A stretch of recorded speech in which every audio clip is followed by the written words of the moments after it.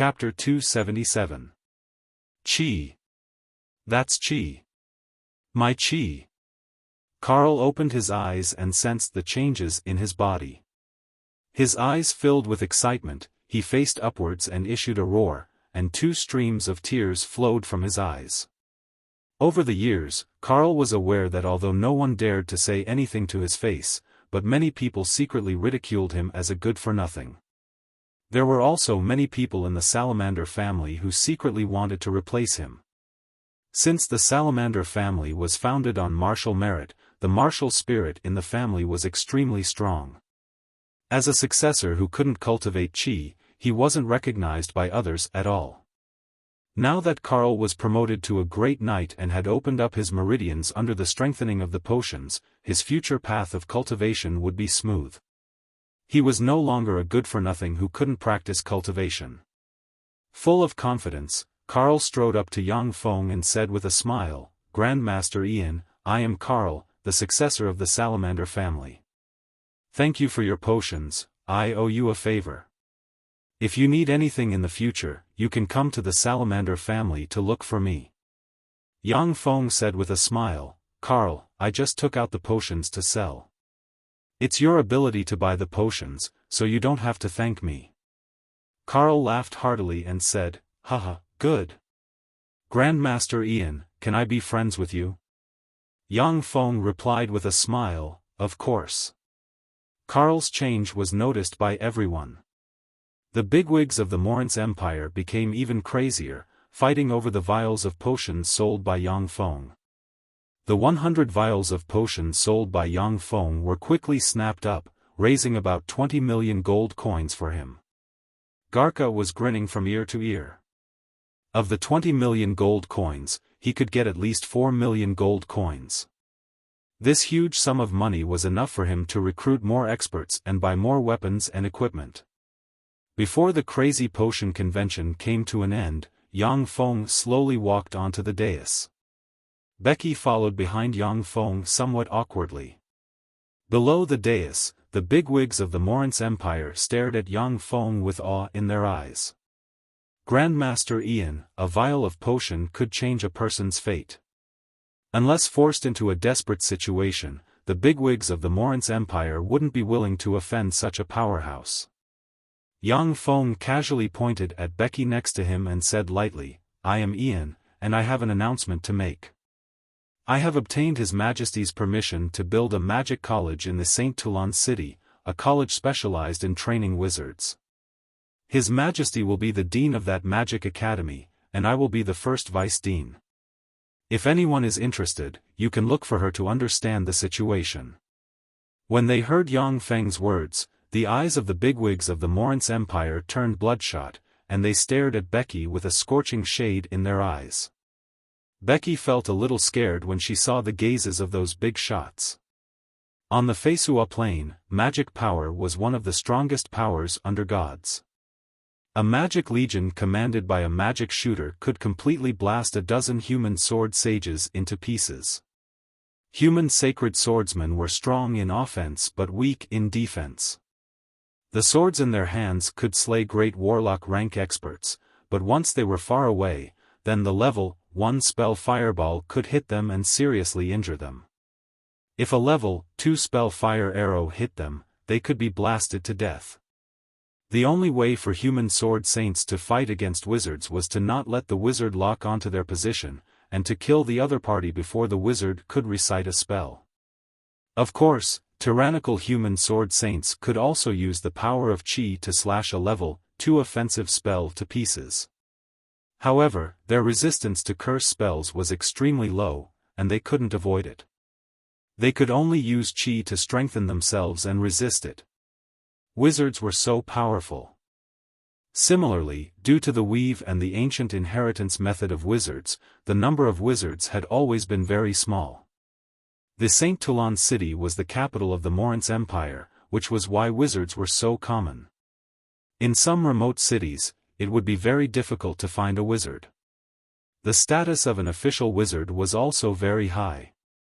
In the Morin's Empire, the status of an official wizard was comparable to that of an aristocrat, and they enjoyed many privileges enjoyed by aristocrats. This was also an opportunity for many commoners to stand out. Many greater aristocrats had multiple children, but only the first-in-line heir could inherit their title, territory, and most of their property. The rest of the children could generally only get a meager share of the property, and then fend for themselves. When the greater aristocrats heard that a magic college was about to be established, they keenly stared at the positions of the students in the magic college. Once a wizard emerged in their family, not only would it enhance the competitiveness of their family, but their children would also have a better future. After Yang Feng announced the news, he turned around and walked down the dais. One after another, bigwigs of the Morince Empire surrounded Becky. A rather handsome middle-aged man with a mustache on the corners of his mouth came up to Becky and asked with a gentle expression, "Little Becky, why haven't you come to my house to play lately? Lisa misses you very much." Becky looked at the middle-aged man, and astonishment flashed past the abyss of her eyes. Uncle Edwin. In the past, Becky often went to Lisa's house to play. Every time she saw Edwin, she could feel the deep pride and faint disdain hidden behind his politeness. After growing up, Becky realized that Edwin didn't want his daughter to associate with a commoner's daughter. Even if it was a human sacred swordsman, as long as they didn't have a high position and held great power in the Morince Empire's imperial court, although the greater aristocrats respected them on the surface and wouldn't offend them, but deep down, they didn't care about the sacred swordsman. Ordinary human sacred swordsmen wouldn't be invited to attend gatherings of the upper class. Now that Edwin took the initiative to approach Becky in a very humble manner, Becky couldn't help but have a slightly peculiar feeling inside her.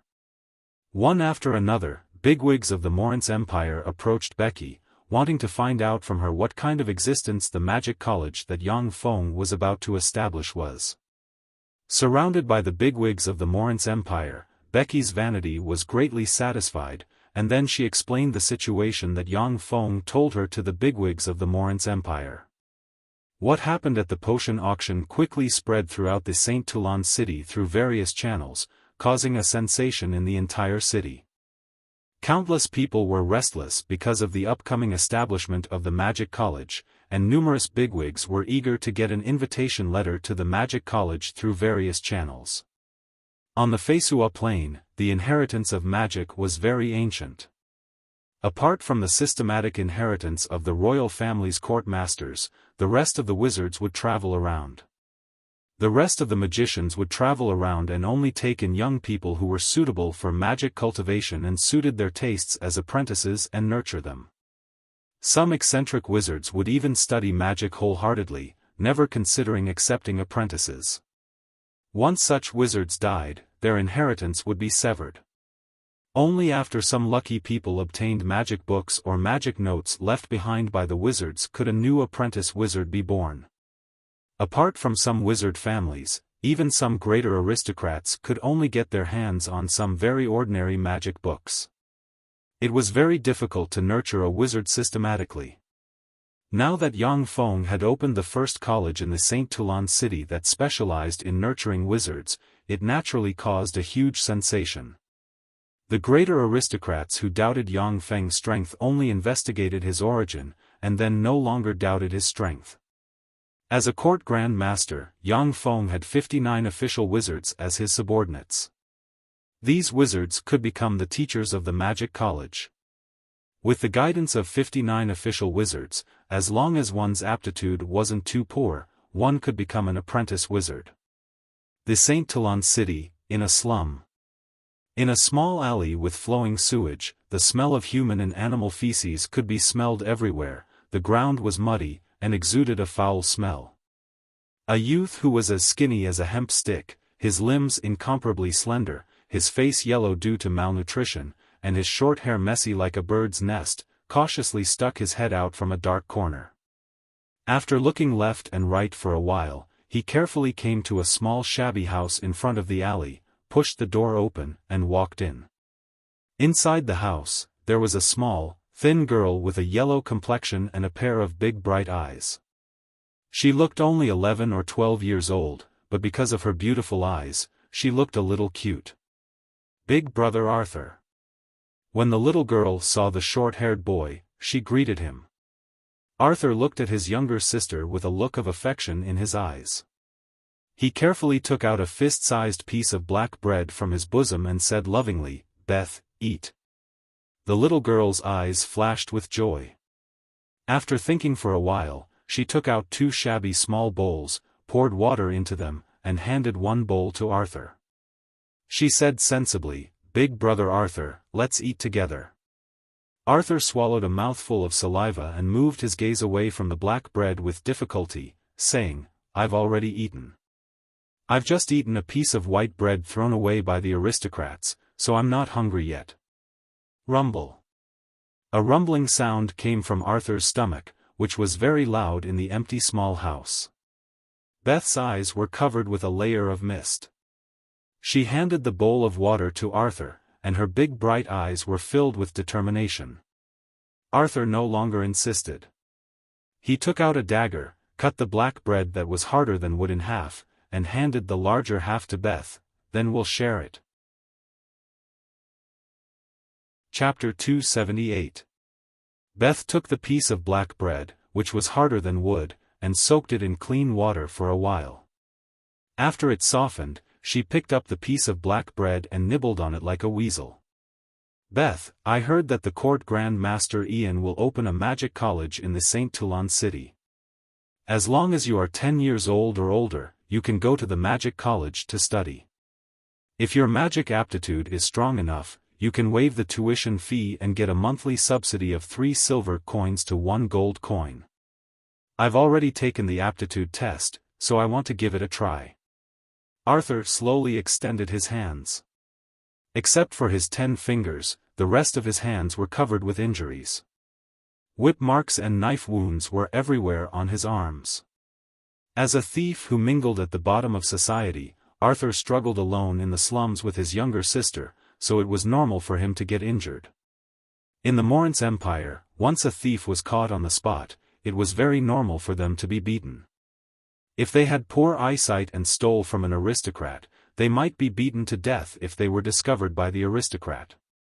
Arthur saw with his own eyes a thief who stole money from an aristocrat. After being caught by the aristocrat, the thief was beaten to death and thrown into a smelly ditch. No one dared to care about it. Arthur was once caught on the spot for stealing and was brutally tortured, which was why he was covered in injuries. Beth raised her head and looked at Arthur with a look of admiration, saying, "Big Brother, you're the best. I believe you can become a wizard." Arthur's eyes flickered with an intelligent glint, and he said solemnly, "Let's go together. In this way, even if only one of us can join the magic college, our fate can be changed." Beth's eyes flashed with fear, and she whispered, "But, Big Brother, isn't it dangerous outside? Not long ago, Gina was taken away. In the slums, beautiful little girls were also very dangerous. Once they were discovered, the gangs would take action and capture those little girls. They would either be sold or become prostitutes, and their lives would be ruined." Arthur was careful because he didn't want people to know that he had a beautiful younger sister. That would be a great disaster for both of them. "Put on this set of clothes, let's go." Arthur threw a black robe that could completely cover a person's body to Baisha and said in a deep voice.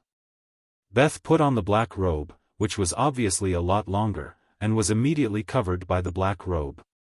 The lower half of the robe directly dragged on the ground. Arthur opened the door and stuck his head out. After looking around for a while, he waved his hand and stepped out of the room. Beth walked out of the room and followed behind Arthur like a small tail. Arthur and Beth carefully shuttled through the streets and alleys of the slums, avoiding the eyes of all kinds of people.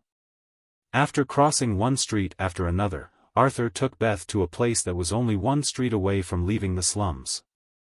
"Arthur, where do you want to go?" Suddenly, a loud voice sounded from the side. A thin middle-aged man with a haggard face walked out from the side and blocked the path of Arthur and his sister. He looked down at Arthur and his sister and sneered. When Arthur saw the middle-aged man, his pupils constricted slightly and his eyes flashed with fear. With a flick of his wrist, a dagger appeared in his right hand. The middle-aged man's real name was Tim, and he was nicknamed Poison Dog in the slums. He was a member of the notorious Black Poker Gang, whose main business was human trafficking. Many young girls from the slums were captured by them and sold to the nobles, or directly sold to the brothels. Everyone in the slums hated Poison Dog and his gang, but they couldn't do anything about them. As long as the people in the Black Poker Gang didn't leave the slums and harass the civilians and aristocrats in the St. Toulon City, the Imperial Guard wouldn't be dispatched to wipe them out. With a gloomy expression, Arthur uttered word by word, "Tim, I want to go out, get out of the way. In the slums, you must learn to be tough and not let people see that you are timid. Otherwise, countless dogs will pounce on you and tear you to pieces." Tim smiled contemptuously. With a flick of his wrist, a dagger spun in his hand as if it had a life of its own, and then he grasped it in a reverse grip. "Little bastard, you dare to play with a knife in front of me? How stupid, don't you know that there are no more than 3 people here who can play with a knife better than me?" Tim licked his lips in a perverted manner and said with an excited smile, "The one next to you is your sister, Beth. Her good friend, Gina, confessed everything under my crotch yesterday."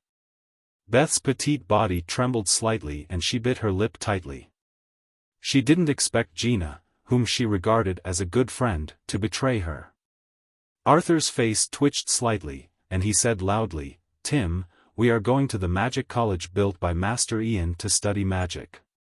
Master Ian has ordered that no one is to stop us from going to the magic college to take the aptitude test. Do you want to be enemies with Master Ian?" Tim's expression changed slightly. He hesitated for a moment, then his eyes flashed with determination and killing intent, and he said coldly, "Unfortunately, you're too slow. Originally, I only wanted to capture your sister, have some fun with her, and then sell her. It seems that I can only kill you and your sister now. Otherwise, when you learn magic and come back to retaliate against me, won't I have no choice but to die? Besides, as long as I kill you now and throw you into a stinking ditch, who will know that you want to go to the magic college to study? You lowly commoner, you are truly courageous. You actually dare to disobey Lord Ian's orders." A contemptuous voice sounded from the side, and a middle-aged man wearing a black magician robe walked over, escorted by a knight covered in heavy armor. Behind the magician and the knight followed a burly middle-aged man, who was blind in one eye and wore a black eye patch, and had a gloomy expression. Behind the middle-aged man were more than a dozen burly men. When Tim saw the one-eyed man, his expression changed greatly, and he cried out involuntarily, "Boss!" The one-eyed man, who was blind in one eye, was the boss of the Black Poker Club in the slums, Cyclops. His fierce reputation could make anyone in the slums tremble. Cyclops' expression changed greatly, and he roared with some exasperation, "Bastard, put down the dagger." With a flip of Tim's hand, the dagger disappeared. The middle-aged magician said indifferently, "Band, what did I tell you? Did you ignore Master Ian's orders?" Cyclops, with a fawning expression, nodded and bowed, "My lord, this lowly one wouldn't dare. When I go back, I'll definitely teach Tim a good lesson." "No. When I go back, I'll teach him a good lesson and let everyone know the consequences of disobeying my lord's orders." Arthur looked at the fawning appearance of Cyclops, and he simply couldn't believe his eyes. In front of everyone, Band had always been tyrannical and insufferably arrogant. But now, in front of the middle-aged magician, he was as meek as a dog. For the first time, Arthur truly realized the weight of the word magician. Teach him a good lesson? You lowly things, for disobeying my lord's orders, you can only atone for your crimes with death. The middle-aged magician smiled coldly and silently recited an incantation. Then, he pointed at Tim. A fireball suddenly appeared, turned into a stream of light, and slammed into Tim. "Ah!" Tim issued miserable screams, and turned into a flaming man shrouded in flames. He struggled in pain, and then turned into a charred corpse that fell to the ground. When the gang members inside the black poker cards saw this scene, they felt sympathy for the death of a rabbit, and glared at the middle-aged magician. The arrogant middle-aged magician swept the gang members inside the black poker cards with a contemptuous glance, and said coldly, "Are you unconvinced?" The knight guarding in front of the middle-aged magician instantly erupted with great knight rank chi, intimidating the gang members inside the black poker cards. A grand knight-level powerhouse, alone, could completely kill all the gang members in the black poker cards. His face covered in sweat, Cyclops band nodded and bowed, "No, no. My lord did well, well done." The gang members inside the black poker cards lowered their heads, not daring to look the middle-aged magician in the eye. The middle-aged magician said indifferently, "If there is another incident where someone goes to the magic college to take the aptitude test is intercepted, then there will be no need for your black poker cards to exist. When my lord gets angry, you lowly things will become corpses in the gutter. Understood?" Cyclops band nodded and bowed at once, "Yes. Yes. I understand. No one will dare to disobey Grand Master Ian's orders. If anyone dares to disobey, I'll be the first to kill him." In the slums, gangs like the black poker cards are insufferably arrogant. But in the eyes of the real bigwigs, they are ant-like existences. So long as a greater aristocrat sends a few knight-rank powerhouses, they can wipe out gangs like the black poker cards. It's just that no one is willing to do so. Every year, these black poker cards would be secretly offered to some great nobles to obtain their protection. However, the black poker cards are also very clear that once those bigwigs really decide to move against them, their backers will never contend against other bigwigs for them. Chapter 279. Arthur arrived in front of the middle-aged wizard and thanked him respectfully. "Sir, my name is Arthur, and this is my younger sister, Beth. Thank you very much for your help." Beth bowed slightly, saluted the middle-aged wizard, and said respectfully, "Thank you, sir." The middle-aged wizard swept Arthur and Beth with a glance and said with a trace of lofty and vague disdain, "No need to thank me. I was just carrying out Sir Ian's orders. Let's go." The middle-aged wizard left behind a few words, then strode out of the slums with the knight-rank bodyguard. He didn't want to stay a minute longer in the filthy and stinky slums. Arthur also felt the disdain hidden in the middle-aged wizard's words. He understood at once that the middle-aged wizard was only carrying out Master Ian's orders, and didn't have any goodwill towards the siblings. Arthur was very clever. He followed the middle-aged wizard with his younger sister and quickly left the slums. The man with the black poker cards didn't dare to look for trouble with Arthur, and could only watch him leave the slums with his younger sister. As soon as Arthur left the slums with his younger sister, they headed west of the St. Toulon city. After crossing one street after another, a huge and luxurious college covering an area of more than 300 hectares appeared in front of Arthur and his younger sister. This huge college covering an area of more than 300 hectares was the magic college that Yang Feng spent a huge sum of money to build. The huge magic college had 4 gates. Numerous luxurious carriages gathered at the east gate, and many young men and women dressed in aristocratic attire formed circles of various sizes at the east gate. Arthur glanced at the east gate, then quickly turned around and took his younger sister to the north gate of the magic college. At the north gate of the magic college, numerous commoners and impoverished youngsters dressed in ordinary clothes lined up in a long line. All the youngsters came to the front gate of Yang Feng's magic college with the dream of changing their fate, eager to enter. As long as the children of aristocrats had money and were willing to donate a large sum of money, and their cultivation aptitude wasn't too bad, they would be directly recruited into the magic college. As for the commoners and impoverished youngsters, if their aptitude for magic cultivation was extraordinary, they would be exempted from tuition fees, and would be subsidized a certain amount of money every month to let them practice magic. The north gate of the Magic College was a door of hope for commoners and impoverished youngsters to come into contact with the world of magic. Every time the north gate of the Magic Academy opened, 200 to 300 commoners and impoverished youths would rush in. Not long after, those commoners and impoverished youths would walk out, and most of them had disappointed looks on their faces. Every time they came out, only 1 or 2 youngsters would have an excited look on their faces, wishing that they could let everyone know that they had passed. More often than not, the youngsters would have gloomy looks on their faces after coming out. The huge crowd quickly decreased, but at the same time, the number of youngsters also increased. Slowly, many youngsters appeared behind Arthur and his younger sister. A few hours later, it was finally Arthur and his younger sister's turn.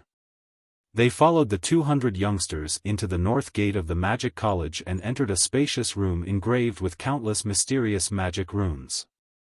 Inside the room sat a middle-aged magician with a rigid appearance. He snapped his fingers, and the entire room instantly became dark and devoid of light. Seeing that the room had become dark and without light, the youths all panicked and started to make a ruckus. Arthur stood in front of Beth and pulled out his dagger, a vigilant look on his face. The middle-aged wizard barked majestically, "Keep quiet and don't talk. Otherwise, get out at once."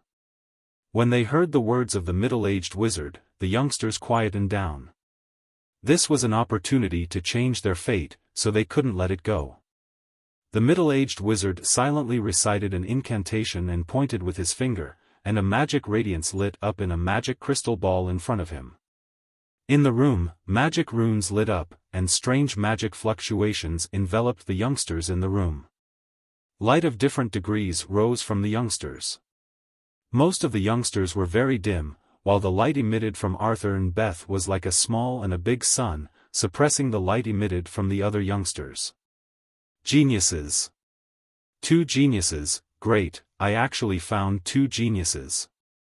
The middle-aged mage was filled with excitement as he looked at the 2 dazzling suns, one small and one large. His voice was trembling as he spoke. "I must report this to Sir." The middle-aged wizard took out a communications crystal and poured a tremendous amount of spirit force into it. Yang Feng's indifferent yet majestic voice came from the magic crystal. "What's the matter, Fitz?" Fitz said respectfully, "Sir Dean, I found 2 geniuses, no, 2 peerless geniuses. They should be youngsters of commoner or slum background." "Peerless geniuses? Interesting, I'm coming." Yang Feng's voice disappeared from the magic crystal. Not long after, a white light shone, and the whole room was suddenly enveloped in endless light. The gazes of the youngsters were attracted by the light source, and they saw Yang Feng, shrouded in a sacred radiance and full of majesty, walk out of the light like a god walking in the secular world. As soon as Yang Feng walked out, he saw the 2 children, Arthur and Beth, exuding a small and a big sun-like radiance. Yang Feng's eyes flashed with joy, and the corners of his mouth rose into a smile. "I really picked up a treasure." Judging from the magic radiance exuded by Arthur and Beth, Arthur had a superior level, 6 soul aptitude, while Beth, the little girl, had an intermediate level, 7 soul aptitude. They were both geniuses on the warlock path and on the magic path. Warlock cultivation was very similar to magic cultivation, except that warlock's secret methods cultivated both physical constitution and spirit force at the same time. Compared to the Feisua Plains meditation methods that specialized in spirit force, warlock's secret methods were more than a notch stronger. As long as these 2 geniuses were carefully polished, they would blossom with resplendent light. "I am Ian, the dean of this magic college. What are your names?" Yang Feng walked towards Arthur and Beth. Along the way, the youngsters in front of him were slowly pushed aside by a gentle force, making way for him to reach in front of Arthur and Beth. Arthur looked up at Yang Feng and said loudly with excitement, "My name is Arthur, and this is my younger sister, Beth." Yang Feng said with a gentle smile, "Arthur, Beth, I want to take you in as my disciples. Are you willing?" Filled with excitement, Arthur smartly pulled his younger sister to prostrate on the ground and said respectfully, "We are willing, we are very willing. Sir Dean, please accept us as your disciples." In a magic college, any wizard could scold the number one big shot of the slums, the one-eyed dragon Band, like a dog. Band didn't dare to let out a fart. For such a bigwig like the dean of a magic college to personally accept disciples, Arthur was well aware of what it meant. At the same time, he didn't dare to be arrogant, for fear of missing this opportunity. Yang Feng said with a satisfied smile, "Get up." A gentle force shrouded Arthur and Beth, allowing them to stand up. Gazes of envy and jealousy came from the side. Arthur could clearly feel the envy and jealousy of the youngsters around him. Even the middle-aged mage had a look of envy in his eyes. He knew that Arthur's fate would change drastically from now on. Yang Feng pointed with a finger, and a white light shrouded him and Arthur and his younger sister. With a flash of light, the three of them disappeared from the room. The middle-aged wizard's gaze fell on the youngsters in the room and he said indifferently, "You are all unqualified and don't qualify for scholarships. Go back." Even if aristocratic youngsters had poor aptitude, but after paying a huge sum of money, they were still eligible to enter Yang Feng's magic college to study magic. As for commoner and slum youngsters, only geniuses could enter the magic college to study magic knowledge. Yang Feng couldn't change this aristocratic supremacy custom, nor did he want to change it. After all, to maintain the operation of a magic college, a lot of money was needed. Without the huge sum of money from aristocratic youngsters, the magic college wouldn't be able to operate. After all, the magic college didn't have the financial support of the Morince Empire. The youngsters in the room could only leave the room with a look of disappointment on their faces. In another luxuriously decorated room, there was a flash of light, and Yang Feng appeared with Arthur and his younger sister. Dressed in a cyan warrior's attire, looking very capable and refreshing, Becky came up to Yang Feng and said respectfully, "Sir." These days, Becky had been working for Yang Feng. She had slowly shed her young miss temperament, become very capable, and become a qualified secretary. Yang Feng said lightly, "Becky, the two of them are my disciples henceforth. Take them away and let them learn the rules." Becky looked at Arthur and Beth with some envy, and then said respectfully to Yang Feng, "Yes, sir." There was a flash of light, and Yang Feng disappeared from where he stood. Becky looked at Yang Feng's disappearing back with a look of longing in her eyes. She turned around and said full of dignity, "My name is Becky. You can call me Big Sister Becky. Now come with me, I'll teach you the rules here." Arthur said very cleverly, "Yes, Big Sister Becky." Beth followed suit and said, "Yes, Big Sister Becky." Chapter 280. The Magic College had yet to officially open, but Yang Feng had already found more than 30 youngsters with inferior level, 6 soul aptitudes among the commoners and slum youngsters, and 8 youngsters with inferior level, 6 soul aptitudes among the lesser aristocrats and ordinary aristocrats. There were also about 500 youngsters with superior level, 5 soul aptitudes. Among them, the youngsters with superior level, 5 soul aptitudes who agreed to join the Miracle City were exempted from all tuition fees and received a monthly stipend. The other youngsters had to pay a huge tuition fee in order to be eligible for admission. Yang Feng's first enrollment was scheduled to be more than 1,300 youngsters. About 1,000 youngsters paid gold coins to enroll. Another 300 youngsters were exempted from all tuition fees and received a monthly stipend. Of course, after they finished their studies, they would become exclusive wizards of the Miracle City. Yang Feng opened the Magic College in order to nurture a large number of wizards for the Miracle City. The aristocratic youngsters who paid the tuition fees were enrolled on one hand to give greater aristocrats face, and on the other hand to realize a virtuous cycle of the Magic College. Magic cultivation required the consumption of a large number of precious materials. Without enough money, it was impossible to study magic. Many wizards sought refuge with greater aristocrats or the imperial court in order to get enough money to study and research magic. There were relatively few wandering wizards on the Feisua plain. Besides, the cultivation base and knowledge of wandering wizards were generally much weaker than those of wizards who sought refuge with major forces. Time passed in the blink of an eye, and 3 months passed. After staying in the Saint Toulon city for a month, the great Prince André returned to the Southern Army. After all, he was the commander-in-chief of an army, so he couldn't easily leave the barracks. The magnificent Magic College was finally completed under the watchful eyes of the forces of the Saint Toulon city. With the completion of the Magic College, the funds raised from the potions auctioned by Yang Feng at the potion convention were almost completely depleted, leaving less than 1 million gold coins. On the day of the unveiling ceremony of the Magic College, countless bigwigs gathered in the Saint Toulon city from all directions to participate in the unveiling ceremony in order to establish a relationship with Yang Feng. The Magic College was the first magic college in the Morince Empire that specialized in nurturing wizards. It provided education regardless of background. As long as one had money and aristocratic status, no matter how poor their aptitude was, they could enroll in the Magic College after donating a large sum of money. Many nobles and wealthy merchants flocked to such an academy. After all, in the past, if the children of greater aristocrats didn't have magic talent, wizards wouldn't recruit them as disciples, let alone teach them magic knowledge. The children of magnates, on the other hand, didn't even have access to magic.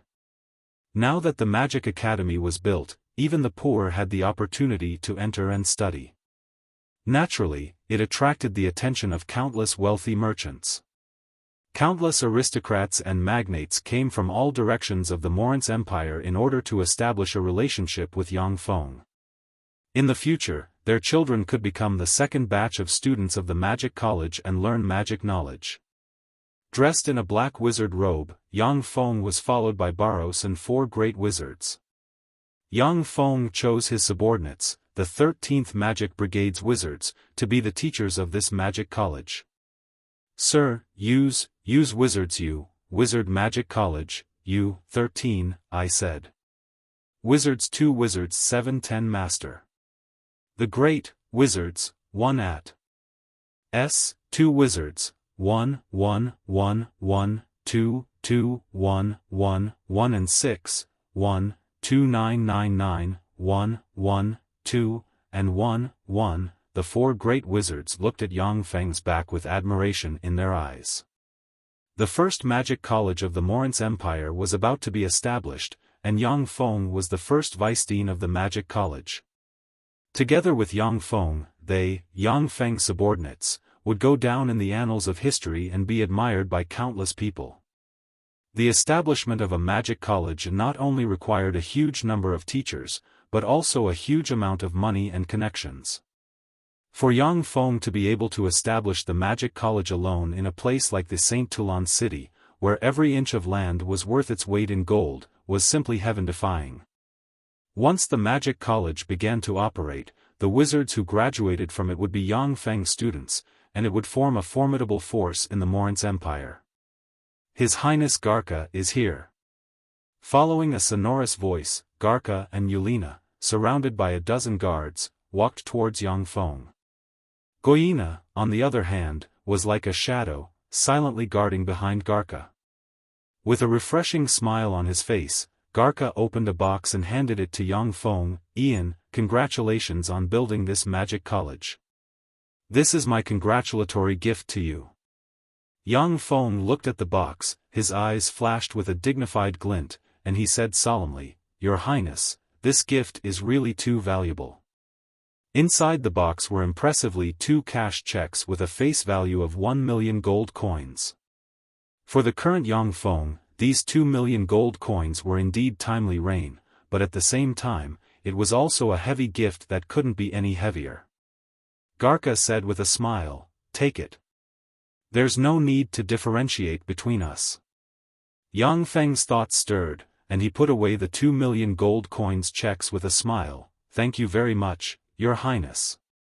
When Garca saw Yang Feng accept the 2 million gold coins checks, his smile became even happier. Once Yang Feng officially became the Dean of the Magic College, his status in the Morince Empire would continue to rise in the future. Garca naturally had to do his best to win over such a bigwig with a lofty status who belonged to his camp. 2 million gold coins, Garca, you're really generous. Along with a faint chuckle, Porta and the other 2 princes walked over. Garca looked at Porta and the other 2 princes and frowned slightly. With the continuous growth of Yang Feng's power, Garca's power rose along with it, and he gained the support of a large number of forces. Among the small groups resisting the great Prince Andrei, Porta was already the most powerful. Under the pressure from Garca, Porta and the other 2 princes came together and joined forces. Porta's eyes flashed with a complicated glint, then he smiled and handed 3 boxes to Yang Feng. "Master Ian, congratulations on establishing the Magic College. This is our gift to you." "Thank you." Yang Feng smiled, took the 3 boxes, and then handed them to Becky standing beside him. He knew very well that the gifts in the 3 boxes wouldn't be too valuable. His Majesty Morince 2867 has arrived. Suddenly, a sonorous voice sounded from outside. Escorted by 4 sacred swordsmen, 20 star knights, and 100 firmament knights, Morince 2867 came over. Next to him was a legendary mage who was wearing a red magic robe. He had a square face, big ears, and white hair, but his skin was smooth and well-maintained. "Greetings, Your Majesty." The eyes of the bigwigs of the Morince Empire revealed looks of astonishment, and they bowed respectfully to Morince 2867. On the Feisua plain, except for the first time when they were conferred a title, greater aristocrats only had to bow in salute when they met the emperor.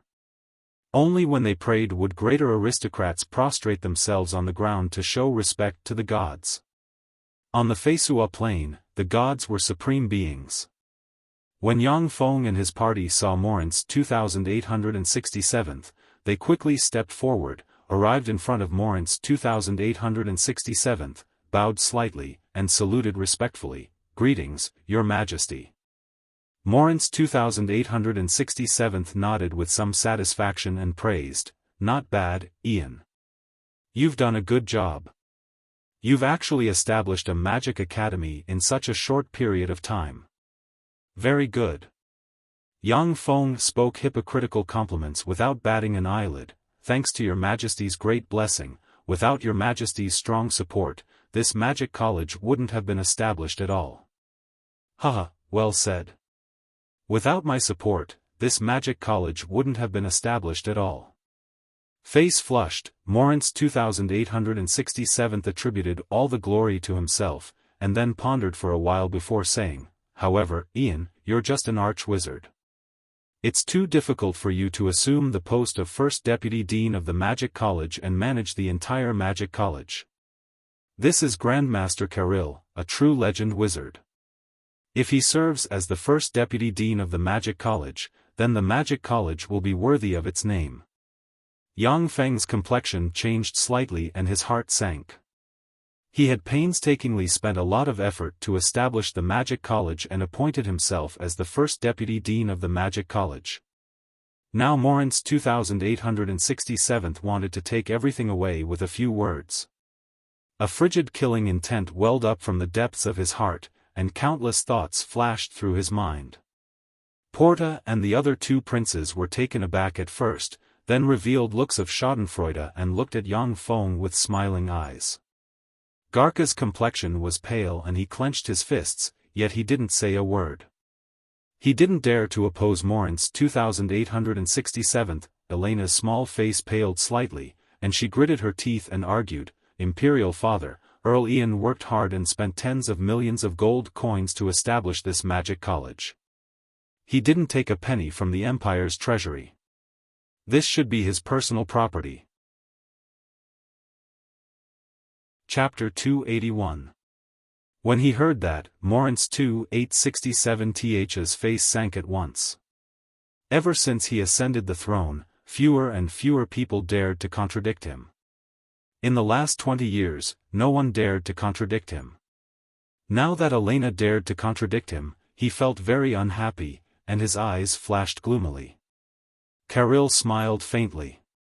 Staring at Elena, he revealed a seemingly gentle, yet threatening smile and said, "Your Highness, in the Morince Empire, everything belongs to His Majesty the Emperor." This magic academy was also permitted by His Majesty the Emperor, and under the great will of His Majesty the Emperor, it appeared in this world through Ian's hands. His Majesty's will is above all else, understand? When Elena saw Kirill's smile, her pretty face changed, and fear welled up inside her. She took a few steps back and fell silent. Morince 2867 was licentious and lecherous. In addition to the 2 empresses and 4 concubines, he had many women and gave birth to many descendants. Some beautiful princesses who were doted on by Morince 2867 would suddenly disappear, yet Morince 2867 didn't ask about the disappearance of the princesses. When she thought of this, Elena shuddered. A look of ridicule in his eyes, Morince 2867 stared at Yang Feng and sneered, "Ian, what are you thinking? Do you want to go against my will?" Gazes full of pity, schadenfreude, curiosity, ridicule, and other emotions focused on Yang Feng. Yang Feng said with a smile, "Your Majesty, no one in the secular world dares to go against your will, and I am no exception. However, according to the rules of the magic world, only the strongest can become the ruler of a magic institution like the Magic College. Your Majesty, you are wise and valiant, an emperor appointed by the gods of ambition. It is only right and proper for you to assume the position of Dean of the Magic College. As for Master Kirill, if you want to become the first Deputy Dean of the Magic College, you must defeat me to convince the masses. Your Majesty, please allow me and Master Kirill to compete for the position of Deputy Dean of the Magic College in a fair fight." Morince 2867 contemplated for a while, then looked at Kirill and asked faintly, "Kirill, what do you think?" Kirill swept Yang Feng with a glance, his eyes flashed with contempt, and he sneered, "Since Master Ian challenged me, then how can I refuse? I'll give Master Ian some pointers and let him understand the rules of the magic world." Morince 2867 laughed heartily and said, "Haha, good. Kirill, teach Ian a good lesson and let him understand the rules of the magic world." Yang Feng said lightly, "Master Kirill, a magic arena has been built in the college. Please follow me." Kirill walked up to Yang Feng and secretly transmitted his voice, "Ian, Empress Susanna asked me to bring you a message. Taking away the magic college you spent 19,873,452 gold coins to build is just the beginning. If you continue to follow other idiots, everything you have will be taken away from you." Yang Feng's eyes narrowed slightly and he smiled faintly, his heart full of vigilance. The struggles in the court were extremely tragic, strange, and complicated. Since the legend wizard Kirill transmitted his voice, but he might not be a person of the empresses.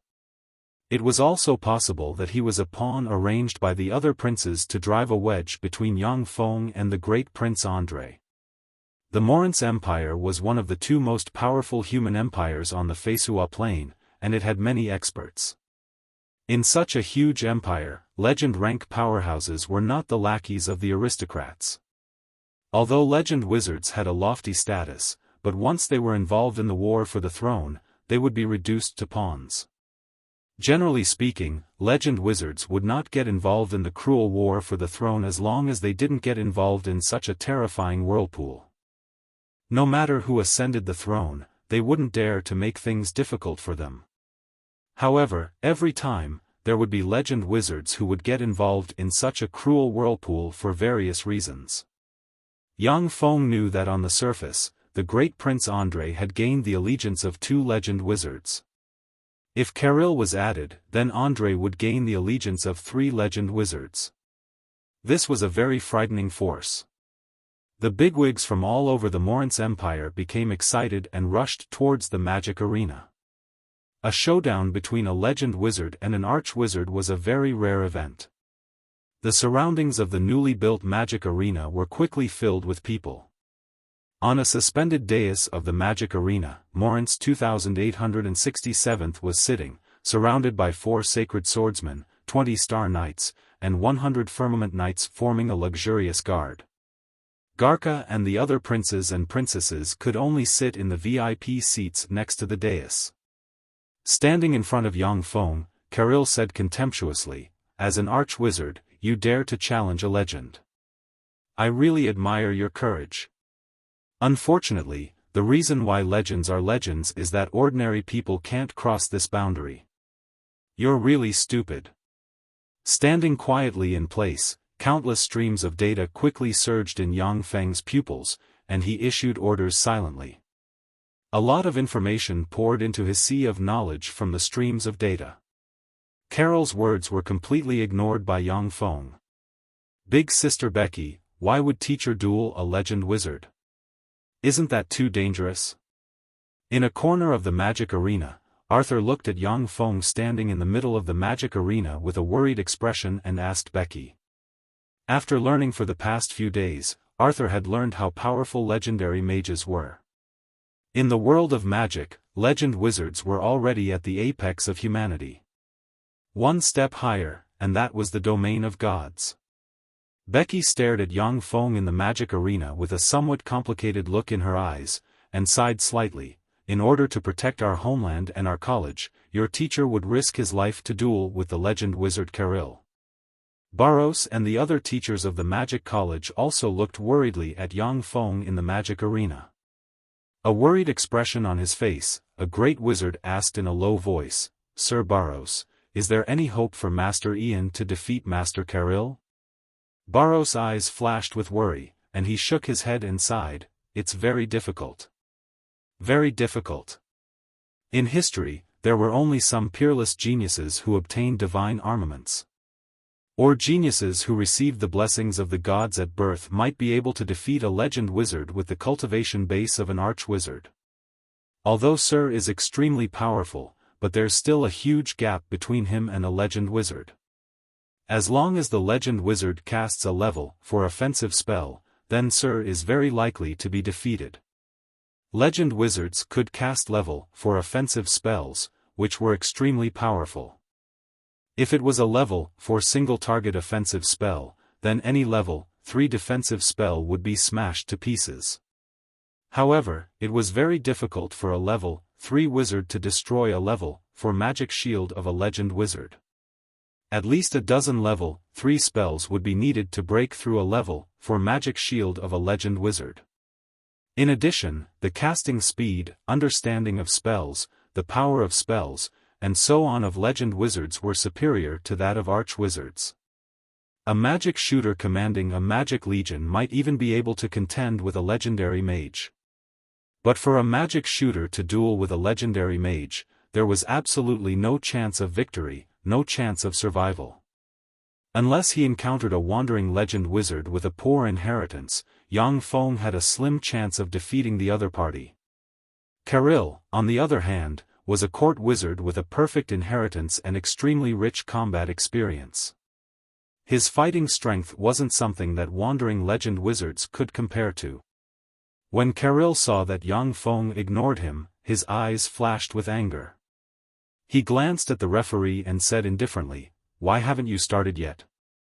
The referee's mind shook when he was glanced at by Caril. He immediately took a few steps back and said loudly, "Start the duel."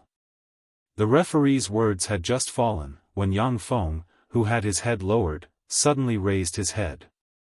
His eyes flashed with frigid killing intent, and he erupted with Star Knight rank chi in a flash. He reached out with his hand, and a secret treasure greatsword forged entirely from divine blood steel slashed at Caril with the force of thunder. The area within 10 meters was the domain of a sacred swordsman. If a sacred swordsman came within 10 meters of them, even a legend wizard would be slain before they could finish casting their spell. The distance between Yang Feng and Caril was just 10 meters. His sword strike already had 60% of the charm of a sacred swordsman's sword. It was as fast as thunder and unstoppable. When everyone saw Yang Feng's sword strike, their eyes flashed with shock. The eyes of the lightning sacred swordsman Cassius flashed with shock, and bitterness welled up inside him. Amazing, that sword strike of his is really amazing. As long as he practices diligently, it won't be difficult for him to step into the sacred swordsman realm in the future. In order to become a sacred swordsman, Cassius had gone through who knows how much hard work and never stopped practicing swordsmanship for a day. Yet Yang Feng, who practiced swordsmanship and magic at the same time, was still able to achieve such achievements. It was simply appalling. Only heroes of myths and legends could have such terrifying achievements. Barrow's complexion paled slightly, and his eyes flashed with fear. What a terrifying sword strike. If he had used this sword strike on me at that time, I would already be a dead man. Almost without thinking, Karil uttered a magic sentence. In a flash, the level 3 spell advanced warping force field erupted and enveloped him.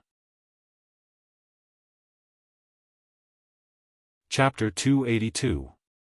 When Yang Feng's sword slashed at the level 3 spell advanced warping force field, he felt a strange warping force shroud his sword, causing it to shake and almost fly out of his hand. Yang Feng's eyes flashed with an ominous glint, and he erupted with the innate spell dragon force in a flash. As if the embodiment of a humanoid dragon, his sword forcibly cut through the warping force field and mercilessly slashed at Karil. At this moment, Karil opened his mouth and uttered the second magic sentence. The magic sword in Yang Feng's hand slashed down and instantly sliced Karil in two, yet there was only emptiness, no feeling of any force being exerted. Barrow's face suddenly changed dramatically, and he exclaimed, "Afterimage." Blink. With a flash of light, Karil appeared 100 meters away from Yang Feng. The level 4 spell blink was the level 4 spell with the fastest casting speed among legend wizards, as well as the nightmare of all legend wizards. With the level 4 spell blink, legend wizards could teleport to any place within 100 meters of their line of sight. If sacred swordsmen, assassins, rangers, and other legend rank experts of the various professions couldn't insta-kill a legend wizard, then they wouldn't stand a chance against a legend wizard proficient in blink. Karil's eyes flashed with a cold glint, and he sneered, "Ian, you really scared me to the point of breaking out in a cold sweat. Unfortunately, you're not a sacred swordsman after all. You're still a bit short. If you were a bit faster, then maybe I would have died by your sword." Yang Feng's sword strike contained 60% of the charm of a sacred swordsman, but it was only 60% of the charm of a sacred swordsman after all. In a war between a sacred swordsman and a legend wizard, the only hope for victory lay in the first strike. If a sacred swordsman couldn't insta-kill a legend wizard, then only death would await them. Although Yang Feng's sword strike was extremely fast, but compared to the indestructible sword strike of a sacred swordsman that could even split a demigod, it was still a notch inferior. The difference of a notch was like the difference between heaven and earth. Yang Feng suddenly erupted with frightening chi, tapped his feet, and rushed towards Karil lightning fast. Karil's eyes were cold as he spat out a magic sentence, instantly casting the level 3 spell, splitting headache. A magic radiance flickered. Yang Feng suddenly felt a splitting headache and his eyes became dizzy. If it wasn't for his terrifying level 3 extraordinary life form physique, then he would have already fallen to the ground, unable to budge. With great difficulty, Yang Feng spat out a magic sentence and cast the level 2 spell mind resistance in a flash. A magic radiance flickered inside him and stopped his headache. Taking advantage of that split second, Karil uttered 3 magic sentences in succession, pointed at Yang Feng, and cast the level 4 spell advanced disintegrate. A green magic radiance shot out of Karil's hand towards Yang Feng. Yang Feng's face fell. With a wave of his hand, the secret treasure sword forged from divine blood steel flew out and collided with the green light of advanced disintegration. Under the illumination of the green magic light, the secret treasure sword forged entirely from divine blood steel collapsed inch by inch, turning into green dust that drifted down with the wind. The secret treasure sword forged from divine blood steel was indestructible and extremely hard, yet it still couldn't withstand the power of magic. This was the power of magic. If the advanced disintegrate hit the body, then even a demigod-rank powerhouse would be seriously injured. Yang Feng reached out with his hand, and a secret treasure sword forged from divine blood steel suddenly appeared and mercilessly slashed at Karil. "It's no use, you can't even touch the corner of my clothes." Karil sneered. A magic light enveloped his body, and he instantly disappeared from where he stood. Yang Feng's all-out sword strike hit empty air. Karil appeared 100 meters away from Yang Feng, uttered 2 magic sentences, and a tremendous amount of fire elemental particles frantically converged and formed 2 long fire snakes that swept towards Yang Feng. Yang Feng uttered a magic sentence, and a fire storm instantly enveloped him. When the 2 fire snakes slammed into the fire storm barrier, they neutralized it. A cold look in his eyes, Karil quickly uttered a series of magic sentences and conjured the level 4 spell water dragon. In a flash, a tremendous amount of water elemental particles gathered around him and formed a 30-meter-long water dragon, which rushed towards Yang Feng with terrifying might. The berserk water dragon bit down and instantly swallowed the storm of fire around Yang Feng. At the same time, it swallowed Yang Feng in one gulp. In the belly of the water dragon, countless streams of water formed drill-like whirlpools that mercilessly stabbed Yang Feng. Yang Feng's tyrannical fleshly body, which was comparable to that of a level 3 extraordinary life form, was torn apart inch by the drill-like whirlpools, and copious amounts of blood dyed the terrifying water dragon red. Barros' eyes flashed with regret, and he gave a long sigh. What a pity.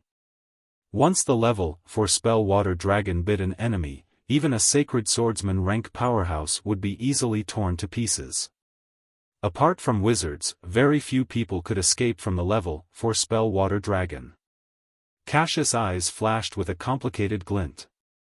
He clenched the sword in his hand, and then put it down. He could sense that the 4 sacred swordsmen guarding Morin's 2867th on the dais were eyeing him covetously. Once he did something irrational, a shocking blow would be waiting for him. Sacred swordsman rank powerhouses were strong in offense and weak in defense. When 4 sacred swordsmen besieged a sacred swordsman, the outcome would be decided by 1 or 2 sword strikes. Cassius had no chance of winning. Garca's face was pale, and he gritted his teeth and cursed, "Damn it." Elena's face was pale as she looked at Yang Feng struggling inside the water dragon, and her beautiful eyes flashed with a touch of worry. Becky also looked at Yang Feng struggling in pain within the water dragon. She clenched her fists and bit her lips, causing them to bleed. Sitting on a dais, Morin's 2867th looked at Yang Feng, who was struggling in pain inside the water dragon, and his eyes flashed with ridicule. At this time, he had completely forgotten the great sense of accomplishment Yang Feng brought him when he chose to join the Morin's empire. On the other hand, Porta and the other 2 princes revealed a delighted smile. Suddenly, an azure water curtain rose inside the berserk water dragon. The azure water curtain firmly protected Yang Feng and continuously intertwined with the water dragon. When Yang Feng broke out of the water dragon, he was covered in blood, looking like a man made of blood. After breaking free from the water dragon, Yang Feng was covered in blood and bruises. Exuding a ruthless and ferocious aura, as if a wounded peerless beast, he madly rushed towards Karil. Legend rank spell Skyflower Water Curtain. Ian, a legend rank secret treasure, is this what you have to challenge me with? Unfortunately, you'll never be able to touch the corner of my clothes. Karil smiled coldly and spat out the magic sentence representing blink. At that moment, Yang Feng waved his hand, and 4 black discs suddenly flew out and landed around Karil. Magic radiance suddenly lit up and formed a formidable spatial interference boundary. Karil had just uttered the magic sentence representing blink, when he felt the surrounding space become chaotic. His body swayed slightly, and he was unable to fully launch blink. What's going on? Carol's complexion suddenly changed dramatically and he panicked. He saw a huge sword descend from the sky and mercilessly slash at him. Morin's 2867th's complexion changed slightly, his eyes flashed with anger, and he barked, "Stop, Ian." The four sacred swordsmen next to Morin's 2867th locked on Yang Feng with their aura, waiting for his order. Yang Feng's eyes flickered with frigid killing intent, and without hesitation, he slashed at Carol with his sword. Carol's eyes flickered with a ferocious glint, and he uttered a magic sentence. In a flash, he unleashed the level 3 spell Mighty Fire Arrow, and a flame arrow shrouded in endless flames, capable of killing human sacred swordsmen, shot towards Yang Feng like a meteor. As long as Yang Feng dodged a little, Caril would get a chance to survive. Once Caril caught his breath, he would be able to use all kinds of exquisite spells to kill Yang Feng. Yang Feng's eyes flickered with a fierce glint. At the most critical moment, he unleashed his innate spell Black Dragon Scales in a flash. Countless black dragon scales suddenly covered his body, as if he was covered in a black scale armor, and then he slashed at Caril. Under the blessing of Yang Feng's dragon force, the secret treasure sword forged from divine blood steel slashed through Carol's magic shield and instantly chopped him in two. Carol's severed upper body had an incredulous expression on his face, as if he couldn't believe that a legend wizard like him had died to Yang Feng's sword. At the same time, the flame arrow slammed into Yang Feng and blasted him away, sending him flying in the direction of the suspended dais. A large amount of blood flowed out of Yang Feng's body, and then was incinerated. Morin's 2867th gave Yang Feng a look of disgust, then waved his hand and ordered indifferently, "This bastard, how dare he kill a wizard by my side? Go and kill him." "Yes, your majesty." A sacred swordsman guarding Morin's 2867th responded respectfully, then blurred into motion and shot towards Yang Feng. Just as the sword saint moved, it was as if an invisible blade had appeared in front of him. His head suddenly flew high into the air, and blood splattered in all directions. Chapter 283. On the floating dais, Yang Feng had already ambushed 200 completely invisible phantom hunters. The 200 ghost hunters were completely invisible. Without moving, they were like stones, not attracting any attention. Now that they received Yang Feng's order, the 200 phantom hunters suddenly moved, brandished their scimitars mixed with divine blood steel, and slashed at Morin's 2867th's guard suspended above the dais. Almost in the blink of an eye, the defenseless guards were slaughtered by the ghost hunters without the ability to resist. Even the 3 sacred swordsmen with astonishing battle prowess were cut into pieces. A copious amount of blood dyed the floating dais red. 3 phantom hunters arrived in front of Morin's 2867th in an instant and mercilessly brandished their scimitars mixed with divine blood steel at Morin's 2867th. A sacred, radiant, and magnificent white shield enveloped Morin's 2867th. When the 3 scimitars mercilessly slashed at Morin's 2867th's shield, they were immediately ricocheted. The imperial robe worn by Morin's 2867th was a triggered legend rank treasure with the legend rank spell Radiant Rampart. Even if besieged by legend wizards and sacred swordsman rank powerhouses, he wouldn't be insta-killed. "Guards! Guards! Come and protect me. Whoever saves me, I'll promote him by 3 ranks. He'll enjoy endless glory, splendor, and wealth." No longer indifferent and noble, Morin's 2867th scrambled out of his seat. A pool of yellow liquid flowed out from under his imperial robe, tears flowed from his swollen eyes, and he screamed miserably. Seeing what suddenly happened on the dais, the greater aristocrats screamed, got up, and fled in all directions. Under the protection of their guards, most of the bigwigs quickly fled outside the magic college. Garca and the other princes and princesses looked at each other, their faces pale, as if they were frozen. No one escaped, and no one stepped forward to rescue them. They didn't want to be killed in vain for Morin's 2867th's sake, but they were also worried that once Morin's 2867th escaped, they would be held accountable for desertion.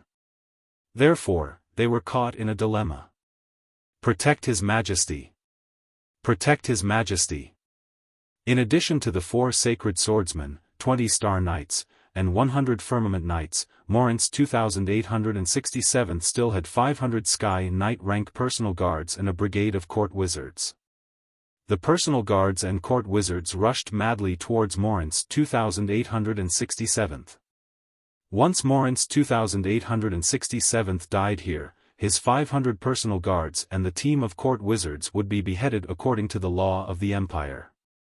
At the same time, his family members would be implicated and reduced to slaves. For the sake of their families, glory, splendor, and wealth, the 500 personal guards had no choice but to rush towards Morin's 2867th despite the danger. Protect His Majesty.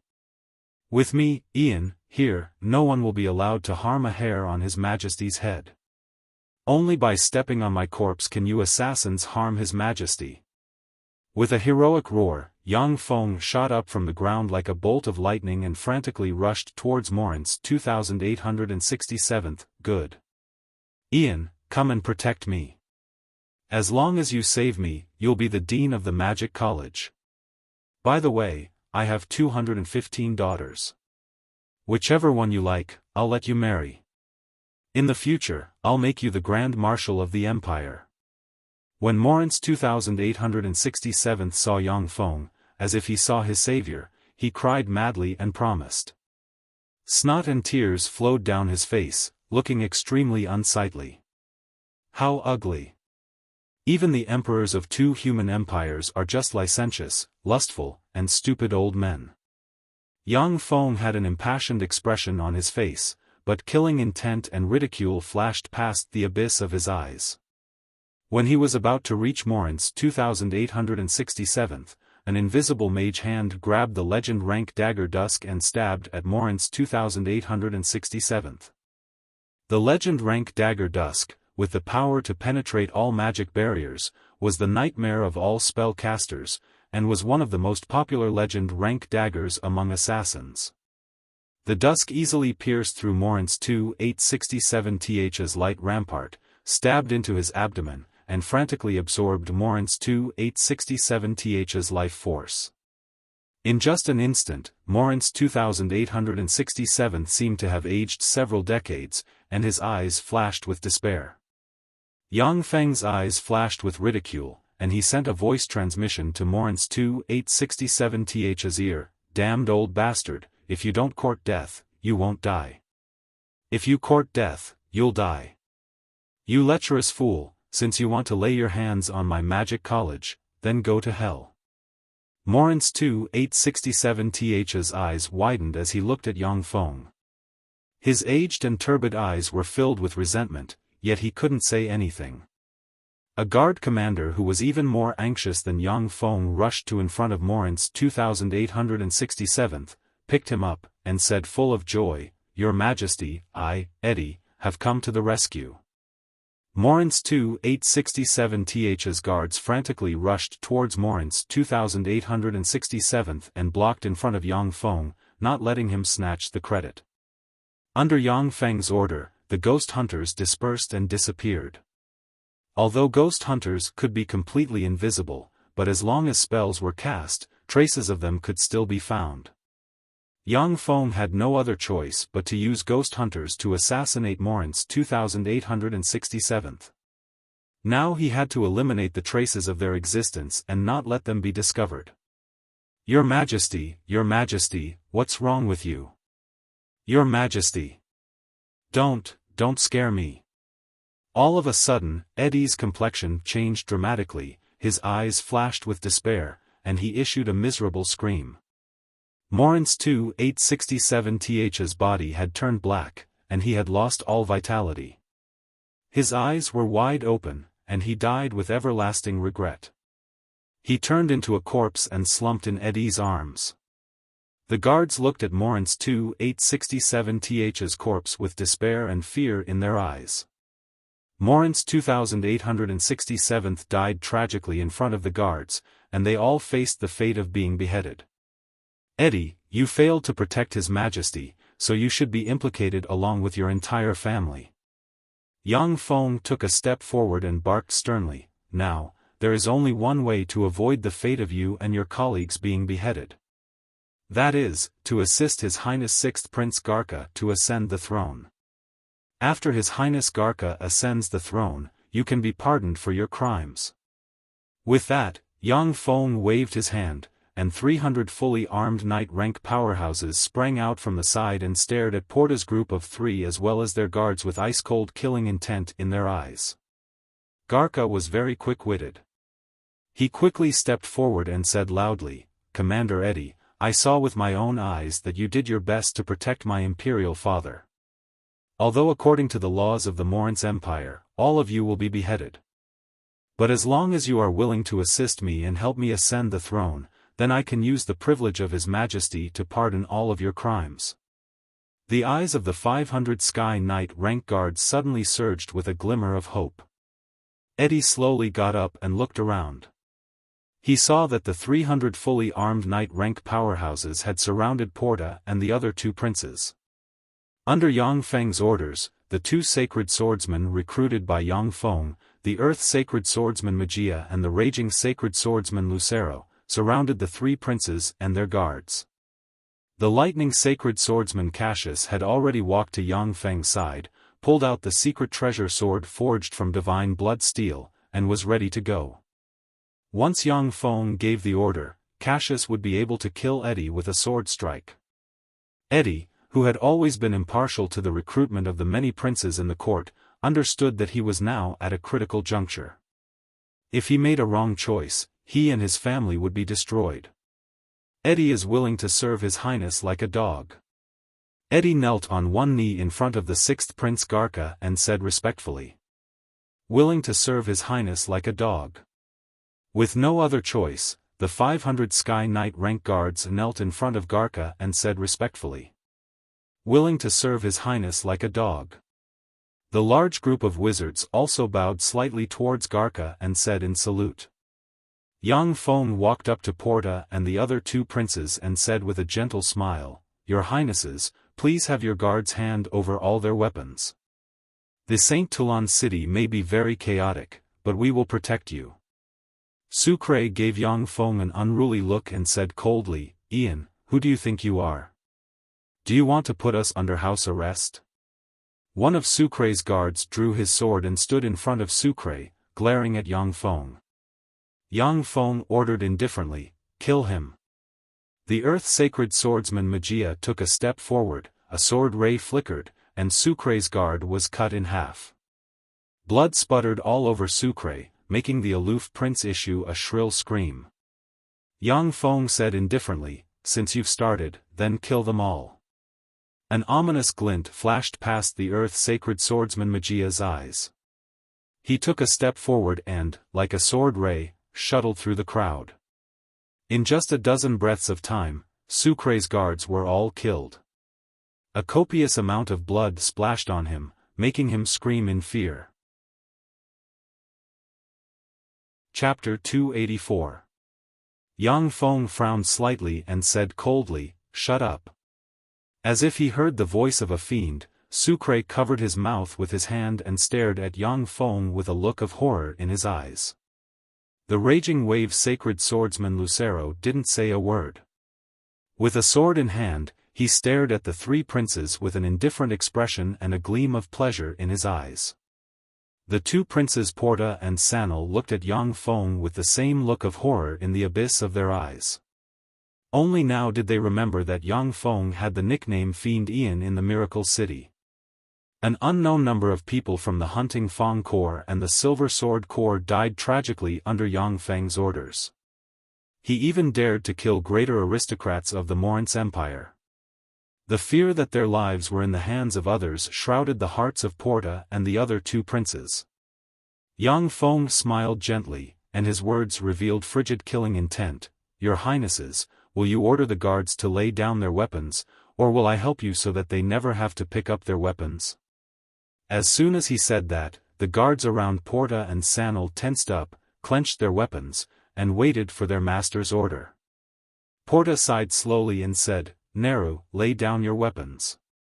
Yes, Your Highness. Only then did Nehru and a dozen of Porta's guards put down their weapons.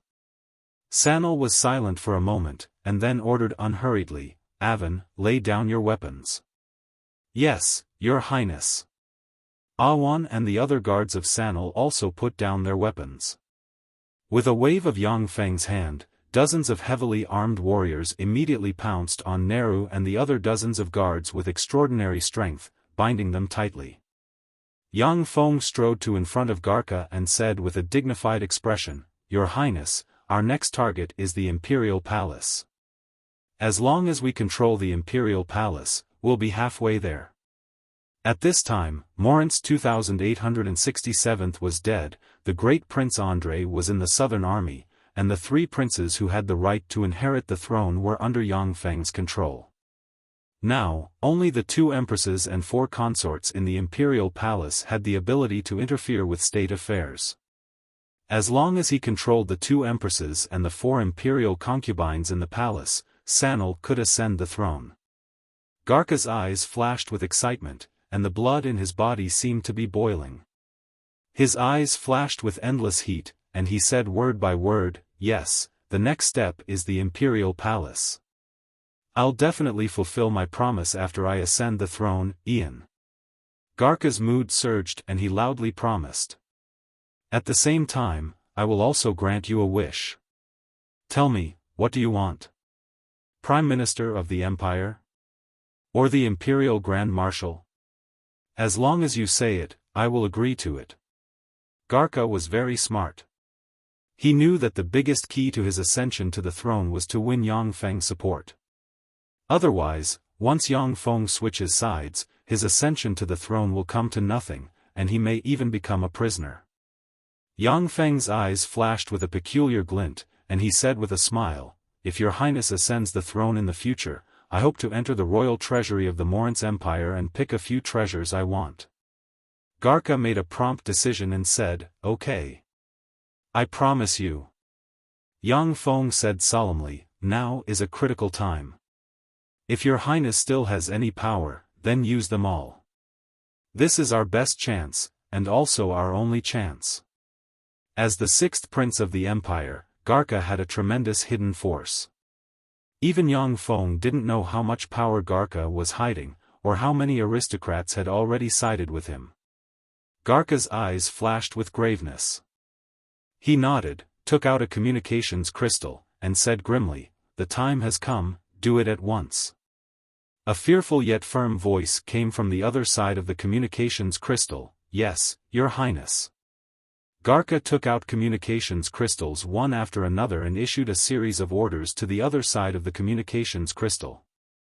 Porta and the other two princes could only watch helplessly as Garka issued a series of orders, yet did nothing.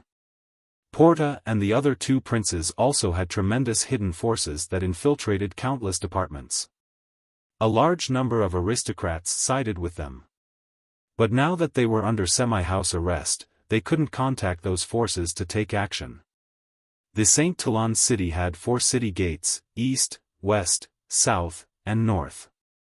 There was a corps stationed inside and outside each city gate. The 4 corps stationed outside the city belonged to the city guard system. The 4 corps stationed inside the city belonged to the Imperial Guard system. The South Gate, within the barracks of the 3rd Imperial Guard Corps. Cataleo, the deputy commander of the 3rd Imperial Guard Corps, strode into the command center of the 3rd Imperial Guard Corps. In the center of the command center sat a person. It was Chapiko, the commander of the 3rd Imperial Guard Corps. At this moment, he was leisurely reading a book. The work of the Imperial Guards had always been leisurely. After all, apart from palace coups, no one dared to cause trouble in the Saint Toulon city. Even demigod-rank powerhouses would be easily suppressed if they acted presumptuously in the Saint Toulon city. When Chipico saw Cataleo, his eyes lit up. He fished out a chessboard from under his desk and said with a smile, "Cataleo, you came at the right time. Play a game of chess with me." "Okay." When Cataleo walked up to Chipico, a complicated glint flashed in the abyss of his eyes. Suddenly, he erupted with Star Knight rank chi, drew his sword, and stabbed Chipico in the heart lightning fast. Chipico's eyes widened. Unable to believe his eyes, he reluctantly uttered, "Why?" Cataleo's eyes flashed with a complicated glint, and he gave a long sigh and pulled out his sword. "I'm a man of His Highness the Sixth Prince. His Majesty is dead." "Chipico, I'm sorry." Blood spurted out of Chipico's chest. His eyes dimmed, his body swayed, and he fell to the ground. In the barracks, the drums of assembly rang out. The 3rd Imperial Guard Corps immediately began to assemble. The high-ranking officers of the Corps quickly came to the command center. There was a faint smell of blood in the command center. At the same time, the command center was surrounded by Cataleo's personal guards. As soon as the high-ranking officers entered the command center, they felt that something was amiss. The high-ranking officers focused their gazes on Cataleo, who was sitting on the throne of the Corps commander, in the command center. Cataleo said solemnly, "Everyone is here. I'm going to announce unfortunate news. His Majesty the Great Emperor has just been assassinated in the Saint Toulon city and is dead." "What? His Majesty the Emperor is dead? His Majesty, he is dead." The eyes of the high-ranking officers of the Imperial Guard Corps flickered with shock and they exclaimed. The death of His Majesty the Emperor of the Morince Empire was a major event that would shock the world and change the situation of the entire Morince Empire. Cataleo said coldly, "Commander Chipico was suspected of plotting to assassinate His Majesty. I killed him on the spot. His Highness the Sixth Prince sent an envoy to have the 3rd Imperial Guard Corps capture the assassins and eradicate the traitors in the court. Who is willing to go with me?" A confidant of Cataleo immediately said loudly, "Since His Majesty is dead, His Highness the Sixth Prince is the only heir to the throne of the empire. We are willing to follow His Highness the Sixth Prince and eradicate the traitors in the court. We are willing to be loyal to His Highness the Sixth Prince and eradicate the traitors in the court with His Highness the Sixth Prince." Voices of loyalty came from the command center. Almost 1/3 of the officers of the 3rd Corps swore allegiance to His Highness the Sixth Prince at once. The rest of the officers looked at each other, and a sense of danger welled up in their hearts. They were soldiers who didn't want to get involved in the whirlpool of the power struggle. But the sudden change in the situation forced them to choose a side. Cataleo's gaze turned cold, and he said frigidly, "Why aren't you saying anything? Are you in cahoots with the traitors who assassinated His Majesty?" Cataleo's personal guards surrounding the command center drew their swords and surrounded the officers who didn't take a stand. If they said anything wrong, they would be hacked to death. An officer pointed at Cataleo and barked, "Cataleo, you're rebelling." Cataleo waved his hand, and a dozen-plus personal guards with tyrannical fighting strength rushed forward in a flash and killed the officer with a flurry of swords. "Cataleo, you're rebelling." One officer after another stepped forward and berated Cataleo. As soon as the officers came out, they were quickly killed by Cataleo's personal guards. The command center was suddenly enveloped in the smell of blood. After 7 officers were killed on the spot, the officers of the 3rd Imperial Guard Corps understood Cataleo's determination. Cataleo had gambled everything. If they didn't yield, then he would kill all of them. An officer was silent for a while, and then finally said loudly, "I'm willing to follow sir and eradicate the assassins who assassinated His Majesty." One officer after another was finally forced to yield and stand forward. Cataleo got up and barked, "Then let's set off at once." Our target is the Imperial Palace. Along the way, whoever dares to block us is our enemy. Under Cataleo's leadership, the 20,000-strong troops of the 3rd Imperial Guard Corps immediately set out and quickly rushed towards the Imperial Palace. Drums also sounded in the barracks of the 1st Imperial Guard Corps at the East Gate. The officers of the 1st Imperial Guard Corps quickly came to the command center of the 1st Imperial Guard Corps. The entire command center was permeated with a somber and heavy atmosphere, pressuring the officers of the 1st Imperial Guard Corps somewhat out of breath. In the center of the command center sat a burly old man of about 56 or 57 years of age, with grizzled temples, yet still exuding a valiant aura. This burly old man was Wuxia, the commander of the 1st Imperial Guard Corps. Chapter 285.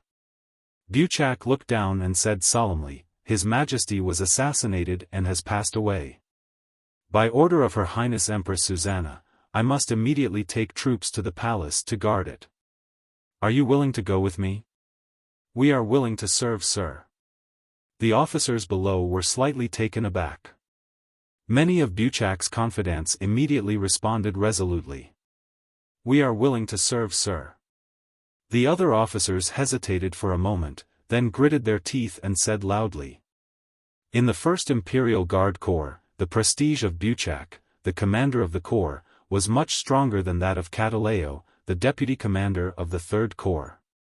Not many people dared to question or disobey his orders. Under Wuxia's order, the 1st Imperial Guard Corps quickly moved towards the palace without any supplies. Within the command center of the 2nd Imperial Guard Corps, a gloomy expression on his face, Ciceron, the commander of the 2nd Imperial Guard Corps, paced back and forth in the command center with a look of irritation, a communications crystal in his hand. A beautiful and charming face floated in his eyes. Finally, he gave a long sigh and made up his mind. The drums of assembly sounded in the barracks of the 2nd Imperial Guard Corps, and countless warriors poured out of the barracks to assemble. The upper echelon officers quickly came to the command center. Suddenly, sounds of fighting broke out in the command center. Before long, officers came out of the command center. The 2nd Imperial Guard Corps also rushed towards the royal palace of the Saint Toulon city. At this time, fighting broke out in the barracks of the 4th Imperial Guard Corps. For the sake of their respective masters, former comrades gathered their subordinates to fight. Rivers of blood flowed in the barracks, and sounds of fighting continued. Outside the city gate, the 4 city guard corps remained motionless. Only some small disturbances broke out in the barracks before being suppressed.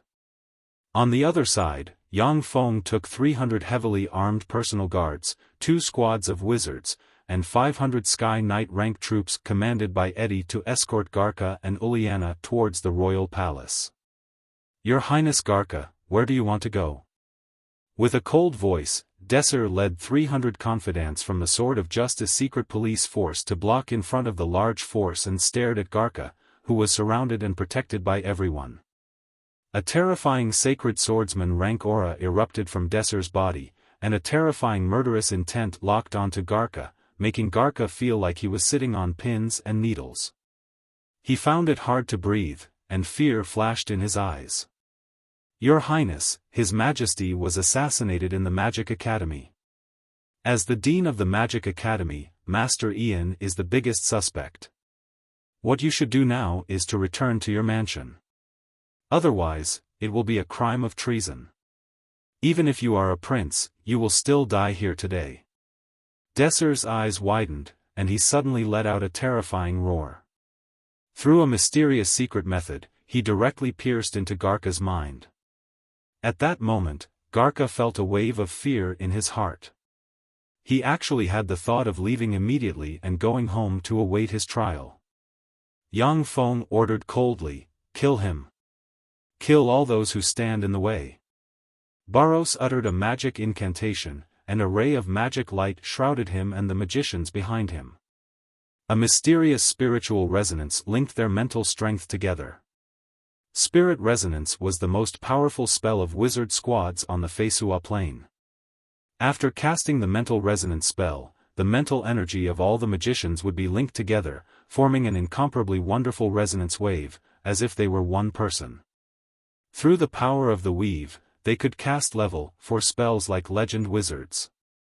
Barros quickly uttered a second magic sentence, and the level 4 spell Fire Dragon was unleashed in a flash. A copious amount of fire elemental particles gathered, and a 30-meter-long fire dragon suddenly took shape and lunged at Desir. Desir's complexion suddenly changed greatly, and he retreated briskly. He erupted with pinnacle sacred swordsman rank chi, and his sword mercilessly slashed at the fearsome fire dragon. Thanks to the fearsome sacred swordsman rank chi, the fire dragon was nearly split in two. In the next moment, the berserk fire dragon that was split in two pounced at Desir and engulfed him. The sacred swordsman Desir turned into a terrifying flaming figure. He screamed and struggled, and then was burned to ashes by the flames. When he saw this, the lightning sacred swordsman Cassius's pupils constricted slightly, and he sighed inwardly. The area within 10 meters was the domain of sacred swordsmen. Within that area, a sacred swordsman could insta-kill a legend wizard.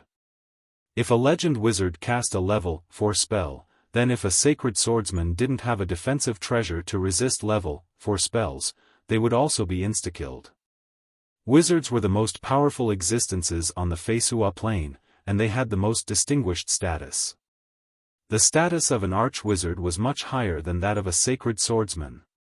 On the Tsangji plane, unless the Tsangji plane's body-tempering warlocks were peerless geniuses who cultivated the most profound, difficult, and powerful secret methods, they could only contend against other types of warlocks with the help of secret treasures.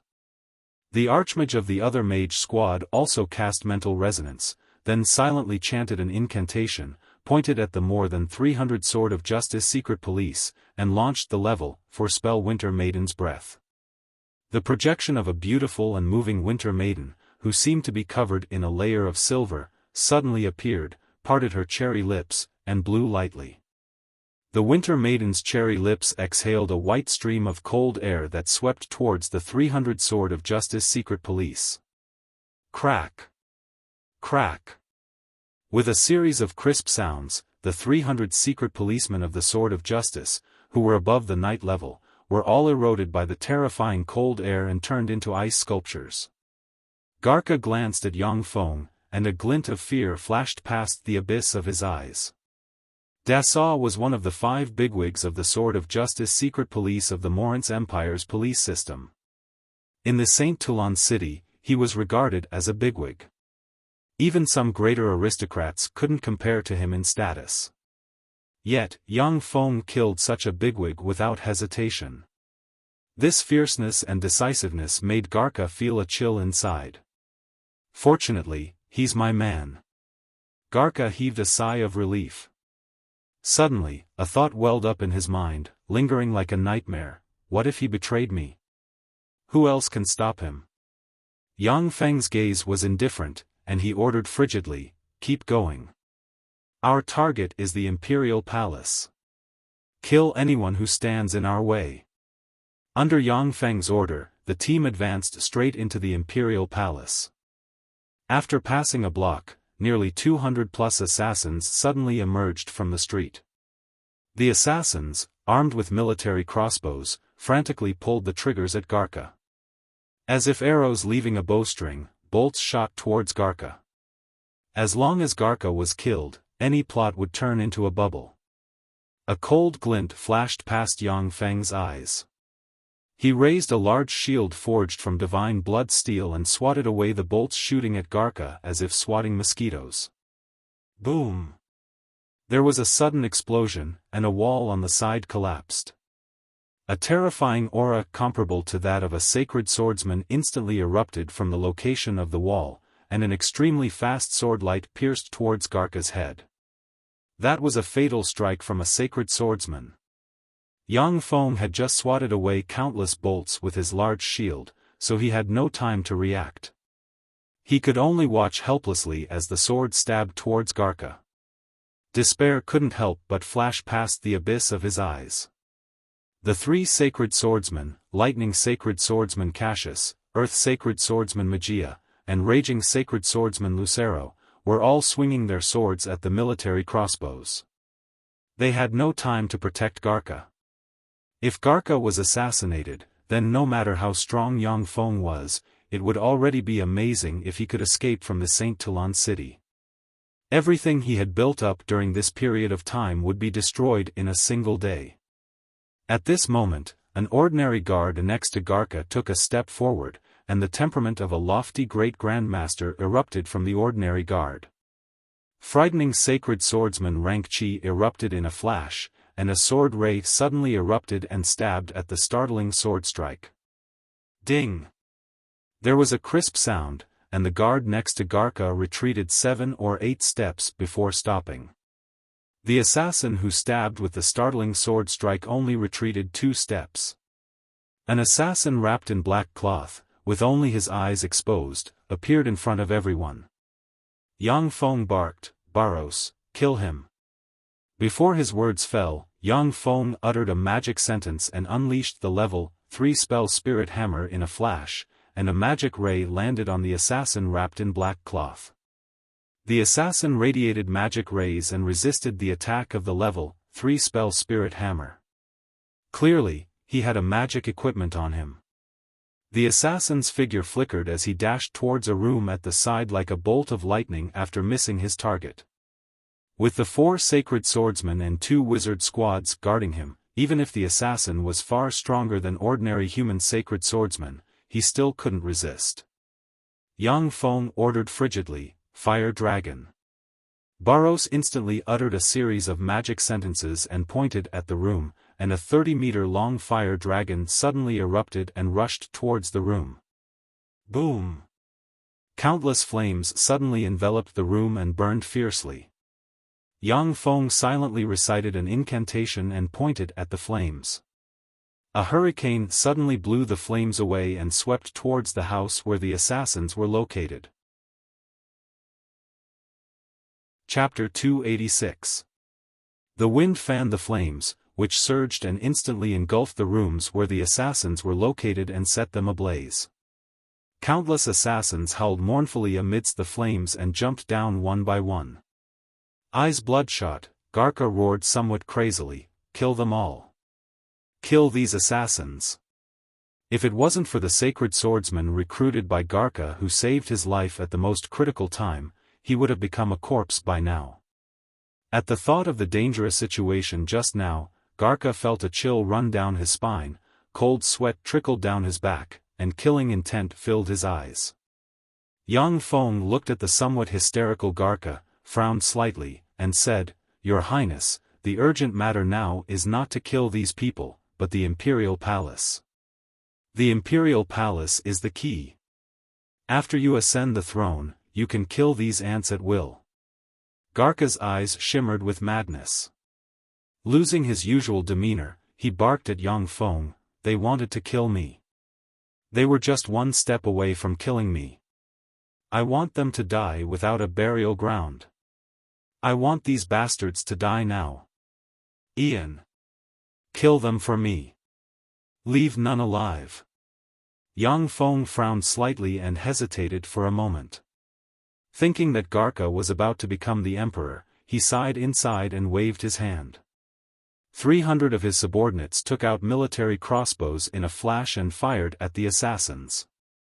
A dense rain of arrows shot the assassins to the ground, and then they screamed miserably and were swallowed by the flames. Eddie roared furiously, urged his Star Knight rank Qi, and rushed towards the assassins together with the 500 personal guards of the emperor.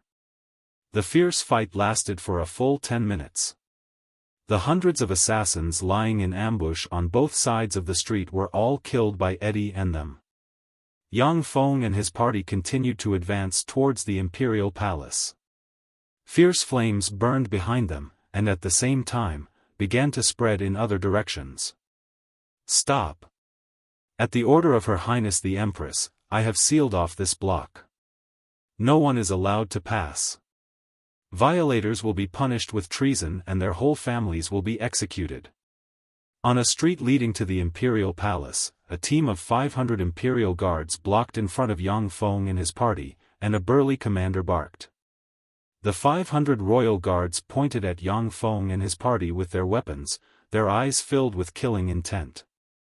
Among the 500 imperial guards, 200 archers had already taken out their bows and were ready to shoot. Garka hesitated for a moment, then stretched out his hand, and the entire team stopped. Garka stepped out from the crowd and sternly shouted, "I'm Garka, the sixth prince. His Majesty has passed away, and I suspect that someone in the palace was involved in the assassination of His Majesty. Commander Del, now that His Majesty is dead, I'm the only heir to the Morince Empire. If you side with me now, after I ascend the throne, you'll definitely enjoy endless glory, splendor, and wealth. So it's your highness." Del's eyes flashed with shock and hesitation. After pondering for a while, his eyes flashed with greed and he said in a deep voice, "Your highness, if your highness ascends the throne in the future, I hope to become a hereditary duke."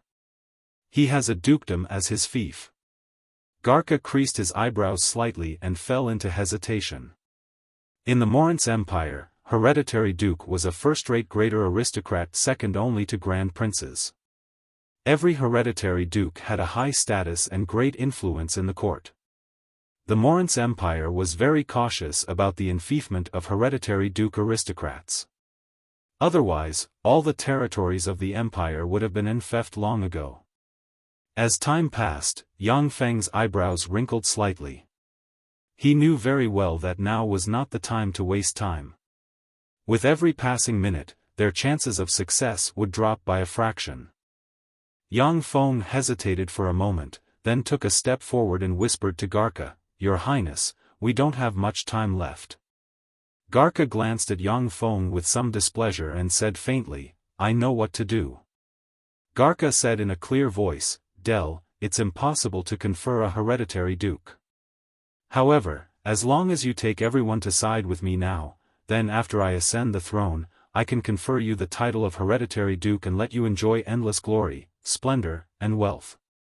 Del's 500 imperial guards were also a considerable force. If Garka could recruit Del's 500 imperial guards, he could also improve his strength. At the same time, he could weaken Yang Feng's influence in the coup. Growing up in the Morince family, Garka's imperial schemes were no less than those of his brothers. Del had a conflicted expression on his face. After hesitating for a while, he said unhurriedly, "Confer a hereditary duke? Your Highness, if I side with you, I'll be putting the lives of everyone in my family on your shoulders. A hereditary duke is really not enough. A hereditary duke marquis. As long as you agree to confer me a hereditary duke marquis, I'll take my 500 brothers to side with you.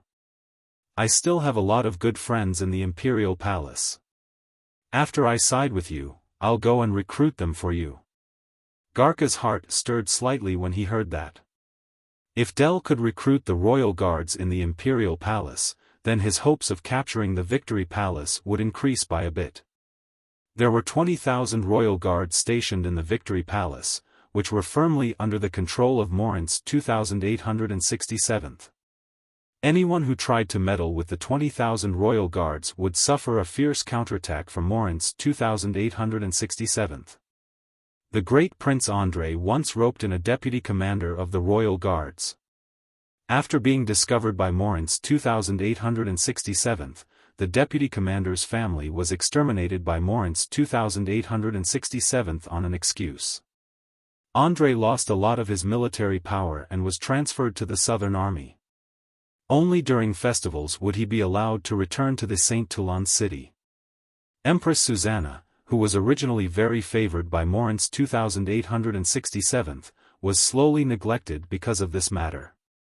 Garka and the other two princes didn't dare to meddle with the royal guards for fear of touching Morince 2867th's reverse scale. Now that Del was willing to surrender to Garka and persuade others to surrender, Garka was very tempted. Garka hesitated for a while, then made a decision and said resolutely, "Okay, as long as you are willing to side with me, persuade others to surrender, and help me open the gate of the Victory Palace, then after I ascend the throne, I'll confer you the title of Hereditary Peer Marquis." Dell's eyes flashed with a peculiar glint, and he said with a beaming smile, "I want the Divine Bestow Plains Marquisdom." Garka's complexion changed dramatically, and he refused resolutely, "Impossible." The Divine Bestow Plain was a plain blessed by the goddess of life, the goddess of plants, and the goddess of agriculture. On many fertile lands of the Fesua Plain, 1 mu of wheat could only yield about 200 to 250 caddies per mu. In the Divine Bestow Plain, 1 mu of wheat could yield up to 2,000 caddies per mu, which was 10 times that of ordinary places. The Divine Bestow Plain was the territory of the Moritz family and various divine descendant families. Except for a few founding heroes who followed Moritz and made great contributions, for more than 100,000 years, there had never been a precedent of a non-divine descendant family obtaining a fiefdom in the Divine Bestow Plain. Dell said loudly, "An earldom is fine. An earldom in the Divine Bestow Plain is enough for me to enjoy a lifetime of glory, splendor, and wealth. As long as your highness agrees to grant me an earldom in the Divine Bestow Plain after you ascend the throne, then I'll immediately take 500 subordinates to side with you, your highness, and serve you faithfully. In other places, there would be natural and man-made disasters, which would lead to a decrease in the production of wheat due to various reasons. But in the Divine Bestow Plain, such things would never happen. An earldom in the Divine Bestow Plain was definitely the foundation for generations of glory, splendor, and wealth." With a gloomy face, Garka calculated in his mind. Naturally, such a fertile land like the Divine Bestow Plain had been carved up by everyone. The Moritz family occupied the largest part of the Divine Bestow Plain, which was also their foundation. There had never been a precedent of a territory in the Divine Bestow Plain being in theft. The Moritz family was a huge family, and experts were as common as clouds in the family. The people of the Moritz family wouldn't care if Garka competed with other princes for the throne. After all, it wasn't the first time that the Moritz family's heirs fought each other for the throne for more than 100,000 years. Whichever prince won, the Moritz family would support that prince. But once Garka theft the Divine Bestow Plain, the entire Moritz family would rebel and oppose his succession to the throne. Garka shook his head and proposed, "No, I can grant you a fertile marquisdom. Even an earldom in the Divine Bestow Plain won't do. It's the wealth that the mighty gods bestowed upon our Moritz family, and no one else is allowed to encroach on it." Dell sank into his thoughts and said unhurriedly, "Another marquisdom? Let me think about it and see which marquisdom is better." At this moment, the earth shook, and the sound of hooves came from the east. Guina's complexion changed slightly, and he said to Yang Feng, "Buchak, the commander of the 1st Royal Guard Corps in the east, favors the great Prince Andrei. This is their cavalry." Yang Feng frowned slightly and looked at Dell, only to see that Dell was still hesitant and looked very embarrassed. Yang Feng suddenly pointed coldly at Dell and said frigidly, "Baros, fire dragon, kill them." "Yes." Baros quickly silently recited an incantation and launched spirit resonance, then uttered a series of magic sentences and pointed at Dell and the 500 royal guards. Countless violent fire elemental particles gathered in a flash and suddenly formed a 30-meter-long fire dragon. When Dell saw the 30-meter-long fire dragon, his complexion changed dramatically, and he screamed with a pale face, "I surrender. Your Highness, spare my life. I surrender. Your Highness." Chapter 287. In the next moment, the 30-meter-long fire dragon plunged into the midst of Dell and his party.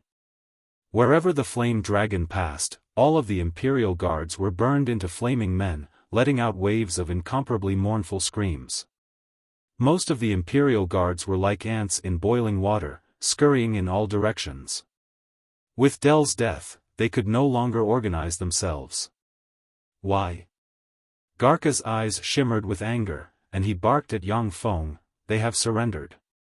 Yang Feng's eyes widened, a fierce glint flashed past his eyes, and he barked, "Your Highness.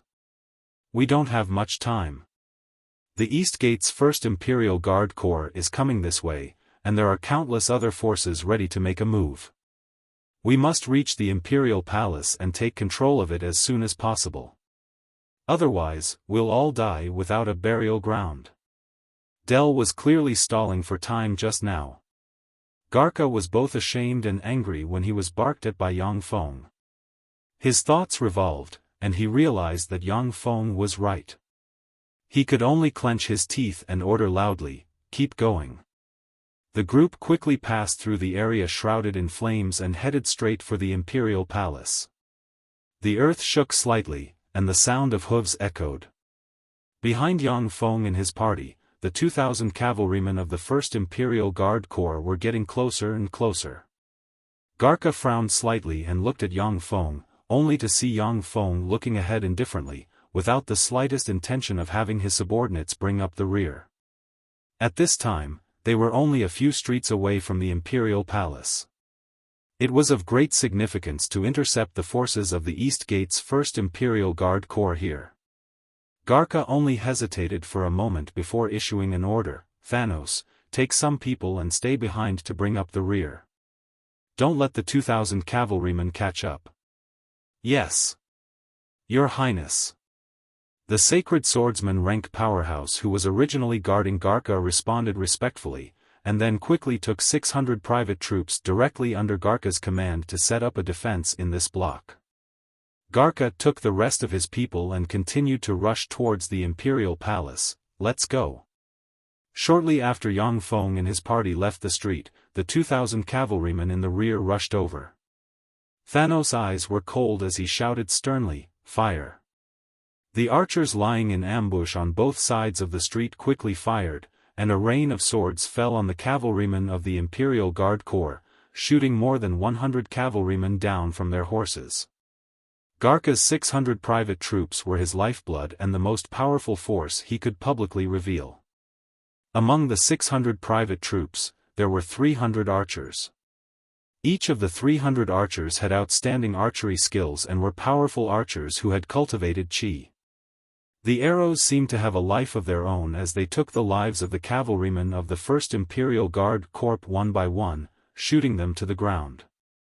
That cavalry unit endured huge casualties and charged madly, attempting to rush through this street of death. The order they received was to catch up with Garka's main force at all costs, capture Garka alive, or delay Garka until the main force arrived. Even if they had to pay the price of a few hundred lives, the cavalry would definitely charge through this street and chase after them. This was a struggle for imperial power. If they failed, the losers' families would be ruined, and their families would be reduced to lowly slaves, living a life worse than death. As long as they participated in this game, there was no retreat. No matter how many sacrifices were made, they had to win. Just before the 2,000 cavalrymen were about to cross the street, Thanos pulled out a 2-meter-long magic sword and swung it hard. Streaks of incomparably blue sword light revolved around Thanos. The charging cavalrymen had just come into contact with the blue sword rays when they were torn apart, blood splashed, and countless fragments sputtered in all directions. The dazzling sword rays blossomed, making Thanos look like a terrifying meat grinder.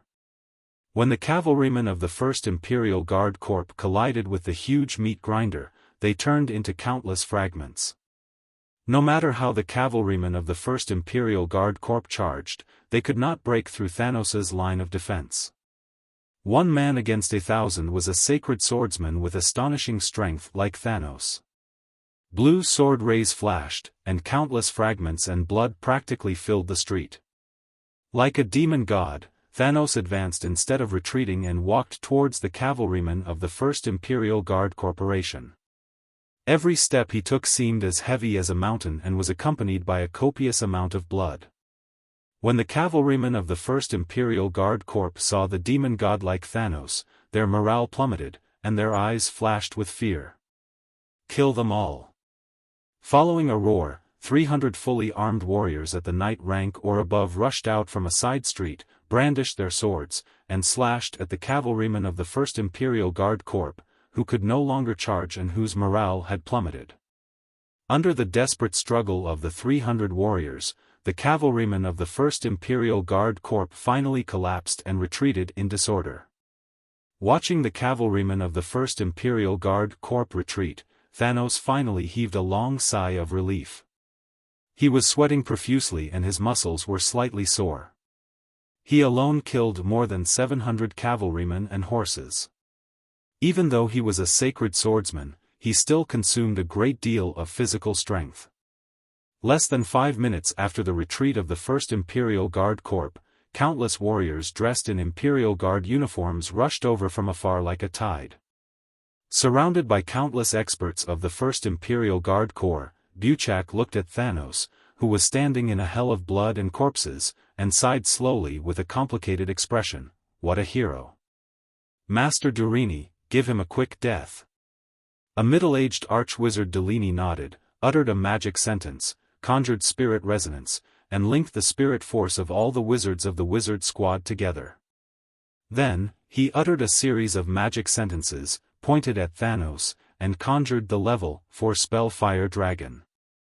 A copious amount of fire elemental particles surged, and a 30-meter-long fire dragon suddenly appeared and barreled towards Thanos. When he saw the wizard squad, Thanos's face changed dramatically. His figure fluttered, and he slammed into a room beside him and fled into the distance. In front of the level 4 spell Fire Dragon, any sacred swordsman who was hit by a sacred swordsman without a defensive magic item to protect themselves would definitely die.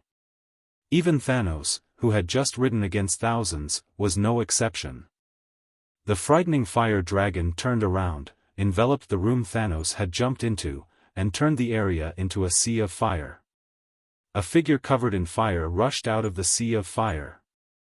After taking dozens of steps, the figure was finally swallowed by the flames and turned into ashes. Wuxia looked at Garka's private soldiers, who were still hiding in the corners of the streets and refusing to retreat, and ordered with a cold look in his eyes, "Dekuro, kill them all." "Yes, sir." A burly officer with a bear-like physique roared and took 1,000 warriors of the 1st Imperial Guard Corps to kill Garka's private soldiers. Wuxia just glanced at Dekuro, and then took the 1st Imperial Guard Corps straight into the Imperial Palace. The Imperial Palace. The Victory Palace was the core of the Morinth Empire's power and the focus of everyone's competition.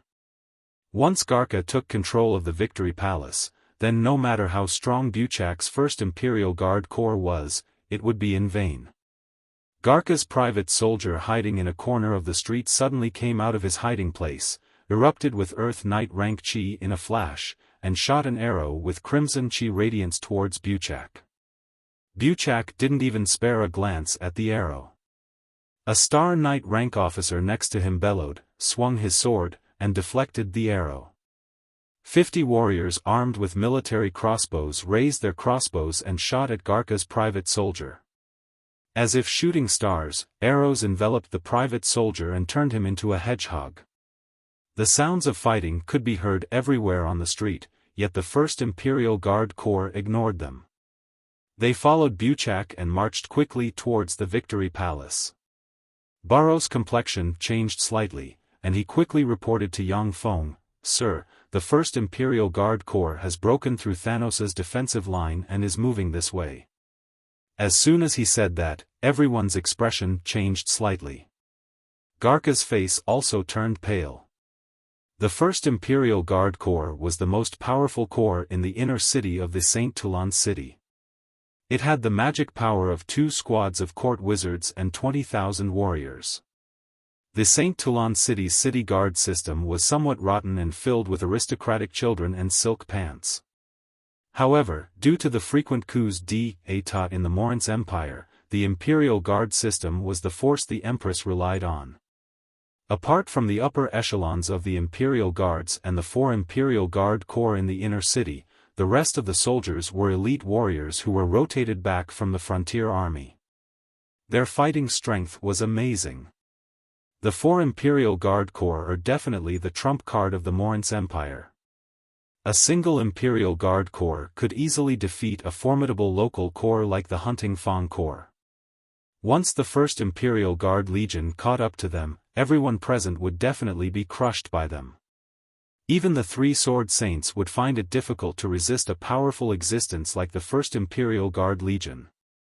The reason why Thanos was able to block 2,000 cavalrymen and slay more than 700 cavalrymen was because he was able to ride against 1,000 cavalrymen on the street. In a narrow area, the 2,000 cavalrymen couldn't give full play to their advantages and could only charge from the front.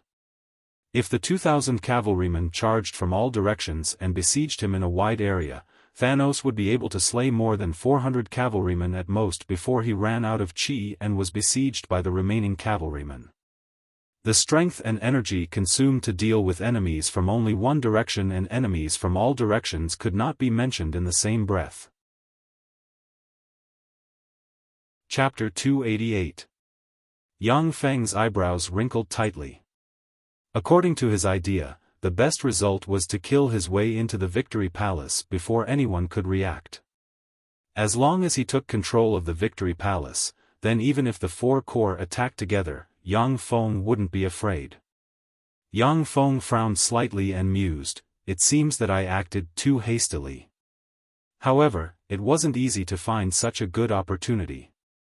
Yang Feng didn't get any information about Morin's 2867th's sudden visit to the unveiling of the Magic College. Moreover, he had no intention of assassinating Morin's 2867th before this. However, Morin's 2867th's attempt to seize the Magic College, which Yang Feng spent a lot of effort and money to establish, provoked Yang Feng's retaliation, and he took the opportunity to kill Morin's 2867th. If Morin's 2867th was in the Imperial Palace, Yang Feng wouldn't be able to do anything to him. Morin's 2867th gave Yang Feng the opportunity to assassinate him. Although such a hasty assassination killed Morin's 2867th, but many things were also out of Yang Feng's control. Yang Feng's thoughts revolved slightly, and his eyes flashed with determination. "It seems that I can only protect Garka and kill my way out, go to Garka's territory, and raise my troops again." The First Imperial Guard Corps was inclined towards the great Prince Andrei. Now, without the Emperor's order, it acted on its own. Obviously, it had obtained information about the death of Morin's 2867th and had made a choice. The First Imperial Guard Corps definitely wouldn't choose Garka. If Yang Feng and his party didn't escape, only death would await them.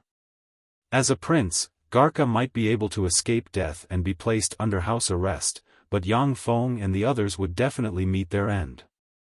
Yang Feng shot Garka a somewhat unwilling look, and his eyes were full of unwillingness. Such a good opportunity was ruined by this idiot. Don't be afraid of a godlike opponent, only a pig-like teammate. What a scam. According to Yang Feng's original plan, he would head straight for the Victory Palace, kill anyone that stood in his way, and kill anyone that stood in his way. As long as he could kill his way into the Victory Palace, it would be a victory. However, Garka stubbornly insisted on killing all the assassins that tried to assassinate him, which delayed him a lot of time. Furthermore, he had been tricked by Dell to stall for time, wasting a lot of time. In the end, the First Imperial Guard Corps caught up from behind. If Garka had listened to Yang Feng, they would have killed their way to the Victory Palace by now, and might have even killed their way into the Victory Palace. Once the coup d'état was launched, it had to be as fast as lightning, leaving no time for others to react. Once he failed to seize the Victory Palace, Garka, who had mobilized all his forces, would lose his momentum and could only escape from the Saint Toulon city. Right at this time, the sounds of horse hooves could be heard from the south, and the soldiers of the 3rd Imperial Guard Regiment came into view. When Yang Feng saw the soldiers of the 3rd Imperial Guard Corps, his eyes shimmered with unwillingness and regret, and he gave a long sigh. "It's over, we can only retreat." Garka, on the other hand, smiled and laughed wildly, revealing endless ecstasy. "The 3rd Imperial Guard Corps, they're finally here. Ian, the deputy commander of the 3rd Imperial Guard Corps, Cataleo, is my man. He now had complete control over the 3rd Praetorian Guard Corps. Those are our people. Yang Feng's eyes revealed a look of surprise. The fact that Garca was able to rope in the 3rd Imperial Guard Corps was beyond his expectations. The relationship between Garca and Cataleo was deeply hidden, with only a few people knowing about it. Even Elena didn't know about the relationship between the two, let alone Yang Feng. Yang Feng said solemnly, "Your Highness, please have the 3rd Imperial Guard Corps block this street. The 1st Imperial Guard Corps is not allowed to cross this street." Garca nodded, took out a communications crystal, suppressed the excitement in his heart, and said, "Cataleo, it's me, it's Garca." Cataleo's capable voice came from the communications crystal. "Your Highness, what are your orders? Please speak." Garca's eyes shimmered with a cold glint, and he gritted his teeth and said, "I'm going to the Imperial Palace. Take the 3rd Imperial Guard Corps and guard the Street of Glory. No one is allowed to cross the Street of Glory." In the Imperial capital, Garca went all out to barely control the 3rd Imperial Guard Corps, which was already his full strength. Although there were still many aristocrats in the imperial capital who had defected to Garca's side, but in a short period of time, those aristocrats couldn't give him any support. From the other side of the communications crystal came Cataleo's resolute voice, "Yes. Your Highness, I'll guard this place firmly and won't let anyone pass." Yang Feng said solemnly, "Let the 2 wizard squads, Barros and Macon, stay." The Victory Palace was a palace blessed by the gods and possessed countless formidable divine spells. In the Victory Palace, the vigor of heaven and earth was completely controlled by various divine spells.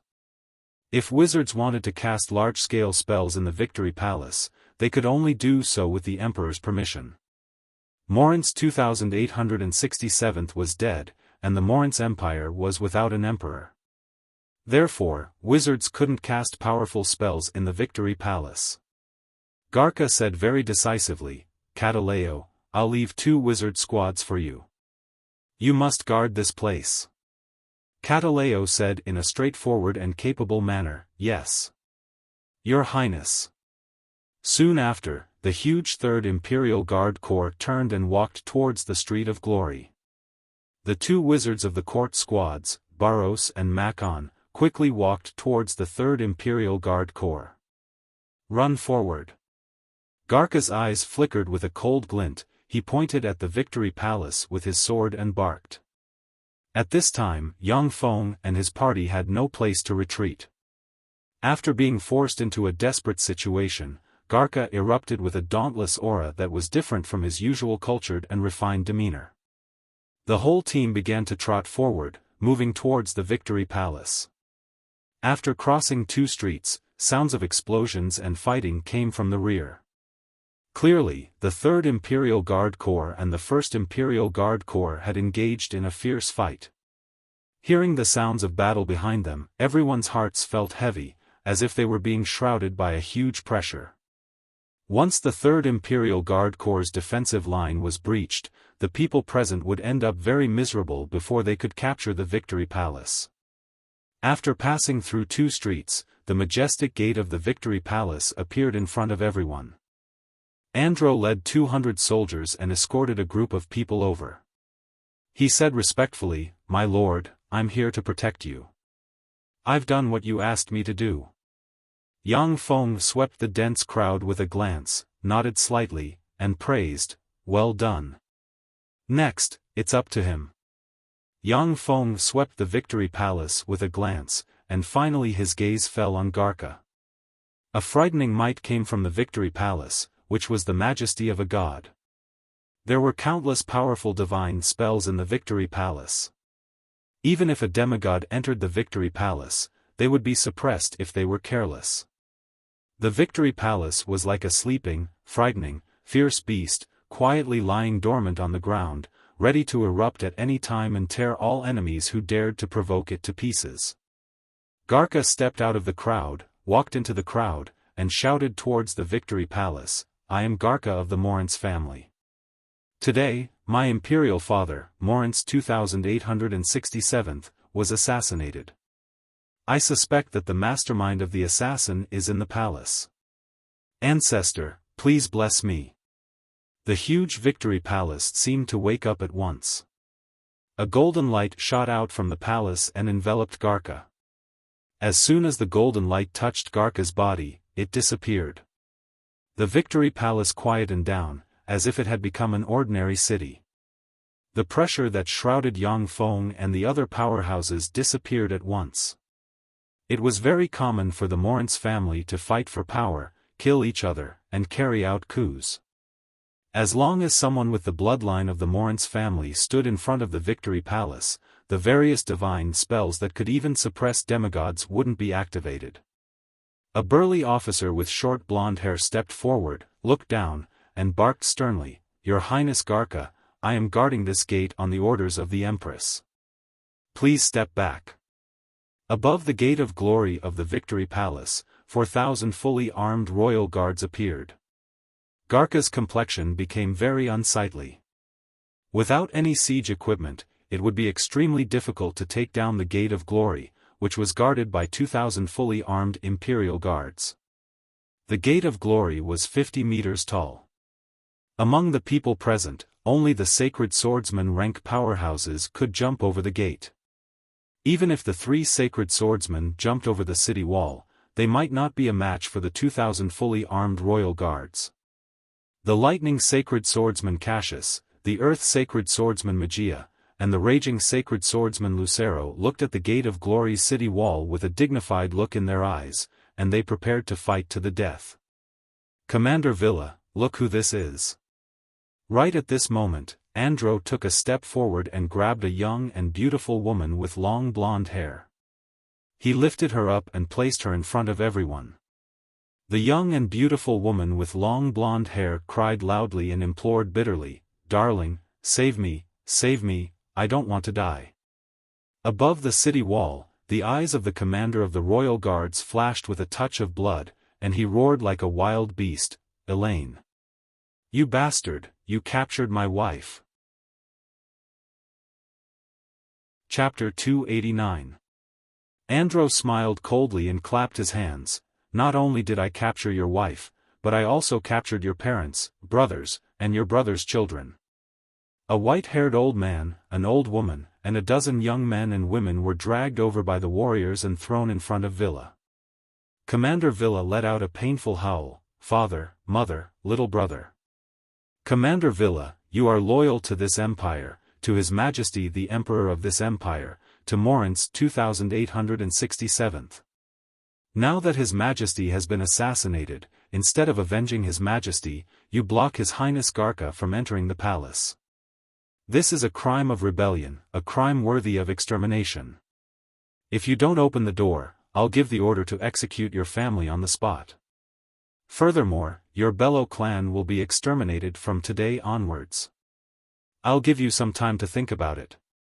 Andro's words had just fallen when he clapped his hands, and a middle-aged woman and 3 children were dragged out and thrown in front of Villa's family. The face of a burly man standing next to Villa changed dramatically, and he said with a trace of alarm, "Weena, you bastards captured Weena. Deputy Commander Bell Tower, if Commander Villa doesn't want to surrender, then please put righteousness before family and kill him. Then you can inherit his position as commander. Otherwise, your wife and children, as well as the 56 members of your Bello family, will all die here. Think about it." Andro smiled coldly and clapped his hands, and dozens of men, women, old, and young were escorted over. They were thrown in front of the high-ranking royal guards as if they were garbage, and their names were announced, causing the high-ranking royal guards to reveal looks of alarm and pain. Andro smiled at Villa above the city wall and said cruelly, "Commander Villa, what do you think now? I want an answer from you. Open the gate, or not. If you don't, I'll send your family to the netherworld and wait for you." Villa's complexion was pale. He could vaguely feel the fierce and murderous gazes staring at him from behind. Once he chose not to open the city, his former colleagues and subordinates would definitely not mind chopping him into pieces and then opening the city gates to allow the killing gods outside to enter the city. Villa is willing to serve His Highness Garca and fight against the rebels who tried to assassinate His Majesty. Open up. Villa looked at his beloved wife's pleading gaze. When he thought that the Moritz family would resort to such means in a power struggle, he became disheartened and shouted. The door of the Gate of Glory finally opened slowly. Garca looked at the slowly opening Gate of Glory, his heart filled with excitement. He glanced at Andro and said with a smile of admiration, "Ian, you have a good subordinate." Yang Feng replied with a smile, "Thank you for the praise, Your Highness." Goyina, who was standing next to Garca, gave Yang Feng a peculiar look. Eddie also gave Yang Feng a somewhat fearful look, his heart brimming with apprehension. Garca pointed at the Gate of Glory in high spirits and shouted, "Enter the city." When Villa arrived in front of Garca, he knelt on one knee, lowered his head, and said respectfully, "I was deceived by the traitors. Please forgive me, Your Highness." Garca smiled gently and said in a graceful manner, "Commander Villa, you were just dutifully performing your duty and were deceived by the traitors. I forgive you." Villa had 4,000 Imperial Guards under his command. In the Victory Palace, he was definitely a force that played a decisive role. Yang Feng frowned slightly and said in a low voice, "Your Highness, time is of the essence." Now was not the time for Garca to put on an act and win over the hearts of the people. Every minute and every second was very precious. Garca raised his eyebrows, then stepped forward, drew his sword, pointed at the Victory Palace, and barked, "Everyone, follow me into the palace to eradicate the traitors who tried to assassinate my imperial father." After he finished speaking, he left 300 Imperial Guards to guard the Gate of Glory, and the huge army madly advanced into the depths of the Imperial Palace. Along the way, the sounds of fighting continued. Seeing that the situation was far from reassuring, some Imperial Guards immediately surrendered. Other Imperial Guards, however, fought to the death. However, the scattered Imperial Guards could not withstand a single blow from the nearly 4,000-strong army. Their resistance was easily crushed to smithereens. For generations, the court-masters were loyal only to the emperor. After the news of the death of Moritz 2867 came, they hid in the White Tower and didn't make any movements. No matter who won the fight for the throne, as long as they had no mental issues, they wouldn't treat the court-masters shabbily. However, once they got involved in the fight for the throne, even the aloof wizards would be killed directly, and even their families would be exterminated. The Myriad Flowers Palace was the harem of the Victory Palace. It covered an extremely vast area and had 3,000 palaces. The 2 empresses and 4 imperial concubines lived in the Myriad Flowers Palace and commanded the numerous imperial concubines. At the time, Moritz I, the founder of the Moritz Empire, went on expeditions and conquered numerous states. At the same time, he collected the beauties of countless states and raised them in the Myriad Flowers Palace, enjoying them day and night. Since Moritz I, except for some emperors who weren't fond of women, the Myriad Flowers Palace was extremely prosperous and raised countless beauties. Your Highness Garca, this is the Myriad Flowers Palace. Except for His Majesty, no one else is allowed to enter the Myriad Flowers Palace without His Majesty's decree. Otherwise, they will be regarded as rebels. You, please go back. In front of the Myriad Flowers Palace, there were more than 5,000 Imperial Guards gathered. A middle-aged man with short blue hair, a burly figure, and a somewhat ugly appearance barked at Garca with a sword in hand.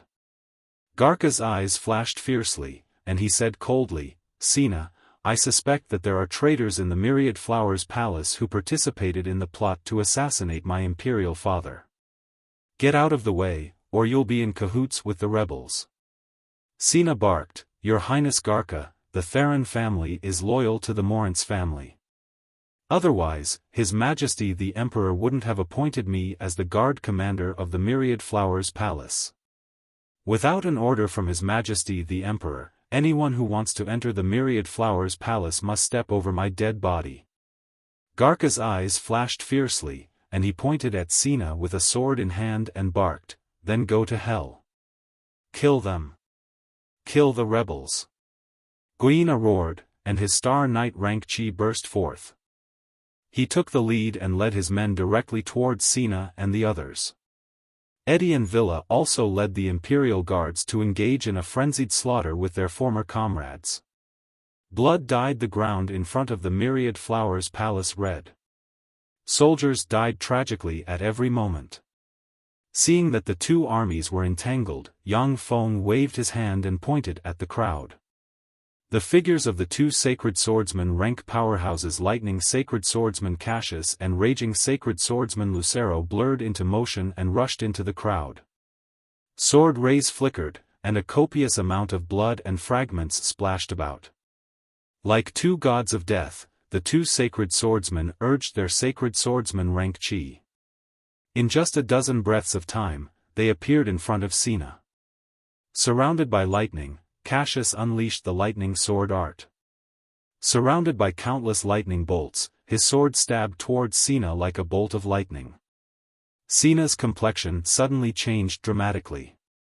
He urged his Star Knight rank chi, raised his sword horizontally, and blocked in front of him. Ding!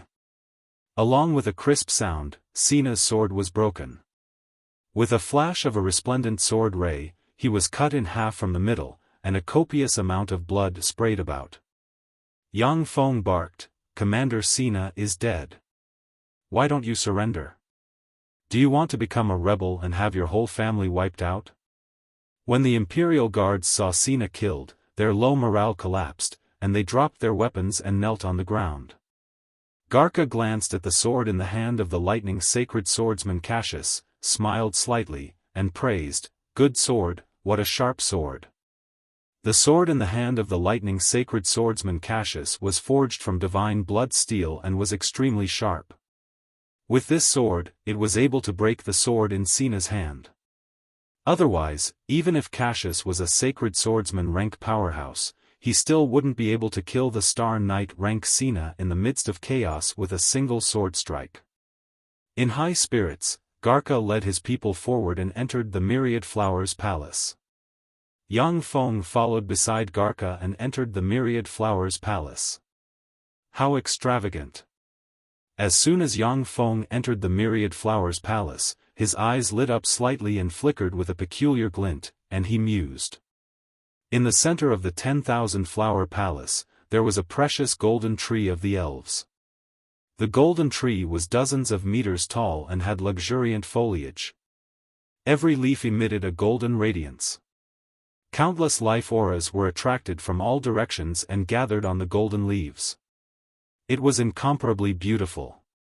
The gold tree was a treasure of the elves. It was extremely difficult for a gold tree to be born. It took 10,000 years for a gold tree to bear a gold seed and give birth to another gold tree. The leaves of the gold tree had mystical powers and were one of the most precious raw materials for many potions. Moreover, the leaves of the gold tree had various mystical powers such as dispelling curses, healing injuries, and so on. They were extremely rare on the market. If all the leaves of the gold tree in the Myriad Flowers Palace were plucked, they could be sold for tens of millions of gold coins.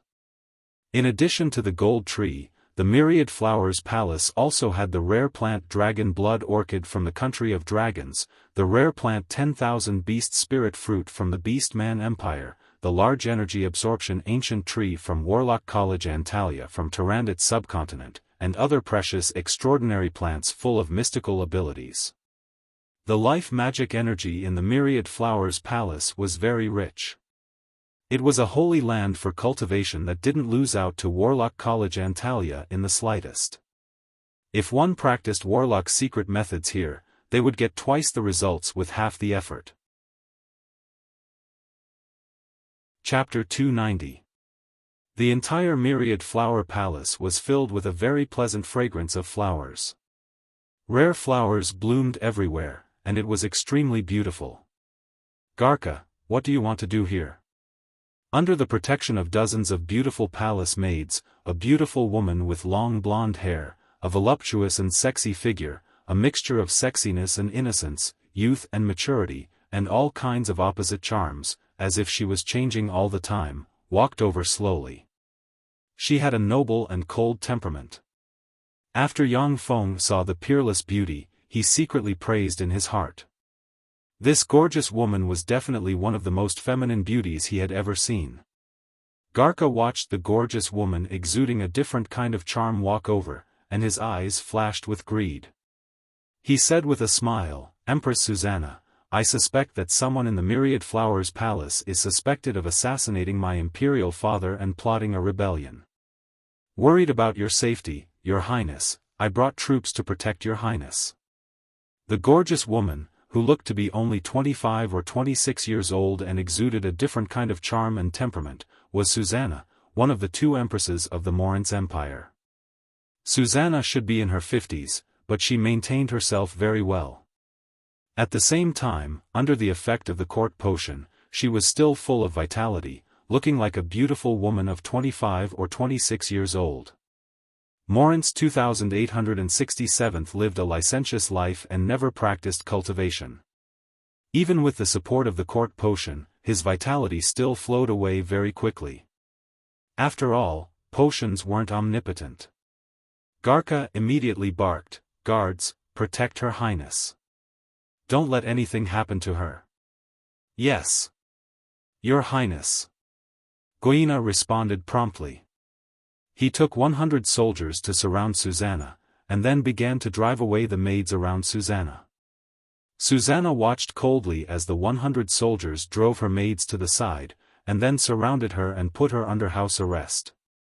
After Garka caught Susanna, he heaved a sigh of relief and immediately led his troops into the Myriad Flowers Palace. Countless soldiers quickly dispersed and rushed into each of the palaces of the Myriad Flower Palace, capturing the beautiful concubines and maids inside. Seeing the beautiful concubines and maids, some soldiers couldn't control their desires and pounced on them. The entire Myriad Flowers Palace was filled with the cries and wails of women. When Susanna saw this scene, she sighed in her heart. After learning that the Myriad Flowers Palace was breached, she immediately came out to see Garka. Otherwise, with her beauty, she might really be insulted by the soldiers. As if he didn't hear her, Garka led his troops into the depths of the Myriad Flowers Palace. "Garka, it's me." Accompanied by a pleasantly surprised cry, a tall and slender woman with long blue hair walked over. She had a voluptuous figure and a slender waist.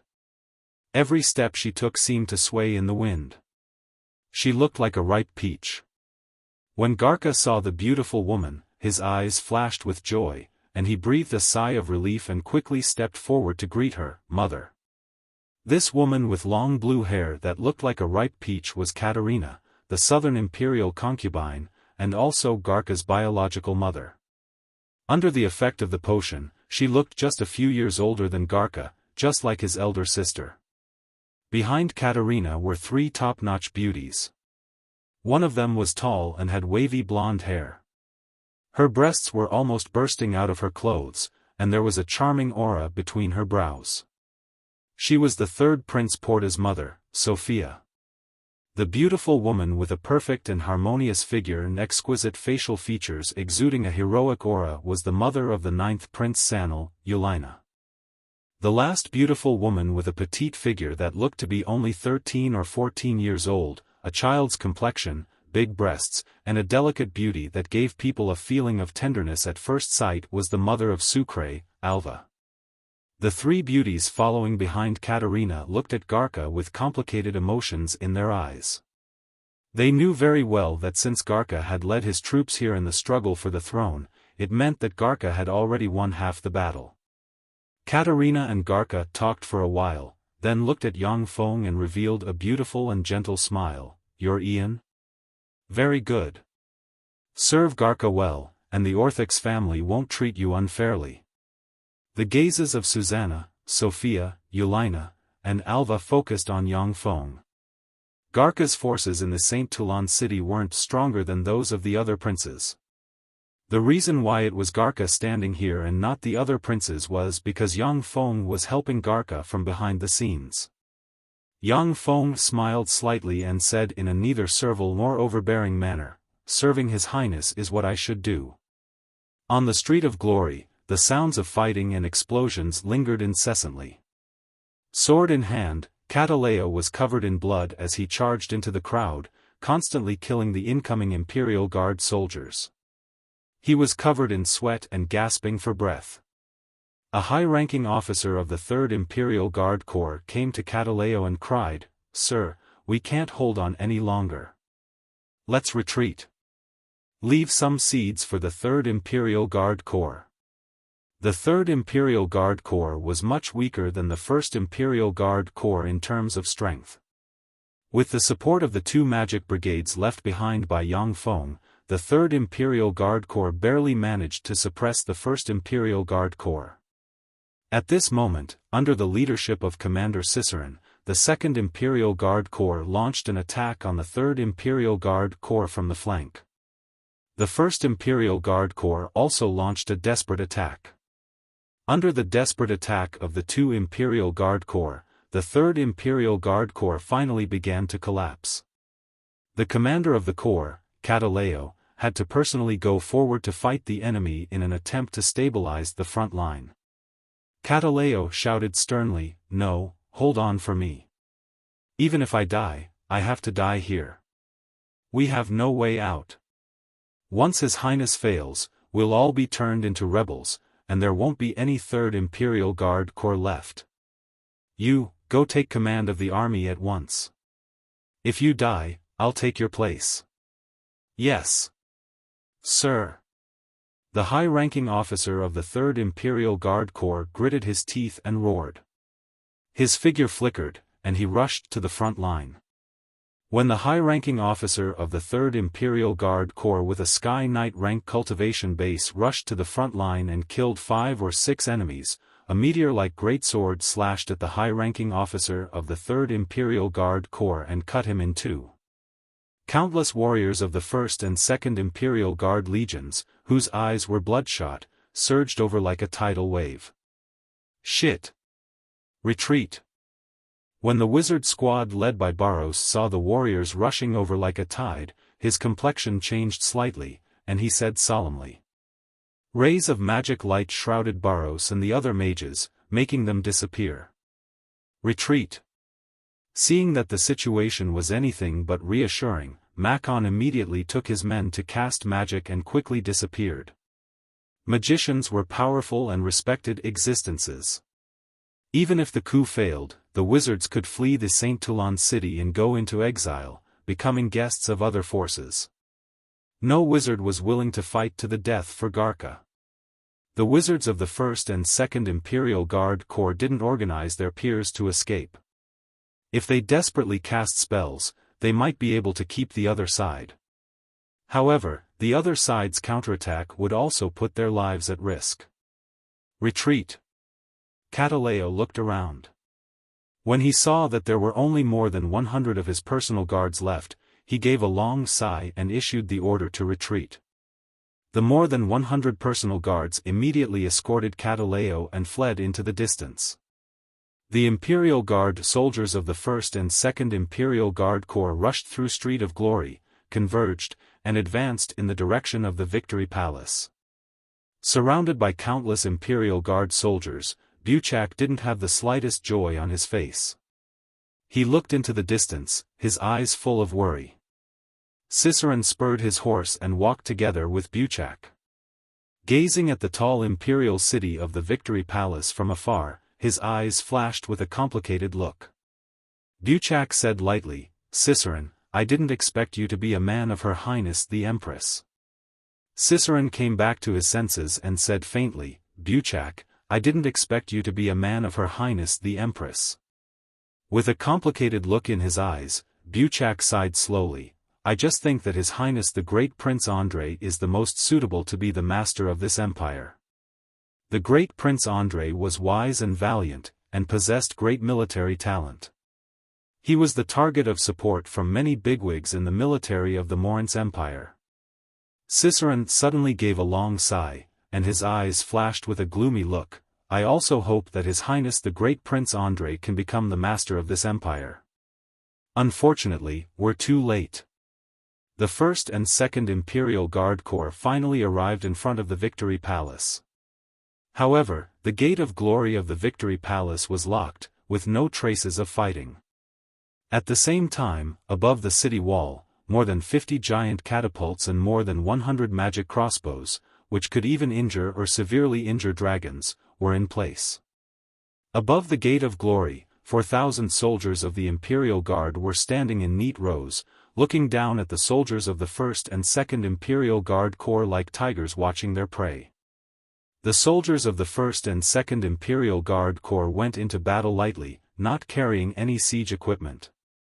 Moreover, the magic of wizards was practically ineffective against the Victory Palace.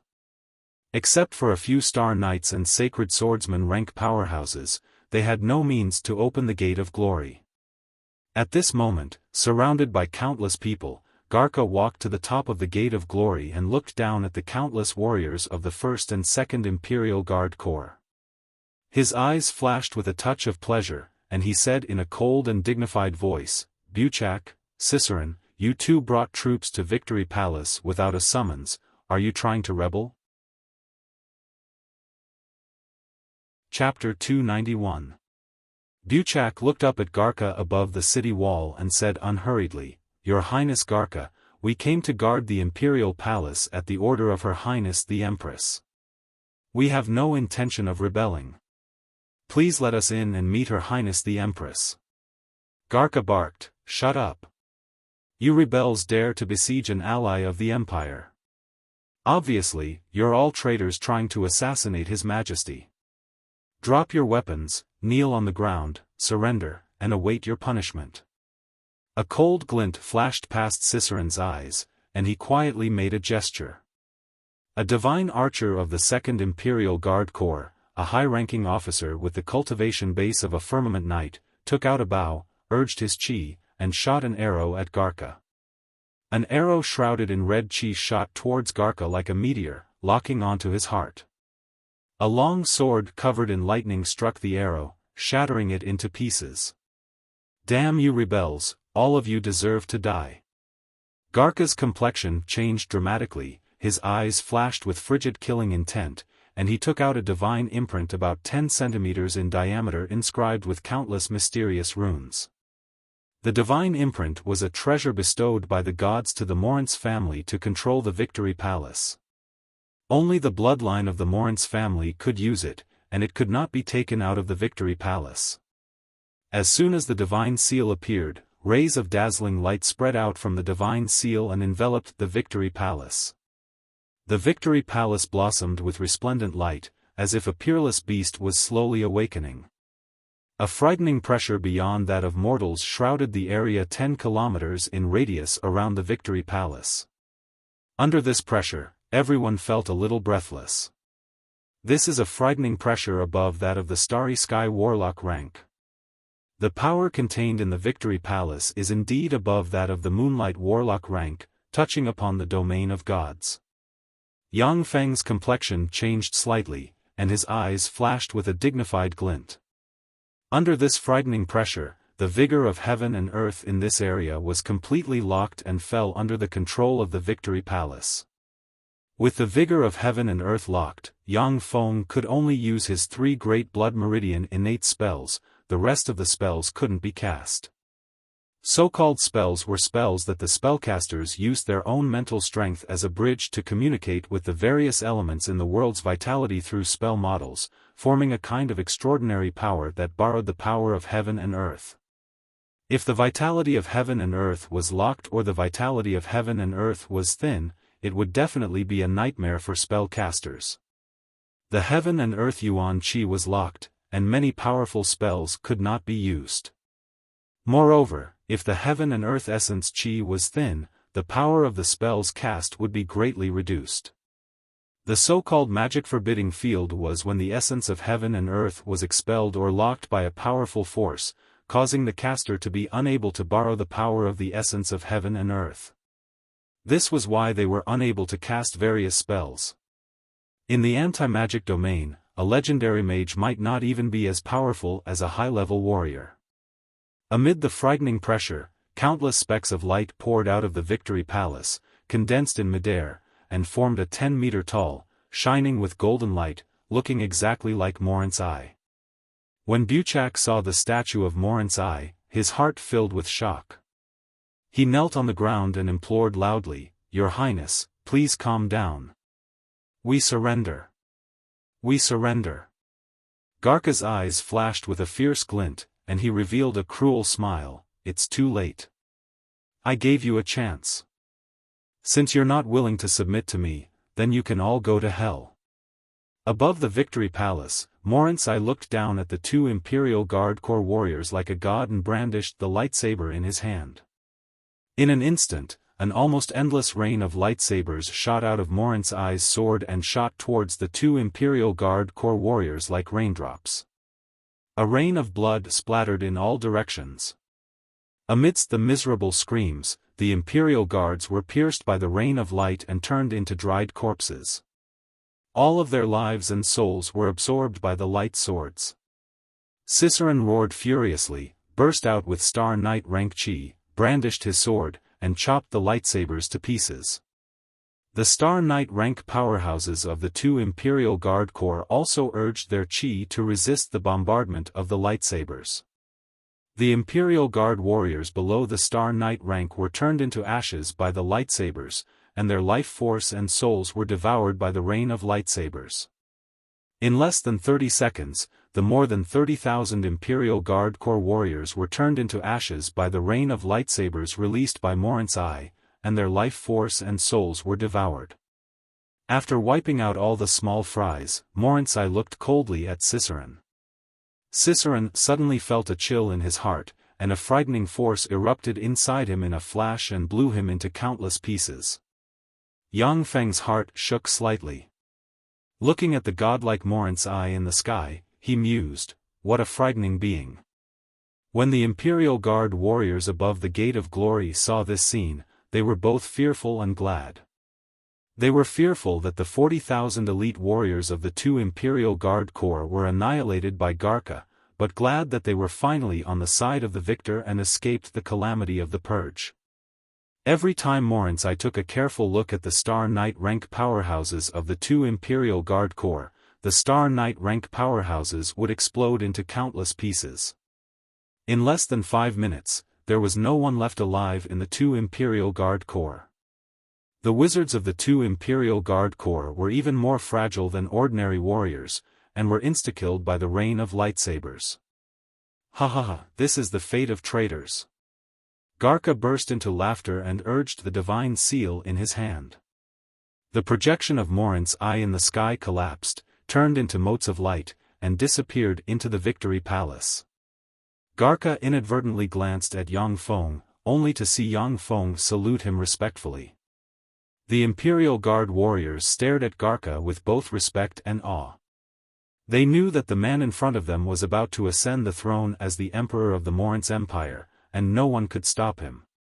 Yang Feng looked at the tens of thousands of corpses in front of the Gate of Glory and sighed inside. Only in the world of gods can a dynasty be passed down for more than 100,000 years without change. With such frightening power, how could mortals overthrow this dynasty? The Morant's Empire exuded a sense of decay, degeneration, and debauchery from top to bottom, yet it still had a legacy of more than 100,000 years, completely backed by gods. Otherwise, such an empire would have been overthrown a long time ago. The news that Garka destroyed the 20,000-strong Imperial Guard Corps quickly reached the ears of the major forces of the Saint Toulon city. The major forces of the Saint Toulon city understood that the situation was completely under Garka's control. The 4th Imperial Guard Corps immediately declared allegiance to Garka and purged the great Prince Andrei's people within the corps. The 4 City Guard Corps of the outer city also pledged allegiance to Garka. The Imperial Guard Hall also declared allegiance to Garka and began to arrest rebels who assassinated Morant's 2867th. The so-called rebels who assassinated Moritz 2867 were naturally people who supported the great Prince Andrei, and many of them were important ministers of the imperial court. 3 days later, Garka couldn't wait to hold an enthronement ceremony and announce his ascension to the throne. During the enthronement ceremony, the great Prince Andrei's people were all arrested and thrown into prison. Porta and the other 2 princes were placed under house arrest by Garka. No one objected to the enthronement ceremony, and Garka ascended the throne smoothly as Moritz 2868. In the imperial palace's conference hall, Garka, dressed in an imperial robe, sat on the throne, looking down at the important ministers of the imperial court from above, his heart brimming with a sense of accomplishment. In the imperial court, many important ministers held high positions and power. Even a prince like Garka was somewhat inferior in front of these important ministers.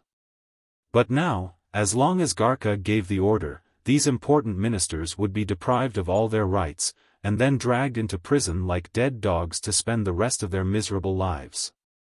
Wherever Garka looked, the important ministers of the imperial court lowered their heads slightly, not daring to look him in the eye. Garka's gaze finally fell on Yang Feng, who was standing respectfully aside, and he said lightly, "Ian." Yang Feng stepped forward and said respectfully, "I'm here." Garka stared at Yang Feng for a while, then revealed a smile and said, "I promised you that as long as you support me to ascend the throne, I will confer you the title of Duke and give you the Funes province as your fief. From today on, you are a Duke of the Empire. The Funes province and the Red Earth wasteland are your hereditary fief." Envious and jealous gazes came from the side. A hereditary enfeoffment of an imperial duke was already the apex of the Moritz Empire's system for ordinary aristocrats. In the Moritz Empire, even ordinary dukes were already existences with high status and power. Hereditary dukes with huge fiefs were definitely greater aristocrats among greater aristocrats. 100 years ago, Salamander, the legendary hero who cultivated both magic and martial arts, had worked hard for his entire life, but he had only become a great noble. His greater aristocratic status was also far less valuable than Yang Feng's. That was the territory of a province. Such a huge territory was comparable to that of many small principalities of the Feisua Plain. The only drawback was that the population of the Funes province was slightly smaller. Yang Feng stepped forward and bowed slightly to Garka. "Thank you, Your Majesty." Chapter 292. Garka said with a smile, "I officially appoint you as the Dean of the St. Toulon City's Magic College. Dean Ian, you have to cultivate more magic talents for the Empire." When they heard Garka's words, the eyes of the surrounding ministers flickered with jealousy. The position of Dean of a Magic College was extremely important. It was the cradle for cultivating magic talents for the Empire. Mastering the Magic College was equivalent to mastering a large number of wizards. This was definitely one of the most important positions of the Empire. At the time, Moritz 2867 shamelessly brought people to seize this important position, only to die at Yang Feng's hands. Yang Feng replied, "Thank you, Your Majesty." In addition to Yang Feng, Garka continued to confer titles to his ministers. Goyina was made a court marquis and the commander of the Royal Guards, commanding 20,000 Royal Guards. Cataleo was made a court duke and the commander of the 1st Imperial Guard Corps. Busso was also made the governor of the very prosperous Jadali province, which was the closest to the imperial capital. Barros and McCann were made court grand masters. The meritorious ministers who participated in the coup d'état were enfeoffed by Garka and became important ministers of the Moritz Empire. The Gahilad province in the south of the Moritz Empire was adjacent to the Southern Desert Empire and was the first front against the Southern Desert Empire. On the Feisua Plain, the Moritz Empire and the Titan Empire were far stronger than other human forces. They were recognized as the 2 most powerful human empires on the Feisua Plain. However, in addition to the Moritz Empire and the Titan Empire, there were still countless states of various sizes on the Faisua plain, and the Desert Empire was one of them. Although the Desert Empire was far inferior to the Morince Empire in terms of national strength, but it struggled to survive in the cruel environment of the desert. Practically everyone was a natural warrior. They would often attack the Morince Empire, burn, kill, and loot people and various materials. The Morince Empire formed the Southern Army to deal with the invasion of the Desert Empire. The Southern Field Army was stationed in Gahilid province. The entire Southern Field Army had 200,000 soldiers, and if the various auxiliary soldiers were added together, their numbers would exceed 1,000,000. The Dry Rock Fortress, within the Southern Army's headquarters. Andrei took a document, carefully looked at it for a while, and then said with an ambiguous smile, "He wants me to return to the St. Toulon city to report on my work. My younger brother Garka seems to have made some progress. At least he didn't order people to arrest me as soon as he ascended to the throne." The complexion of a thin and ordinary middle-aged man slightly changed as he said in a deep voice, "Your Highness, you mustn't go back. Once you return to the St. Toulon city, Garka will definitely execute you." This thin, ordinary-looking middle-aged man was the leader of Andrei's think tank, Anzolev. "Anzolev, how did your talk with the desert barbarians go?" Anzolev said, "The desert barbarians have agreed to sign a peace treaty with us. Within a year, they will not invade Gahilid province." Andrei lightly tapped the table with his index finger and said lightly, "Do you think they will abide by the agreement?" Anzolev shook his head slightly and said, "Those desert barbarians are vicious by nature, forgetting what's right at the sight of profit. It's impossible for them to abide by the agreement. There are also smart people among them who want us to attack the St. Toulon city. They would then take advantage of the situation and launch a sneak attack on Gahilid province. I'm 80% sure that once our main force leaves, those barbarians will break the agreement and attack us." Andrei said with a smile, "That's right. Those desert barbarians are vicious by nature and simply can't be trusted. However, I haven't pinned my hopes on them keeping their word." "Have you contacted those few tribes?" Anzolev said in a deep voice, "I have, Your Highness." A cold glint flashed past Andrei's eyes, and he said in a deep voice, "Since everything is ready, let's get started." On the 6th day after Garka ascended to the throne, Andrei, the commander-in-chief of the Southern Army, issued a declaration denouncing Garka for assassinating Morince 2867th and for being a traitor of the empire. Andrei dispatched 100,000 troops to advance on the St. Toulon city. The Gahilid province, which had been run by Andrei for many years, suddenly leaned towards him. Garka promptly mobilized the 4 corps of the nearby Angelo province and the Merton province to resist Andrei. The 4 corps of the 2 provinces engaged in a decisive battle with the Southern Army commanded by Andrei beside the White Sand River.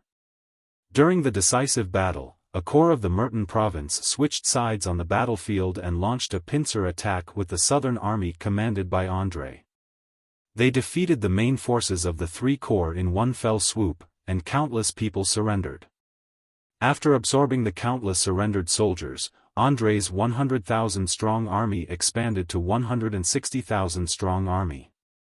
After the main forces of the Garalo province and the Merton province were swept clean, Andrei took the opportunity to send envoys to the 2 provinces. Practically all the officials of the 2 provinces surrendered at the mere sight of him, and most of them easily chose to surrender to Andrei. The Morince Empire exuded a rotten smell from top to bottom. Coupled with the fact that it was a civil war in the Morince Empire, the officials naturally weren't willing to risk their lives for Garka. As soon as the Garalo province and the Merton province surrendered, the gate leading to the St. Toulon city opened. Andrei's 160,000-strong army had to pass through the Tandu province, the Notus province, and the Povii province to reach the St. Toulon city. After the 4 corps of the Garalo province and the Merton province were defeated and surrendered to Andrei, the rest of the provinces adopted a wait-and-see attitude. Only Andrei's base, the Povania province, fully supported Andrei and sent 2 corps to the street Toulon city to obey Garca's dispatch. The border armies with the strongest fighting strength of the Morince Empire didn't transfer their most elite troops to the Saint Toulon city on the pretext of the appearance of foreign enemies. Instead, they transferred some veterans and some second-line troops to the Saint Toulon city. Garca's position was precarious, and he was in a precarious situation. Under such circumstances, he didn't dare to kill Porta and the other 2 princes. Once Garca killed Porta and the other 2 princes, the remaining forces of the 3 princes would side with the great Prince Andrei, and Garca would be besieged on all sides. The Victory Palace, inside the imperial study.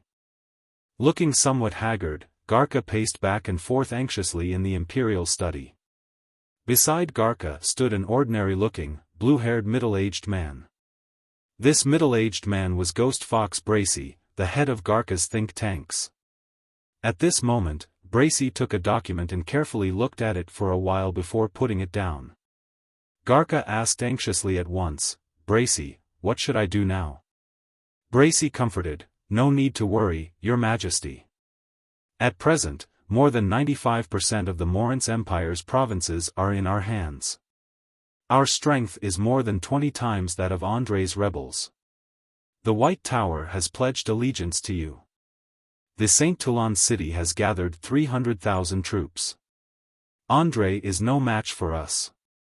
Garca's eyes flashed with a cold glint, and he gritted his teeth, saying, "Bracy, don't comfort me with these words. Andrei's Southern Army is an elite border army tempered by decades of fierce battles with the Desert Empire. Even though he only dispatched 100,000 troops, it's still a terrifying force. His military talent is indeed recognized as among the top 10 famous generals of the empire. Only those old fogies can fight him. Hateful that none of those old fogies is willing to come out and help me, how hateful." Andrei was indeed a famous general of the Morince Empire.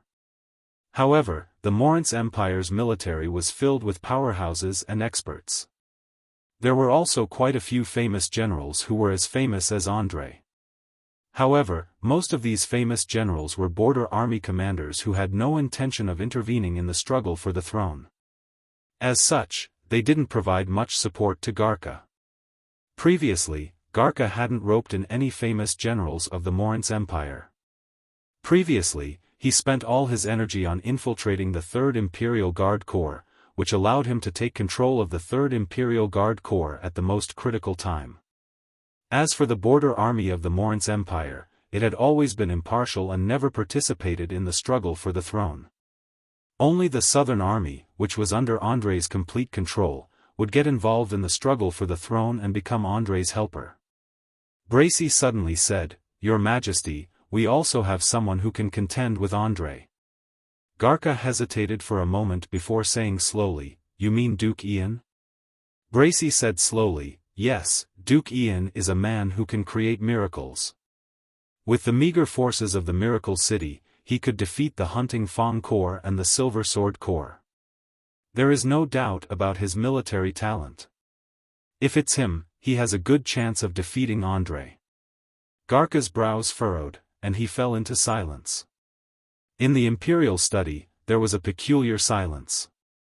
Bracy said solemnly, "Your Majesty, I know that Duke Ian is already the Dean of the Magic College. If he also holds a military post, there may be some hidden dangers. However, the urgent matter at hand is to defeat Andrei. If he can't defeat Andrei, the consequences will be unimaginable." Garca hesitated for a moment before saying, "Can't Goyina do it?" In Garca's mind, Goyina was the most suitable candidate to lead the army. Bracy frowned slightly and said slowly, "Although Goyina performed very well in the military college, but he has no experience in large-scale warfare. If it was against an ordinary enemy, he might perform very well.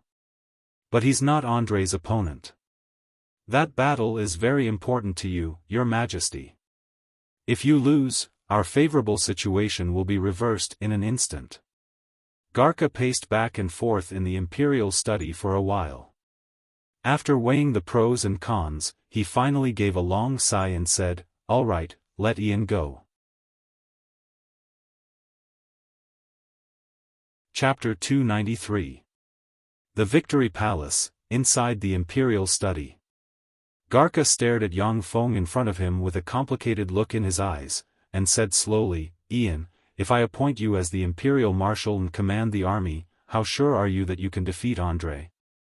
Yang Feng said confidently, "Your Majesty, if you entrust me with full authority to be the Imperial Marshal and command the army, I'm 90% sure that I can defeat Andre."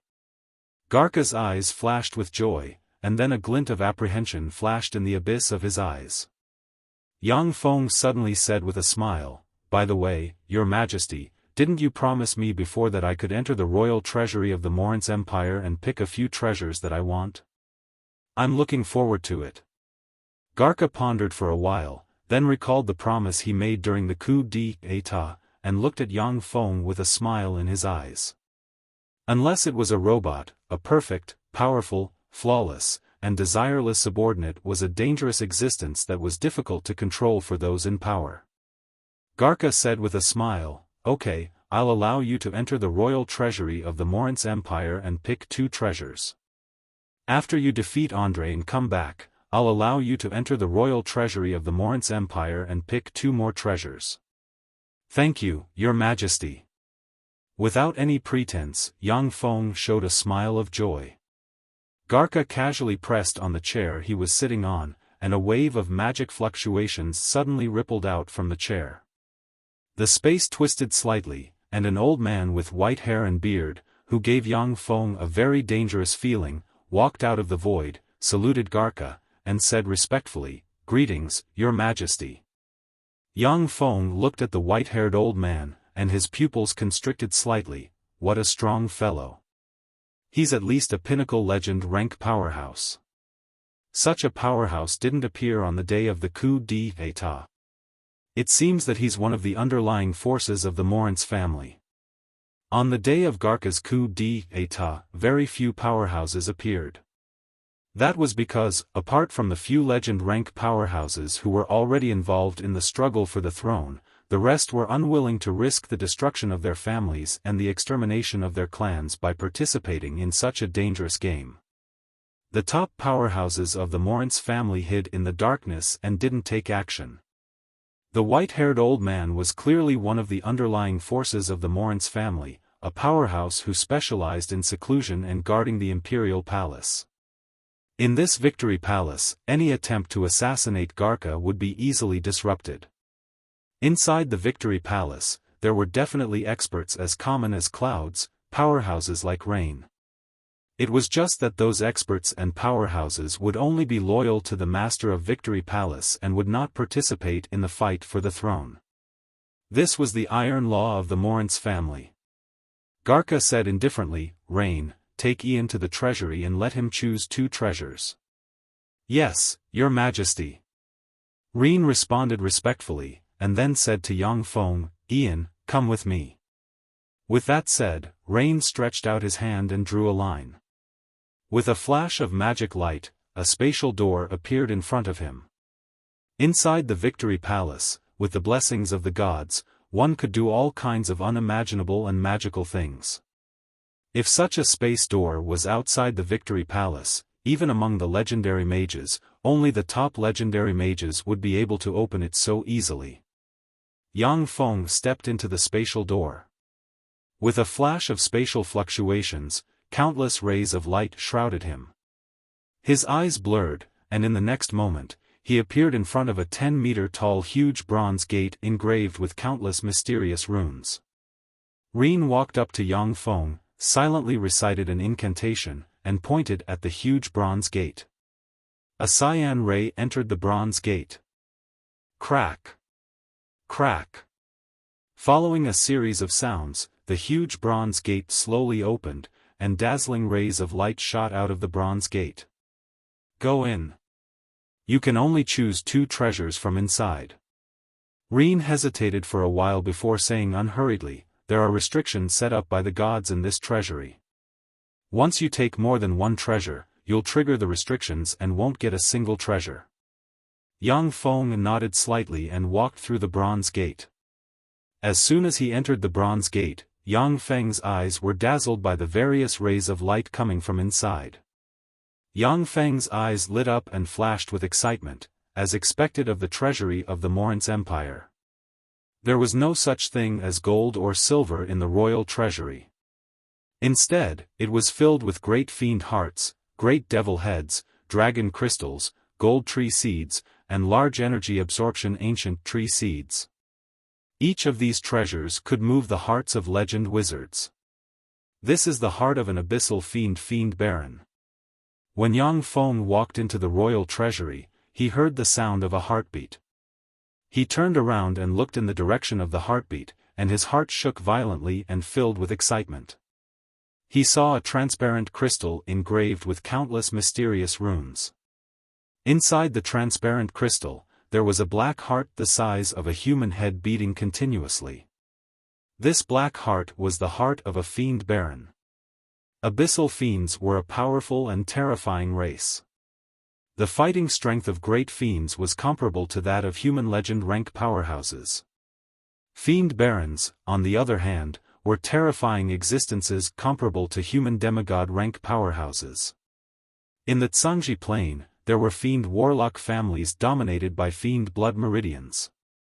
If the fiend baron heart was properly implanted into a human warlock and let the human warlock practice the corresponding fiend's secret method, then it would only take a few hundred years to give birth to a starry sky warlock rank fiend warlock. In a place like the Tyrannid subcontinent, this fiend baron heart would be extremely priceless. Even if a state were to be offered in exchange for it, no one would be willing to sell it.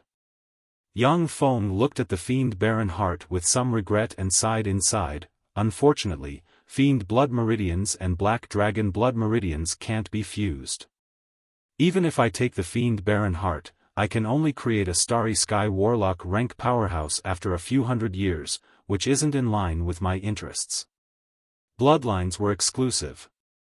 Black dragon blood meridians couldn't be fused with fiend blood meridians.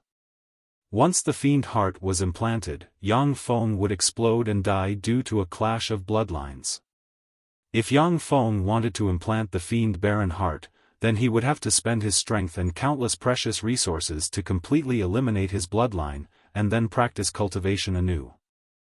If Yang Feng hadn't planned to walk the god path, then he might have crippled his strength and implanted the fiend baron heart. However, since Yang Feng planned to walk the god path, fiend power and god power were diametrically opposed, so he naturally wouldn't implant the fiend baron heart. Yang Feng shook his head, shifted his gaze away from the fiend baron heart, and began to look for other treasures. The treasury was divided into the fiend district, the devil district, the elf district, the beastman district, the sea tribe district, the giant district, the dragon district, the blood tribe district, the dark elf district, and the rare species district. Each area had its own special products. The Morin's Empire, which had existed for more than 100,000 years and experienced countless wars, had collected countless treasures. The treasures in each area made Yang Feng's heart itch, wishing that he could loot them all. Without hesitation, Yang Feng went to the dragon area. Only in the dragon area, the various rare materials of black dragons could greatly enhance Yang Feng's strength. When Yang Feng arrived at the black dragon area and took a look, his eyes flashed with regret. Unfortunately, all the usable materials have been used up. Every part of a dragon was a treasure. Dragon blood, dragon flesh, dragon liver, and dragon eyes were all first-rate materials for refining elixirs. Successive emperors of the Morin's Empire had already used up all the usable parts of a dragon, leaving only some dragon bones that were difficult to deal with. This is the bone of a moonlight warlock rank black dragon. There are no fluctuations of divine power in these dragon bones. They are the bones of an immemorial dragon. Suddenly, Yang Feng's eyes lit up slightly and flickered with excitement. He walked up to a 50-meter-long dragon skeleton and carefully stroked and examined it. Dragons were divided into 5 categories, namely ordinary dragons, ancient dragons, immemorial dragons, archaic dragons, and primordial dragons.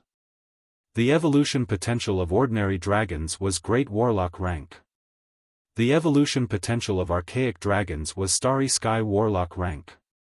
The highest evolution potential of immemorial dragons was Glorious Sun Warlock rank. The highest evolution potential of archaic dragons was Infinity Warlock rank.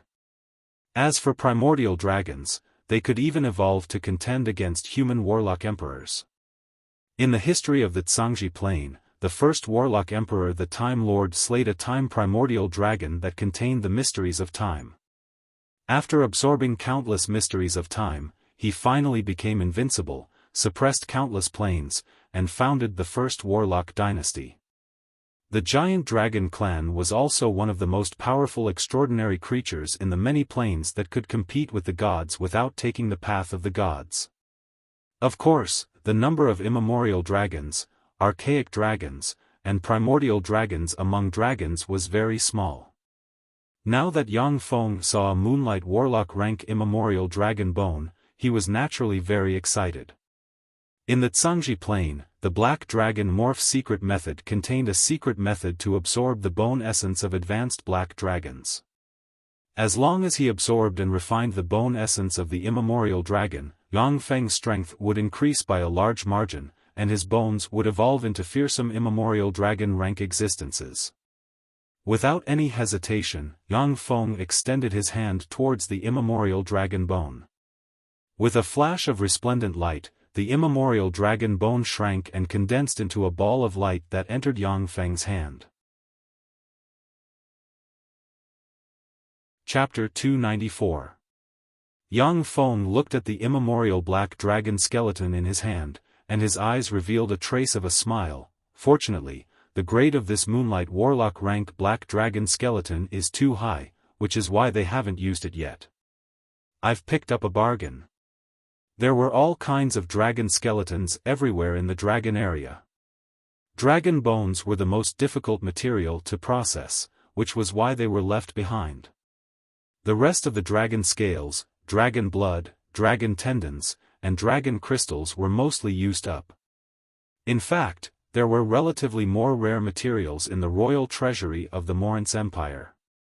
After all, great alchemists were very rare in the Morince Empire. In the royal treasury, there were only 2 or 3 archwizard rank great alchemists. Yang Feng carefully examined the dragon area for a while and saw a lot of good things. Unfortunately, they were of no help in promoting his cultivation base, so he could only choose to give them up. Yang Feng went directly to the rare ore area. When he saw the rare ores, his heart jumped and he clenched his fists, full of excitement. This is star spiral steel ore, which can be used to make antimatter annihilation artillery. This is inert atlam stone, which can be used to make warp gates and perform spatial jumps. This is star rune stone, which can be used to make automatic recovery armor. When Yang Feng saw the various rare ores, his heart thumped violently, and he wished he could snatch them all. After Yang Feng obtained number 3796, he had a large number of super technological designs in his hands. However, if he wanted to make those super technological items, he first had to solve the problem of materials. In the rare ore area, there were precious ores collected by the Morince Empire over 100,000 years. If he could take away all the rare ores in the ore area, Yang Feng would be able to make terrifying battle robots capable of hunting demigod rank powerhouses. This is Black Bonita stone, which can be used to make closed space. Suddenly, Yang Feng's eyes lit up, and he walked up to a 6-meter-tall black stone.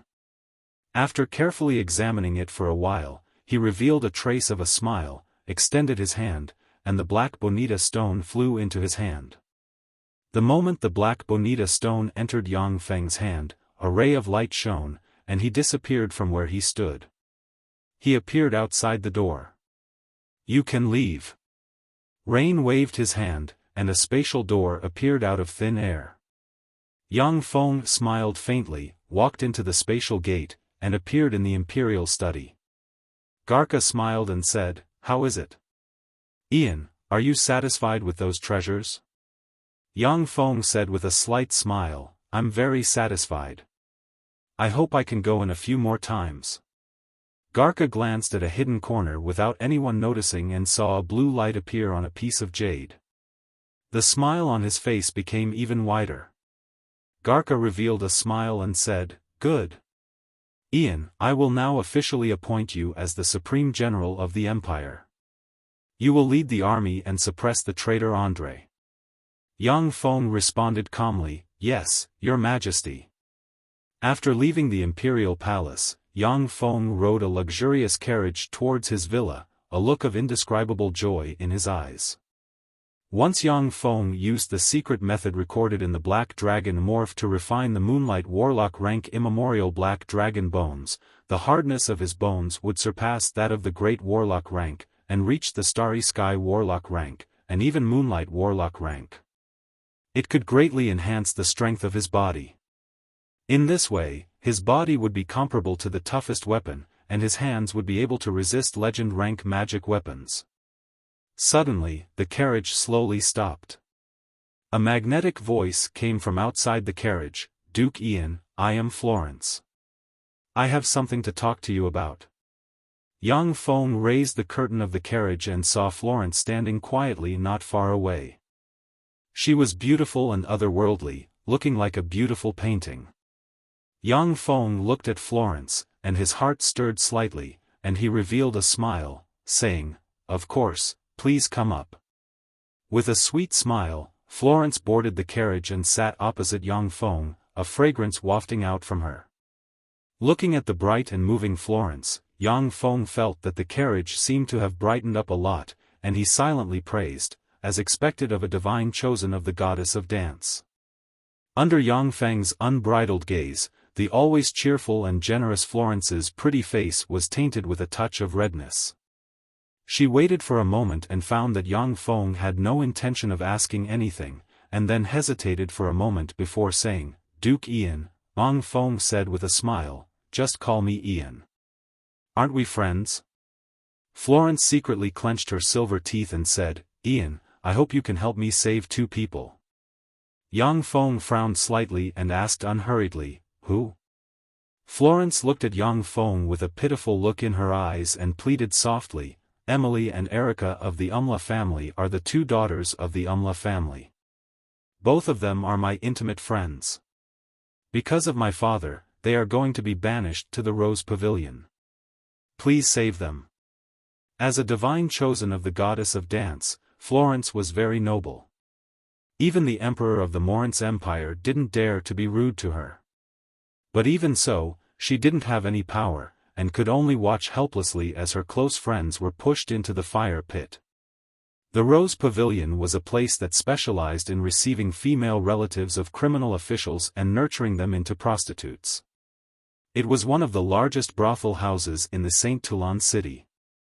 As long as you had money, you could unscrupulously enjoy the feeling of being a guest of former aristocratic ladies of the empire. Countless merchants flocked to the Rose Pavilion. It should be noted that many aristocratic ladies looked down on merchants like them. But now, they had no choice but to endure being toyed with by them. Many merchants were very addicted to this feeling. The Umla family was a medium-sized family. The backer they chose was an important minister of the court who was close to the great prince. During the Great Purge, the family was swept away by the typhoon. The men were thrown into prison, while the women were sent to the Rose Pavilion. Yang Feng stared at Florence, stroked his chin with his hand, and said meaningfully, "If I save them, how will you thank me?" Florence said with a sweet smile, "Then how about I dance a few times for you?" Yang Feng replied with a smile, "Okay."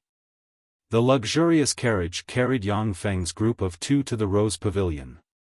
Although it was daytime, but there were all kinds of luxurious carriages parked in front of the Rose Pavilion. Yang Feng and Florence alighted from the luxurious carriage and strode into the Rose Pavilion. As soon as they entered the Rose Pavilion, the dozens of men in the Rose Pavilion were deeply attracted by Florence next to Yang Feng, unable to shift their gazes away. A 31 to 32-year-old beautiful young woman dressed in a black evening gown with an exposed chest and back, a tall and well-developed figure, still charming, and a head full of blonde hair welcomed Yang Feng's duo with a touch of a fragrant breeze. "Hello, I'm the manager here, Ina. May I ask why you're here?" "What a beautiful woman, so beautiful." "Haha, little beauty, how many gold coins do you want for one night?" "I'll take care of it." A young man with a frivolous expression, slightly puffy eyes, a tall yet somewhat obese figure, and the appearance of a silk pants walked over and frivolously reached out to grab Florence. Florence creased her eyebrows slightly, then took a few steps back and retreated behind Yang Feng. Yang Feng took a step forward and slapped the young man in the face. The young man's mouth was filled with blood, and several of his teeth were broken. "You've got guts to hit people in the Rose Pavilion." "Someone is hitting people in the Rose Pavilion." "Someone is hitting people in the Rose Pavilion." The young man covered his face, looked at Yang Feng with fear in his eyes, and shouted somewhat incoherently. Tyrannical auras rose from the Rose Pavilion. Most of the auras belonged to Knight rank experts, but one of them was a tyrannical Star Knight rank aura. There were countless beautiful women in the Rose Pavilion, many of which were the family members of officials who had committed crimes. In order to prevent people from robbing them, there were also many experts stationed in the Rose Pavilion. Before long, a squinting, somewhat obese middle-aged man, escorted by a Star Knight rank swordsman and 20 swordsmen at the Great Knight rank and above, came over. When the middle-aged man appeared, he squinted his eyes, stared at Florence, and said eerily, "Who dares to use force in my Rose Pavilion?" Yang Feng smiled coldly and said indifferently, "It's me. Kalos." "It's you, what guts, to actually." Kalos smiled coldly and was about to give an order, when suddenly his eyelids twitched, his mouth opened wide, his face twisted as if by magic, and he revealed a flattering smile. "So it's the great Duke Ian of the Red Earth continent. Since it's you, you naturally have the qualifications to use force in the Rose Pavilion." The young man covering his face was dumbstruck, unable to believe his eyes. Kalos was the director of the Rose Pavilion. In the eyes of the young man, he was a bigwig who could interact with greater aristocrats on equal footing. Many unruly people were put in order by Kalos when they entered the Rose Pavilion. Yet now, he was fawning over Yang Feng, making the young man unable to believe his eyes. Kalos swept the young man with a glance, sneered, and waved his hand. "Did this little bastard annoy you? Men, beat him up. How dare you provoke the great Duke Ian? You really don't know what death is." The two guards took out two big sticks and mercilessly whipped the young man, causing him to scream miserably. "Sir Duke, please come with me." Kalos imperceptibly swept Florence with a glance, and then said to Yang Feng with a flattering expression. Chapter 295. Under the guidance of Kalos, Yang Feng and his party walked towards the depths of the Rose Pavilion. Along the way, many beautiful women stared at Yang Feng with curious looks. Kalos was the local tyrant of the Rose Pavilion, a bigwig who controlled the lives and deaths of beautiful women. This was the first time they saw Kalos being so respectful to someone. In a beautifully decorated and luxuriously decorated room, Yang Feng leaned on a sofa made of demonic flame tiger skin. Feeling the warmth emitted by the demonic flame tiger skin, he stared at Kalos with an enigmatic smile. Under Yang Feng's gaze, Kalos finally couldn't stand it any longer. He revealed a flattering smile and asked, "Duke Ian, may I ask why you came to the Rose Pavilion in person today?" When Florence saw Kalos's flattering expression, her beautiful eyes shimmered with an enigmatic glint. At first, she wanted to have a chat with Kalos, but she couldn't even meet him. Now that Kalos was so flattering to Yang Feng, complicated feelings welled up inside her. Yang Feng said indifferently, "Emily and Erica, the two daughters of the Umla family, you haven't touched them yet, have you?" With a flattering smile on his face, Kalos said neither softly nor firmly, "Yes, yes. Not yet. However, they are famous twin dancers in the St. Toulon city. I originally planned to offer them to His Majesty the Emperor. Florence's heart suddenly sank. Yang Feng frowned slightly and said coldly, "Are you threatening me?" Kalos shook his head at once, "No. How dare I threaten you, sir? I'll call them out at once." Not long after, two girls who looked exactly the same, with fair and supple skin, a tall and voluptuous figure, long golden hair, and a pair of sexy slender legs, were brought in. They looked to be only 15 or 16 years old. When the two beautiful young twins saw Florence, a hint of joy flashed through their eyes. However, they did not say a word and stood quietly behind Kalos. Yang Feng looked at the identical twin dancers with a look of admiration in his eyes. Emily and Erica, even apart from each other, were both first-rate beauties. When the two identical beauties stood side by side, it added a bit of charm to their beauty.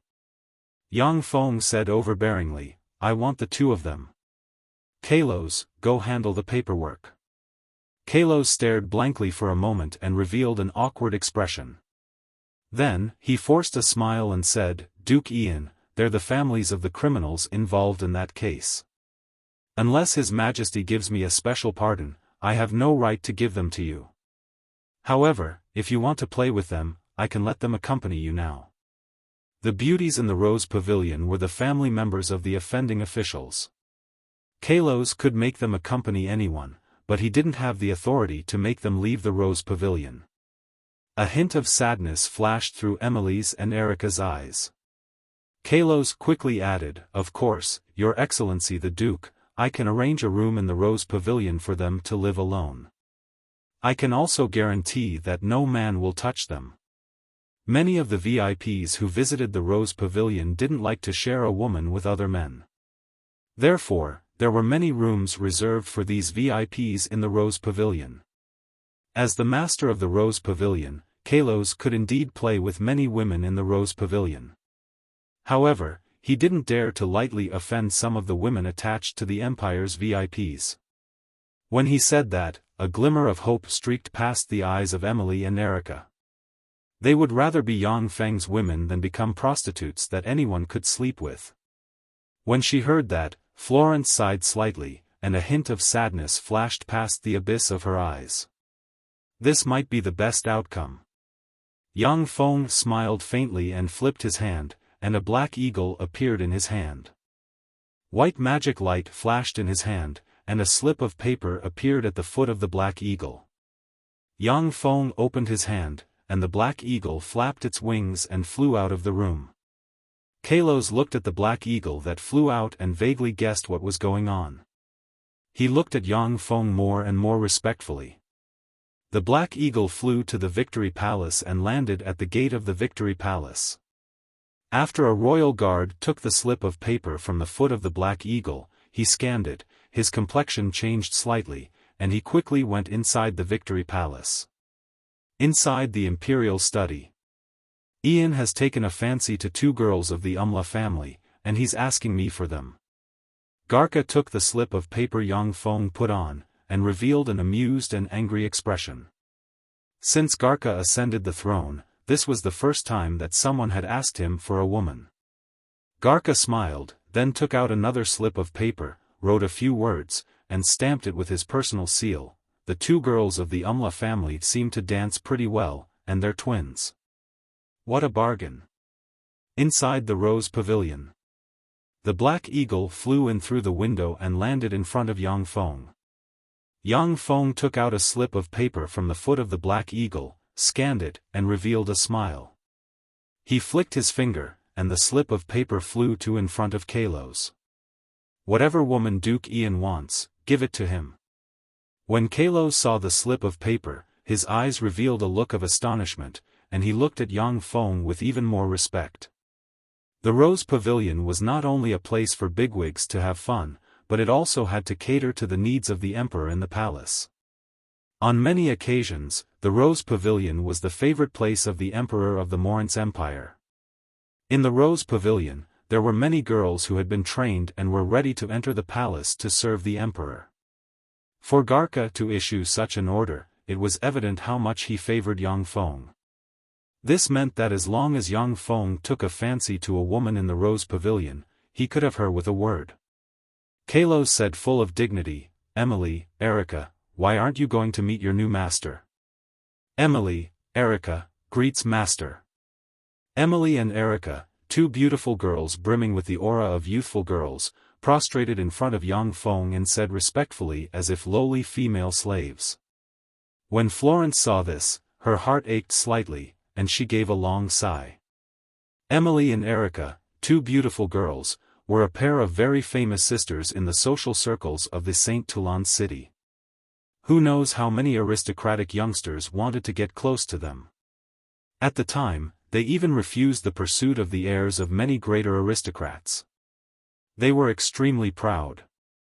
However, this pair of beautiful twin lotus flowers prostrated at Yang Feng's feet as if lowly female slaves. The cruelty of political struggles was once again displayed in front of Florence. Yang Feng said lightly, "Get up. Master, I have a presumptuous request. Please help me, master." "No, I beg you, please help me." The elder sister Emily suddenly looked up at Yang Feng with a pleading look in her beautiful eyes. Yang Feng's eyebrows wrinkled slightly. He fell into silence and stared coldly at Emily. Erica's beautiful eyes also revealed a hint of fear. Emily begged with teary eyes, "Master, please save my mother and auntie. As long as you save our mother and aunt, Erica and I will serve you wholeheartedly. We are willing to do anything you want us to do." Erica hesitated for a moment, then clenched her teeth and kowtowed to Yang Feng, saying, "Master, I beg you, please save my family. Even if you want them to be your female slaves, that's fine." Being a female slave at Yang Feng's side was better than being a prostitute in the Rose Pavilion. After all, when the women in the Rose Pavilion were young and beautiful, they could enjoy a bit of glory. But once they grew old, they would be reduced to the lowest rung of the Rose Pavilion, where they couldn't even compare to the prostitutes outside. The most tragic thing was that it was impossible for the women in the Rose Pavilion to marry a good man. The bigwigs who came to the Rose Pavilion to have fun only treated the women in the Rose Pavilion as toys. No one would waste their strength to rescue the women in the Rose Pavilion. Yang Feng uttered lightly, "Kalos, give me their relatives." Kalos replied respectfully, "Yes, sir." What did a trifling family of Emily and Erica count for? As long as Yang Feng wanted them, Kalos would even pack up all the women in the Rose Pavilion and give them to him. This was an order from His Majesty the Emperor. A nobody like Kalos didn't dare to disobey. There were a total of more than 30 women in the Umla family, and they were all very beautiful women. The women who weren't beautiful were already dead. In a luxurious carriage, Yang Feng was sitting on a soft chair with the beautiful twins Emily and Erica in his arms. His feet were placed on the 35-year-old Federica, who had a voluptuous and sexy figure and exuded the aura of a mature woman. She looked quite similar to Emily and Erica. Federica was Emily's mother. At this time, she was meekly massaging Yang Feng's thigh. Emily and Erica carefully peeled fruits and sent them into Yang Feng's mouth to please him. Greed and lust, such weaknesses should make him feel a bit relieved. With Emily in his arms, Yang Feng's eyes didn't fall on her beautiful and delicate body. Instead, he sank into his thoughts, calculating Garka's reaction. On the day Yang Feng assisted Garka in the coup, his performance was too dazzling. Vaguely, he also felt that Garka was afraid of him.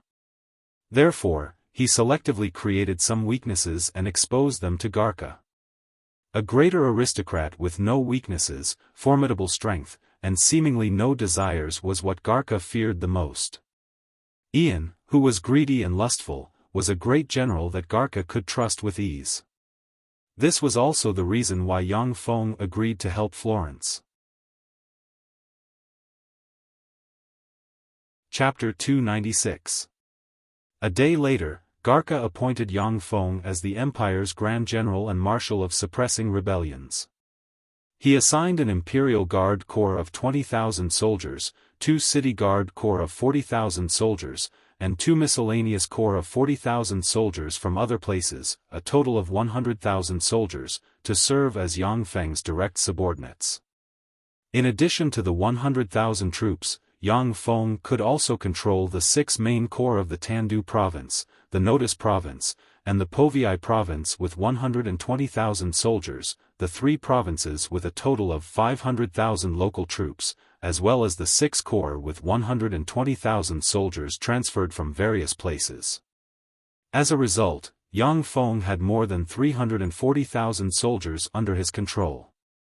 Coupled with auxiliary troops and other types of troops, the number of troops under his control exceeded 1 million. After he took over the position of marshal, his power almost reached its peak. In front of the gate of Yang Feng's villa, there was an endless stream of horses and carriages. Every day, countless people came to see him. On the 3rd day, Yang Feng took the 100,000 troops directly under his command and moved towards the Tandu province. The news that Yang Feng became the imperial general and marshal of the rebellion suppression spread throughout the Morince Empire. All the major forces of the Morince Empire knew of Yang Feng's name.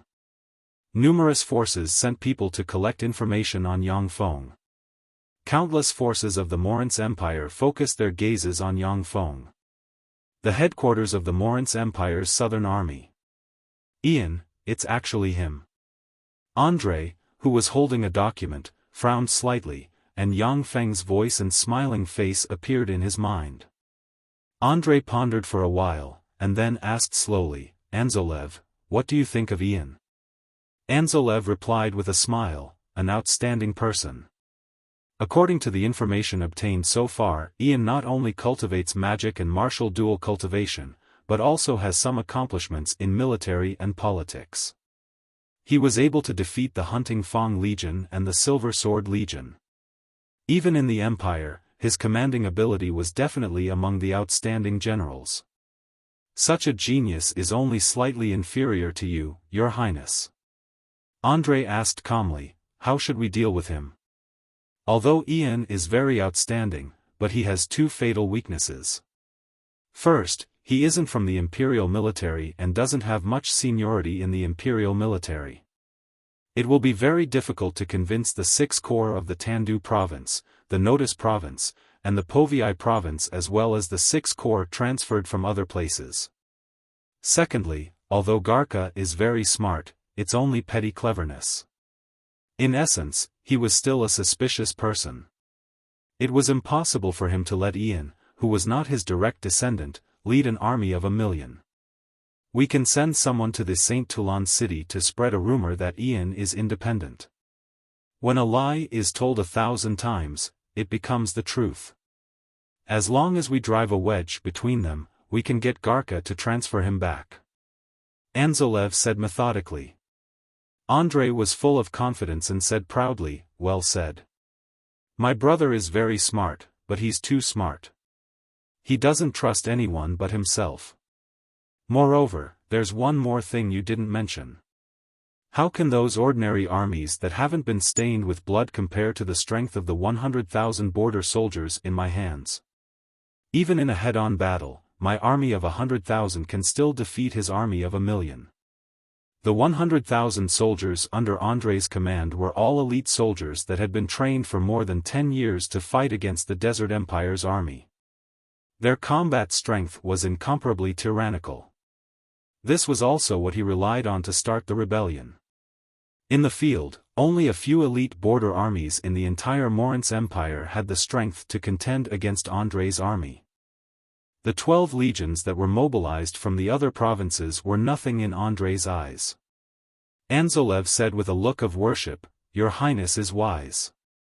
Andre revealed a trace of a smile and said, before he comes, I will give him a big gift. 3 days later, Andre led 30,000 cavalrymen and directly plunged into the Tandu province. With the help of the mages accompanying the army, he easily seized more than a dozen cities in the Tandu province and moved towards the capital of the Tandu province, Newton City. Alarmed, the governor of the Tandu province sent a dozen blood letters to Yang Feng in a row, begging him to send reinforcements. Behind the Tandu province was the Notice province. In the Notice province, there were 4 main battle legions and 6 main battle legions dispatched from all over the country, a total of 10 main battle legions.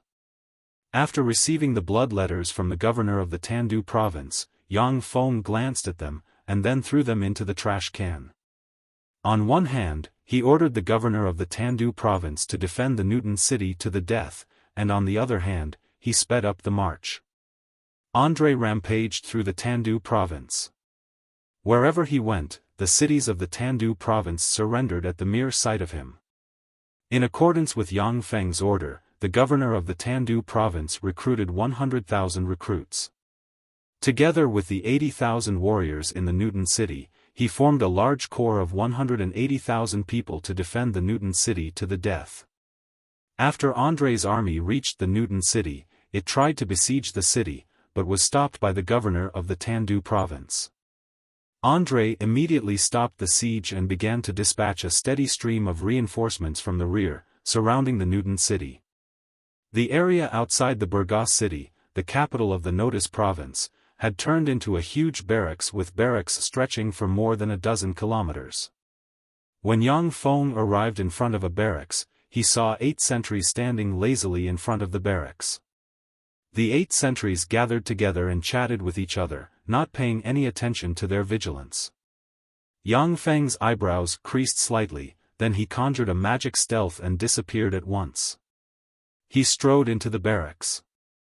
As soon as he entered the barracks, Yang Feng heard the sounds of gambling. There were also women's groans and men's lewd laughter coming from many barracks. Along the way, Yang Feng's eyebrows creased more and more, and a frigid killing intent appeared in the abyss of his eyes. This is the army I want to command? With such an army, it's no wonder they suffered a crushing defeat at the hands of Andrei. The Morince Empire was rotten to the core, and the army was similarly rotten. Apart from the several border armies of the empire, most of the standing corps in the other provinces had become tools for officers of all levels to fish for money.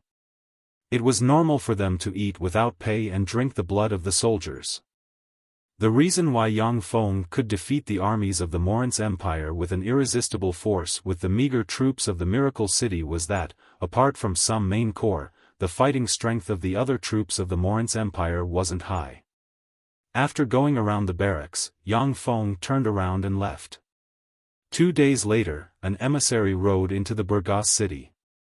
Before long, the officials of the Burgos city were led by Governor Chiron of the Notice province to wait 10 kilometers outside the city. After waiting for about an hour, a huge army stretching for more than a dozen kilometers appeared in front of everyone. At the forefront of the huge legion, the person in the lead riding a majestic black horse was Yang Feng.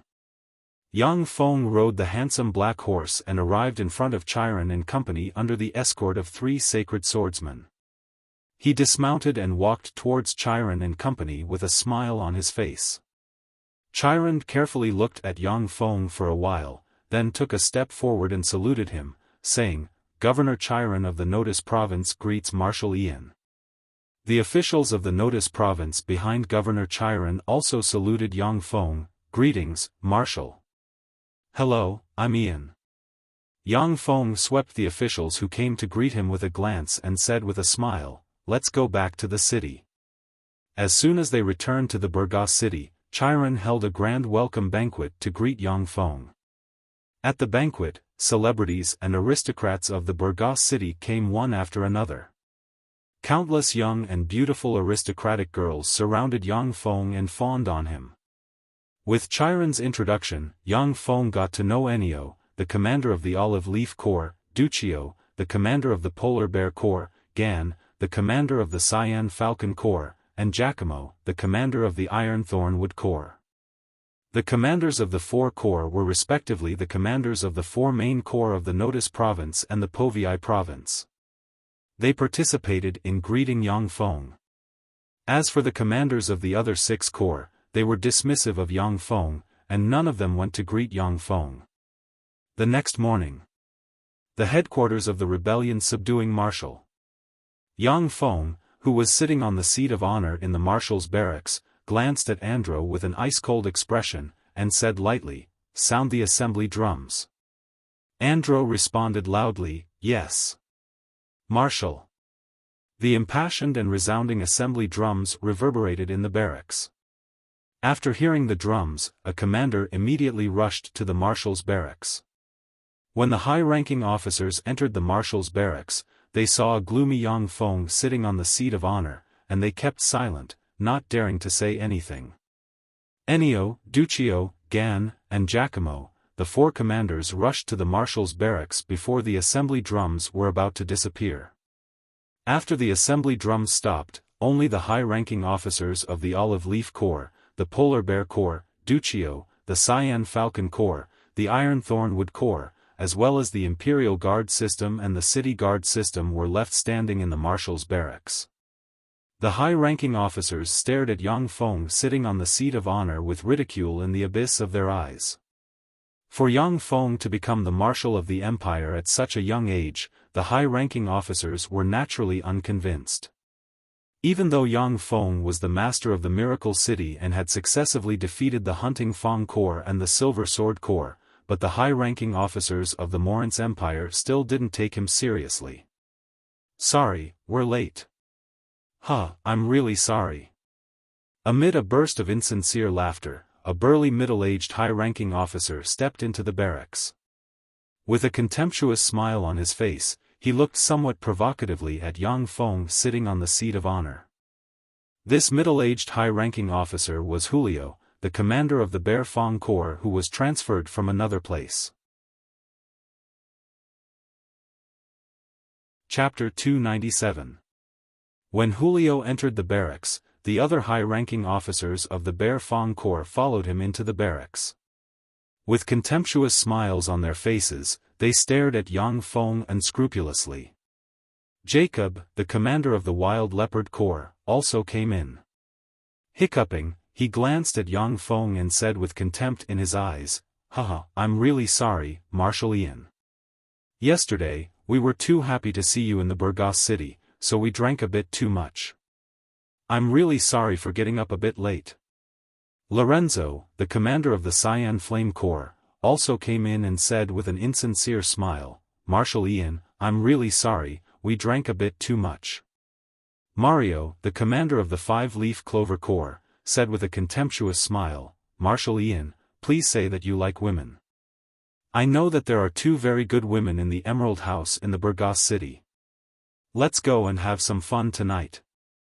Novelli, the commander of the Cyan River Corps, took out a wineskin, poured out a glass of wine, gave Yang Feng a provocative look, and sneered, "Marshal Ian, if you think highly of us uncouth fellows, then cheers." Barassi, the commander of the Inferno River Corps, also jeered loudly, "Okay. Marshal Ian, if you think highly of us, let's have a toast. Cheers. Cheers." The entire camp immediately fell into chaos, and uniform voices rang out. The high-ranking officers of the 6 Corps jeered together, and gazes of contempt focused on Yang Feng. The high-ranking officers of the 6 Corps linked up to give Yang Feng a show of strength. Once Yang Feng yielded, then the great marshal would no longer be able to bring the army together and command it as if it were an extension of his arm. Ennio, Duccio, John, and Giacomo, the 4 commanders remained silent. They looked at Yang Feng, wanting to see how he would deal with the situation. Yang Feng's way of dealing with the situation would also affect their future choices. Yang Feng shot Julio an indifferent look and said indifferently, "Commander Julio, according to the military law, if a marshal doesn't arrive at the marshal's tent on time after the drums have sounded, how will he be dealt with?" When Yang Feng's words came out, the tent suddenly fell into a silent and tense atmosphere. Julio was taken aback, then his eyes flashed with a fierce glint, and he threatened fiercely, "According to the military law, you will be beheaded. However, the law is nothing more than human feelings. In order to celebrate your arrival, Sir Marshal, we drank a bit too much. Besides, so many of us violated this military law. Sir Marshal, do you want to kill us all? The eyes of the generals of the Sixth Corps also flashed with ferocious glints. Waves of powerful night level and above chi gushed out of their bodies. Frigid killing intent locked onto Yang Feng sitting in the seat of honor. Hakobo smiled and tried to smooth things over. Don't panic, everyone. I think Marshal Ian just wants to give us a warning. Feng, let's today's matter, Feng, Yang said. A cold look in his eyes, Yang Feng clapped his hands. As the Empire's marshal, I order all of you to immediately lay down your weapons and wait to be captured. In this way, we won't implicate our families. Otherwise, according to the laws of the Empire, all of you will be charged with the crime of treason, and your entire clan will be implicated. 500 warriors armed with military crossbows and 500 warriors armed with great swords quickly rushed over and surrounded the commanders of the Sixth Corps. The commanders of the Sixth Corps felt that things were far from reassuring, and their eyes flashed with fear. Julio's eyes flashed with a fierce glint, and he burst out with Sky Knight rank chi and barked, "Brothers, let's kill our way out. After we kill our way out, we'll go and seek refuge with His Highness Andre." Yang Feng frowned and ordered coldly, "Kill them all." In an instant, a dense rain of crossbow bolts covered the commanders of the Sixth Corps. The Morince Empire's special military crossbows were so powerful that they could even pierce through knights wearing heavy armor. When the commanders of the Sixth Corps came here, they didn't wear any armor. More than half of them were pierced by the crossbow bolts and shot dead on the spot. The generals of the other 6 legions activated their battle chi and frantically deflected the crossbow bolts, sending them flying one by one. A fierce glint flashed in the eyes of Jacopo, who had been smiling all along, and he bellowed. He burst out with Star Knight rank chi, his figure shook, and he madly rushed towards Yang Feng.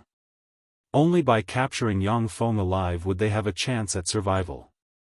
At this moment, the lightning sacred swordsman Cassius, who was standing quietly next to Yang Feng, took a step forward and stabbed with his sword, and a resplendent lightning ray suddenly stabbed at Jacopo's sword. Ding! Following a crisp sound, Jacopo's sword broke, and Cassius took advantage of the situation and chopped Jacopo in two. The eyes of the raging sacred swordsman Lucero flashed with a bloodthirsty glint, and he suddenly erupted and slashed at Julio like a raging sea.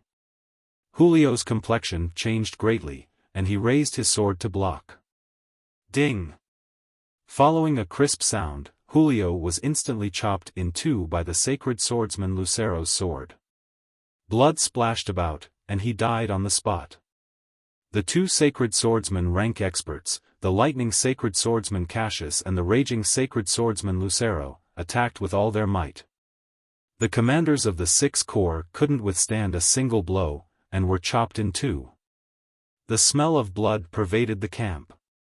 The commanders in the camp were awed by this scene, and their eyes flashed with fear as they looked at Yang Feng sitting in the commander's seat.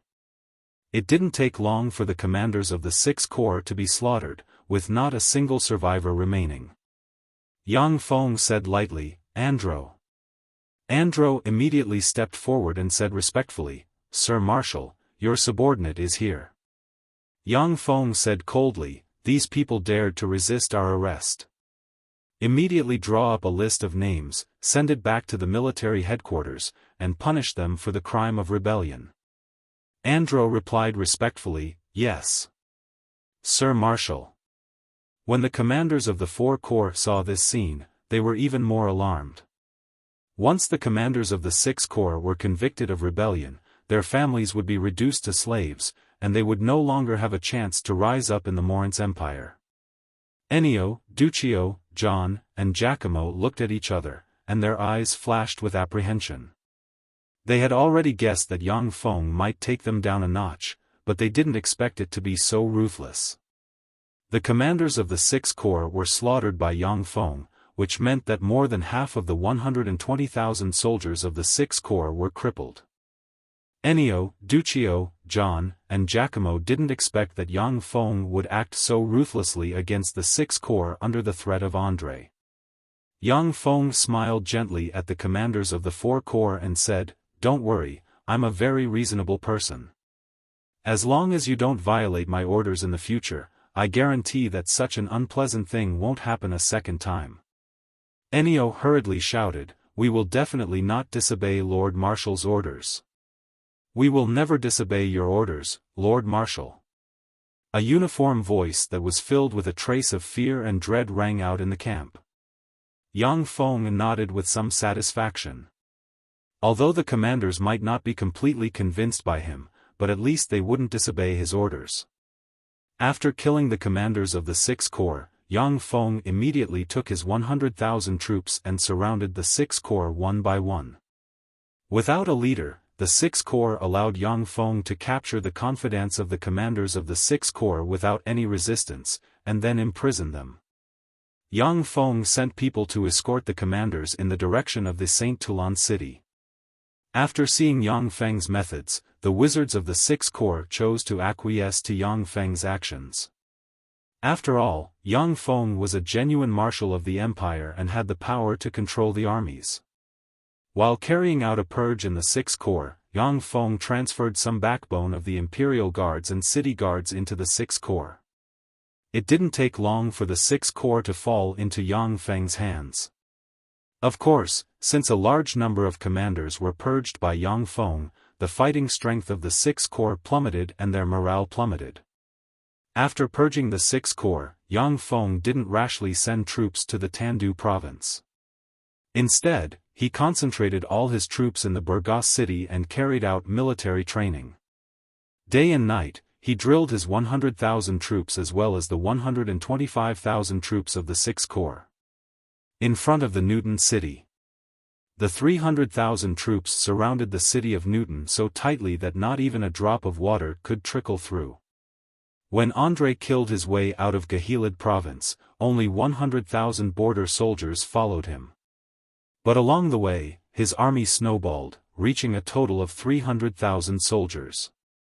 Besides, the 300,000 troops were basically field troops or local troops of the Morince Empire, and they possessed considerable fighting strength.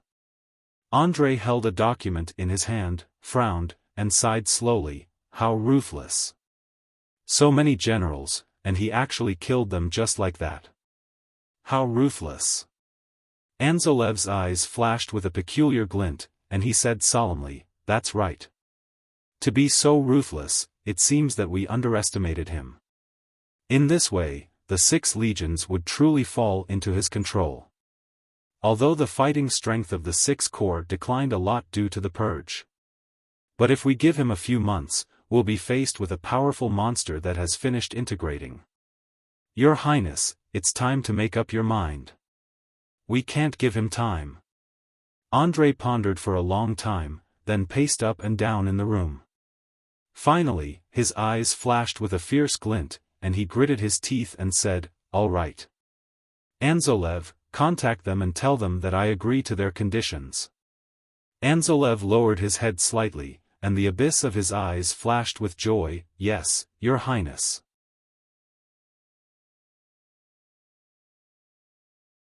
Chapter 298. Newton City, inside the governor's mansion. Arsini, the governor of Tandu province, sat in his study, his eyes swollen and his face haggard. He slumped weakly on a large soft sofa. These days, André had tentatively attacked the city twice, but each time, he was repelled by the army led by Arsini relying on the city wall. However, the bravery and fighting skills of André's soldiers still shocked Arsini. As the defending party, Arsini should have had a great advantage. But in the actual battle, the ratio of casualties was as high as 1:3. On average, 3 people died in Newton City to kill one of André's soldiers. If it weren't for André not wanting to lose too many of his elites in Newton City would have been taken by André long ago. As the governor, Arsini was also under tremendous pressure these days. He often woke up in the middle of the night, fearing that André had already attacked the city. Arsini was a hardcore supporter of the Orthox family. He had spoiled many of André's plans, so he didn't dare to surrender to André. He could only desperately resist André's attacks with all his might. Massaging his temples, Arsini constantly calculated in his mind, "No, this can't go on. It seems that I have to recruit more soldiers tomorrow. Recruit 50,000 more, no, 100,000 more." The door was suddenly pushed open, and a tall, sexy, and voluptuous young woman of about 17 or 18 years old walked in with a bowl of chicken soup. Arsini frowned and shouted sternly, "It's you? Sua, didn't I order you not to come here?" Sua was one of Arsini's concubines and his most favored concubine. He had originally ordered that no one except the important military and political officials of Tandu province should enter this place. Seeing Sua now, he couldn't help but feel a trace of anger in his heart. Sua was as gentle as water. She said with a sweet smile, "Master, you haven't eaten well for several days. I'm giving you a bowl of chicken soup to let you nourish your body. I'll leave after putting down the chicken soup."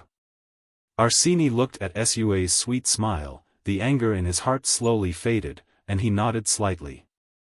Only then did Sua approach Arsini with seductive cat-like steps. "Little slut." Arsini swallowed his saliva, his eyes flashing with flames as he pulled Sua into his arms. The moment Sua was embraced by Arsini, her eyes quickly changed from blue to pure black, a pair of goat horns grew out of her head, and her snow-white face was covered with strange magic runes. "You," alarmed, Arsini's eyes flickered with endless fear. Just as he was about to shout, an arm with sharp claws pierced through his chest and dug out his heart. Arsini's body trembled a few times, and his eyes flashed with endless despair. Then he saw Sua swallow his heart with a smile. This human's heart is really unpalatable. As expected, the hearts of the strongest humans are the most delicious. Sua stuck out her sexy tongue and licked the blood on her jade-like hand, revealing a beautiful, dangerous, and seductive smile. The corpse of a middle-aged man lying next to a fiendish beauty formed a strange, dangerous, and strangely beautiful picture. With a flick of her wrist, a sword appeared in Sua's hand, and she chopped off Arsini's head. Then, she reached out and put away the lower half of Arsini's body. Suya's body was shrouded in faint black qi, and all the abnormalities in her body disappeared. She turned back into a beautiful young woman. Sua pushed open the door and said to the guards on both sides, "Sir is tired and needs to take a good rest. Guard this place well. No one is allowed to enter for 2 hours." The guards on both sides replied respectfully, "Yes." Under the gazes of countless powerhouses, Sua swaggered out of the city master's mansion. As soon as she left the city master's mansion, Sua turned invisible and disappeared into the darkness. After a while, a cluster of incomparably bright fireworks rose from Newton City and bloomed. "Attack the city." After Andre saw the resplendent fireworks, he promptly issued an order. The huge weapons of war began to operate, and siege troops madly attacked Newton City. Newton City Master's Mansion. "Governor, is Sir Governor here?" An official hurriedly ran towards the direction of the study. A guard stopped the official and said, "Sir Beko, Sir Governor is resting and won't see anyone." Beko barked, "Get lost. That traitor Andre has begun to attack the city. Sir Governor needs to preside over the overall situation." The face of the guard changed slightly, and he immediately retreated to the side. Beko pushed open the door of the study and saw Arsini's head lying on the desk with his eyes wide open. He screamed shrilly, "Sir Governor was killed." "Who was it? Who killed the governor?" The guards outside the door also rushed into the study. When they saw Arsini's corpse, their eyes were filled with shock. The news of Arsini's death quickly spread in Newton City. When the soldiers of Newton City heard the news, their morale plummeted. Many generals chose to surrender to Andre on the spot, and the situation quickly collapsed like an avalanche. Before long, the entire Newton City fell into Andre's control. When the Newton City fell, the entire Tandu province surrendered at the first sign of trouble. Whenever Andrei's emissaries went to a city, those cities surrendered to Andrei. After Andrei captured the Newton city, he left behind a division responsible for reorganizing the surrendered soldiers of the Newton city, while he commanded his army and madly charged towards the Notice province. Along the way, the cities of the Notice province also surrendered at the first sign of trouble. So long as Andrei's army arrived, the gates of those cities would be opened, and the military and political officials would come out and surrender. The main forces of the Notice province had already gathered in the Burgos city. As for the rest of the provinces, even the local forces had already been mobilized by Yang Feng, and they had no power to resist. After Andrei's main forces killed their way into the Notice province, they slowed down and advanced towards the Burgos city very carefully. Andrei's advance was very careful, not giving Yang Feng any chance to mount a sneak attack. At the same time, his main forces poured into the Notice province from the rear. As long as Yang Feng was defeated in the Notice province, then there would be no force on the road leading to the Saint Toulon city that could contend against Andrei's army. Many forces of the Morince Empire were now spectating the struggle between the two princes, Andrei and Garca. They had no intention of getting involved in this whirlpool. If Yang Feng was defeated, then Andrei would gain a huge advantage, and he would be a few steps closer to the throne of the Morince Empire. Faced with Andrei's pressure, Yang Feng just holed up in the Burgos city and methodically trained his troops as usual, improving their fighting strength. Originally, some people in the Burgos city were restless. But when they saw Yang Feng training his troops so confidently, the people in the city felt a lot more at ease. At the same time, without attracting attention, Andro often escorted mysterious convoys shrouded in heavy curtains into the Burgos city. All the people who tried to approach the convoys disappeared into the darkness, and not even their corpses could be found. On the other hand, in the Saint Toulon city, the rumor that Yang Feng purged the high-ranking officers of the Sixth Corps in preparation for independence spread like wildfire. Inside the imperial study, Garca paced back and forth, his eyes flashing with impatience, and he suddenly said, "Bracy, Ian is biding his time in the Burgos city and drilling his troops day and night. Do you think that he will do as the rumors say?" Bracy's eyes flashed with a glint of alarm, and he said loudly, "Your Majesty, this is just a ploy by His Highness to sow discord. Duke Ian will never betray you at this time. You must not change commanders at the last minute. Changing commanders at the last minute is a taboo." Garca dispelled the idea of changing commanders at the last minute and smiled awkwardly. "I know that this is Andrei's ploy to sow discord. However, Ian holed up in the Burgos city and won't go out to fight Andrei. If this goes on, how can we win?" Bracy said with a smile, "Your Majesty, although Duke Ian has hundreds of thousands of troops, but they come from different systems. It's very difficult to command them. Besides, although the hundreds of thousands of troops are numerous, but their fighting strength may not be comparable to that of Andrei's border army. I think Duke Ian's response is correct. As long as he holds the Burgos city, we can slowly exhaust Andrei to death. We have the endless potential of the empire." Garca officially ascended the throne in the Saint Toulon city and was nominally the emperor of the Morince Empire.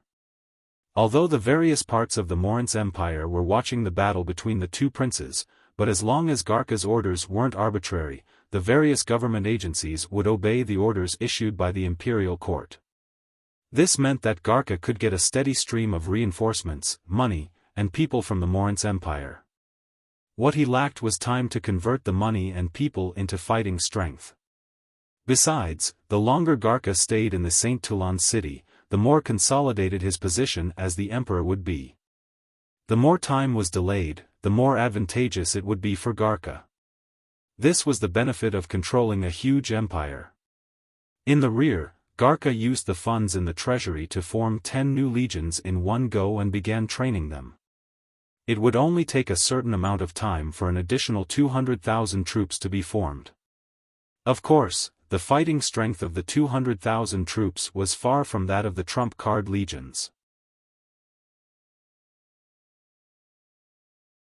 Chapter 299. The imperial city of the Saint Toulon city was the symbol of imperial power of the Morince Empire. Whichever prince occupied the city was the tacit emperor. Before the emperor was overthrown by the other princes, the other provinces of the Morince Empire would obey the orders issued by the Saint Toulon city. Once André captured the Saint Toulon city, apart from Garca and the forces of the other princes who would resist, the rest of the provinces would obey his orders. This was the tacit unspoken rule of the Morince Empire. It was for this reason that André led the rebellion and targeted the Saint Toulon city, attacking cities and seizing territory along the way. He had no intention of attacking the other provinces. Bracy's eyes flashed with worry, and he said solemnly, however, Duke Ian was too impatient, and his methods were too intense. He purged the upper echelon of the Sixth Corps at once. The fighting strength of the Sixth Corps declined sharply. I think that André won't let go of this great opportunity. The upper echelon of the Sixth Corps was purged by Yang Feng. Although it allowed Yang Feng to take full control of the Sixth Corps, but it also greatly weakened the fighting strength of the Sixth Corps. This was equivalent to crippling the 120,000 troops of the Sixth Corps. After incorporating the surrendered troops of the Empire several times, André's troops had exceeded 300,000 troops. Yang Feng had crippled the Sixth Corps by severing his own arm. Now, he only had 180,000 troops with fighting strength. The strength of both sides had reversed. Garca's eyes flashed with regret, and he sighed, he's still too young and impetuous. Bracy said with a smile, no need to worry, Your Majesty. Duke Ian must have his own considerations.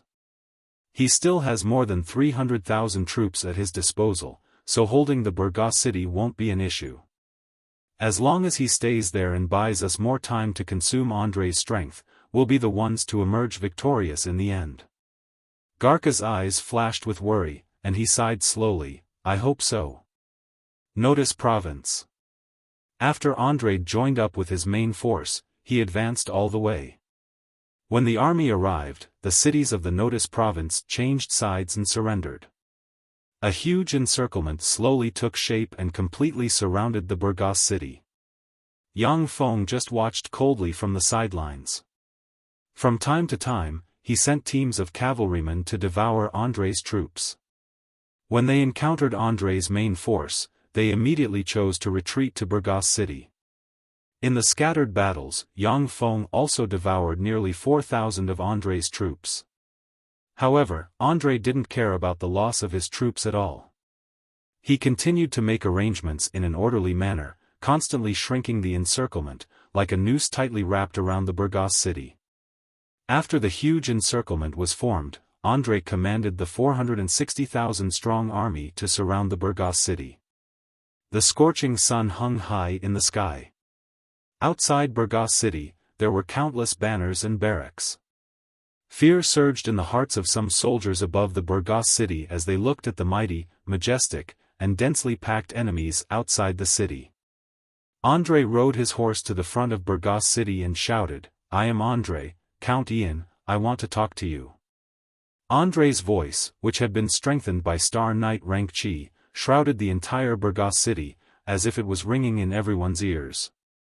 Yang Feng took the numerous ministers of the Burgos city to the top of the city wall, looked at André from afar, and said with a faint smile, Your Highness André, what else is there to talk about? Could it be that you intend to surrender? Ian, I've already mobilized 800,000 soldiers to surround the Burgos city. You are now alone, and there won't be any reinforcements coming to your aid. There are less than 300,000 combat-ready troops in your city. Furthermore, you have purged the high-ranking officers of the Sixth Corps and crippled their fighting strength. With less than 200,000 combat-ready troops, it will only take me 3 days at most to break through the Burgos city. Ian, I admire you very much. Surrender. As long as you surrender to me, not only will I spare your life, but I'll also let you continue to be the Earl of the Red Earth Wasteland. André said with a confident smile in high spirits. Yang Feng said with a faint smile, Andre, I still have 300,000 troops at my disposal. You're looking down on me too much if you want me to surrender with just a few words. Andre showed a smile and clapped his hands. Very well, I'll let you see the true strength and trump cards of the Southern Army. An arch-wizard dressed in a black wizard robe took out a black cloth, silently recited an incantation, and pointed at the black cloth, and a magic radiance entered the black cloth. Rays of black light shone from the black cloth, and a 30-meter-tall beast with a flat body the size of a football field appeared in front of everyone. It had 8 thick, short legs, and was covered in a layer of black scales. Its head was wrapped in a layer of black scales, and at the same time, it had a 3-meter-long curved blade. When Chiron saw this, his complexion suddenly changed greatly, and he exclaimed, "That's a black-scaled siege behemoth. Fuck, that's one of the strongest siege weapons of the Empire. Damn it, they actually used such a behemoth." Atop the city wall, the complexions of the upper echelon of the Burgos city changed greatly, and their eyes shimmered with fear. The black-scaled siege behemoth was a kind of siege behemoth that was born from the hybridization of several siege divine beasts and other species bred by the god of war Barrios. The black-scaled magic siege behemoth was immune to disintegrate and many other deadly spells. Moreover, its magic resistance and physical resistance were top-notch. Its only weaknesses were its slow movement and slow reaction. However, as a siege weapon, it was very qualified. Only a large city like the Burgos city could withstand the charge of the black-scaled siege behemoth. The city walls of some small cities would collapse upon being hit by the black-scaled siege behemoth. Even if it was a huge city like the Burgos city, Andre's subordinates could still stand on the back of the black-scaled siege behemoth and shoot down the soldiers on the walls. These black-scaled siege behemoths were the treasures of the Southern Army, and they were very rare. Each time they were bred, it would cost at least 60 million gold coins. Moreover, the cost of taking care of these behemoths and the cost of eating them would reach 1 million gold coins every year, and the entire Southern Army only had 4 of them. Now, those 4 black-scaled siege behemoths appeared on the walls of the Burgos city. Seeing those 4 terrifying behemoths even taller than the city walls, the morale of the soldiers on the city walls plummeted. The 4 black-scaled siege behemoths were like 4 tall mobile city walls. As soon as these 4 terrifying black-scaled siege behemoths appeared, the advantage of the Burgos city walls shrank a lot. Andre had a proud smile on his face as he clapped his hands. An arch-wizard took out a black pouch and tossed it casually. Black light shone from the black pouch and fell on the ground. A 20-meter-tall, bald giant with a 15-meter-long wolf-tooth club in hand, engraved with countless mysterious magic runes, and lifeless eyes appeared in front of everyone. Chiron's voice trembled, and he exclaimed, "Golem giants." Golem giants were weapons that the radiant primary god Prados of the Morince Empire made from the corpses of the giants after he defeated them. The top-notch alchemy puppet giant had already been taken back to Prados' divine kingdom, leaving only some defective products in the mortal world. But even the defective golem giants were very frightening in terms of fighting strength, especially on the battlefield. When wielding the wolf-tooth clubs, even demigod-rank powerhouses wouldn't be willing to clash head-on with them. Andre released 1 golem giant after another, until a total of 8 golem giants appeared on the battlefield. The complexions of the upper echelon atop the Burgos city's city wall were very unsightly when they saw the 8 golem giants. If Andre didn't have a wizard squad under his command, then by relying on the power of the wizard squad, the Burgos city might have a chance to get rid of the 8 golem giants after paying a painful price. But the power of the wizard squad under Andre's command might be even stronger than that of Yangfeng's. Under such circumstances, the Burgos city could do nothing about the 4 black-scaled siege behemoths and the golem giants. Andre's eyes shimmered with an ominous glint, and he barked, "Ian, Chiron, you have no chance of winning. If you don't surrender, I'll attack the Burgos city with all my strength. On the day the city is breached, the whole city will be slaughtered. Your family, friends, and relatives will all be demoted to slaves for the crime of treason, and they'll sink into depravity forever." When these words came out, the complexions of the Burgos city's upper echelon atop the city wall changed dramatically. Gazes full of peculiar glints fell on Yang Feng. Seeing how powerful André was, many people's hearts had quietly changed. Apart from Garca's die-hard supporters, no one was willing to risk their lives for Garca in a war they were bound to lose. Yang Feng clapped his hands and praised with a smile, "Amazing. Really amazing. Your Highness André, you're too modest. With this force, you'll be able to breach the Burgos city in 2 days at most." The upper echelon atop the city wall stared dumbfounded at Yang Feng, unable to believe their ears. For Yang Feng to say such a thing at such a critical time was a blow to the morale of the defenders. André frowned slightly, and an ominous premonition welled up inside him. Yang Feng's calm and indifferent attitude made him very uneasy.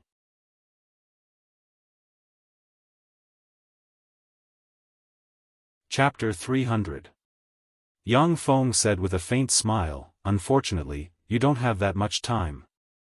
Listen, the sound of billowing waves is coming from afar." André frowned slightly, then his complexion suddenly changed dramatically, and he pointed at Yang Feng and said in a trembling voice, "You destroyed the Homanta Dam." When these words came out, the complexion of the officials proficient in the Notice province changed dramatically, and they looked at Yang Feng with incredulity and panic in their eyes. The Homanta Dam was a dam built on the upper reaches of the Domani River, which ran through the entire Notice province. Before the construction of the Homanta Dam, the Notice province was often plagued by floods. After the Homanta Dam was built, the Notice province experienced favorable weather, and the use of water became very convenient. Furthermore, the Notice province developed rapidly. Once the Homanta Dam was destroyed, the Notice province would be flooded, and the more than 10 million people in the Notice province would be displaced by the flood. André didn't expect Yang Feng to be so ruthless as to destroy the Homanta Dam. Yang Feng smiled faintly, not admitting to it. A white line rose up in the distance, and a great flood that could engulf everything surged from upstream, sweeping toward them with a terrifying power that seemed to be able to devour everything. "Retreat! Retreat at once!" When André saw the white line in the distance, his complexion changed dramatically, and he roared frantically. Outside the Burgos city, the soldiers of the Southern Army panicked and fled into the distance like ants under the leadership of their generals. Yang Feng ordered faintly, "Cast a spell to strengthen the city wall." "Yes, sir."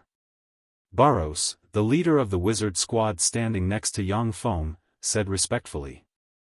The wizard squads inside the Burgos city silently recited incantations and cast the spell to strengthen the city wall that they prepared the day before.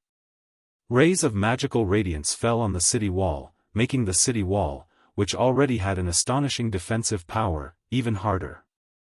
The flood was extremely ferocious and fast. With the power to crush everything, it swept from upstream and slammed into the 460,000 troops under André's command. The 460,000 soldiers that André had painstakingly recruited and trained were washed away by the flood like ants being washed away by a stream. The terrifying flood fiercely hit the walls of the Burgos city, causing the walls to shake. However, the walls of the Burgos city could originally withstand the bombardment of legendary spells. Under the blessing of those spells, even a demigod powerhouse might not be able to destroy these terrifying walls in one hit. The entire Burgos city was like a reef, withstanding wave after wave of the flood. Rays of magic light flashed, and the mages under André's command flew into the sky one after another. Fire! Following Yang Feng's order, countless crossbow bolts, and arrows shot towards André's wizards like locusts in the Burgos city. Amidst the dense rain of arrows, the protective spells on the bodies of the mages under André's command exploded, and then they were shot full of holes and fell from the sky. Forbidden space technique. Barros and the other members of the Burgos city's wizard squads unleashed spirit resonance, then pointed at the mages flying in midair with magic staffs in their hands and conjured the legend rank spell Forbidden Space Technique. A formidable fluctuation of magic enveloped the area, and as if dumplings, the mages flying in the sky fell into the flood. When the mages fell into the flood, they immediately cast a variety of spells in an attempt to escape from the flood. However, the mages didn't expect to encounter a flood. They didn't prepare any spells beforehand. Except for a few dozen people, the rest fell into the flood, flopped around a bit, and then fell silent. In that terrifying flood, almost all of André's 460,000 soldiers were swept away. Only the 4 black-scaled magic blade siege behemoths remained standing under the impact of the flood. On their backs, which were as flat as a football field, stood the high-ranking officers under André's command. The 8 alchemy golem giants were the first to be swept away by the terrifying flood. They fell into the flood and were washed downstream. After the terrifying flood calmed down a bit, the warships that Yang Feng had prepared long ago were released from the city wall. The goods that Andro had secretly transported back to Burgos City were precisely these battleships that could be assembled. Ennio, Duccio, John, and Giacomo, the 4 commanders led their subordinates aboard the warships and charged towards André and his party. The Notus province was traversed by the Domani River. Although the 4 legions weren't professional naval troops, but they could still ride warships and use crossbows to fight. Fire Dragon. Standing on the warships, Barros and the other wizards launched spirit resonance, silently recited an incantation, and pointed at André and his party. Numerous fire dragons suddenly appeared and charged towards André and his subordinates who were standing on the backs of the 4 black-scaled magic blade siege beasts. Water Curtain Sky Flower. The magicians on the backs of the 4 black-scaled magic blade siege behemoths also cast mental resonance. Curtains of water suddenly appeared and enveloped the area above them.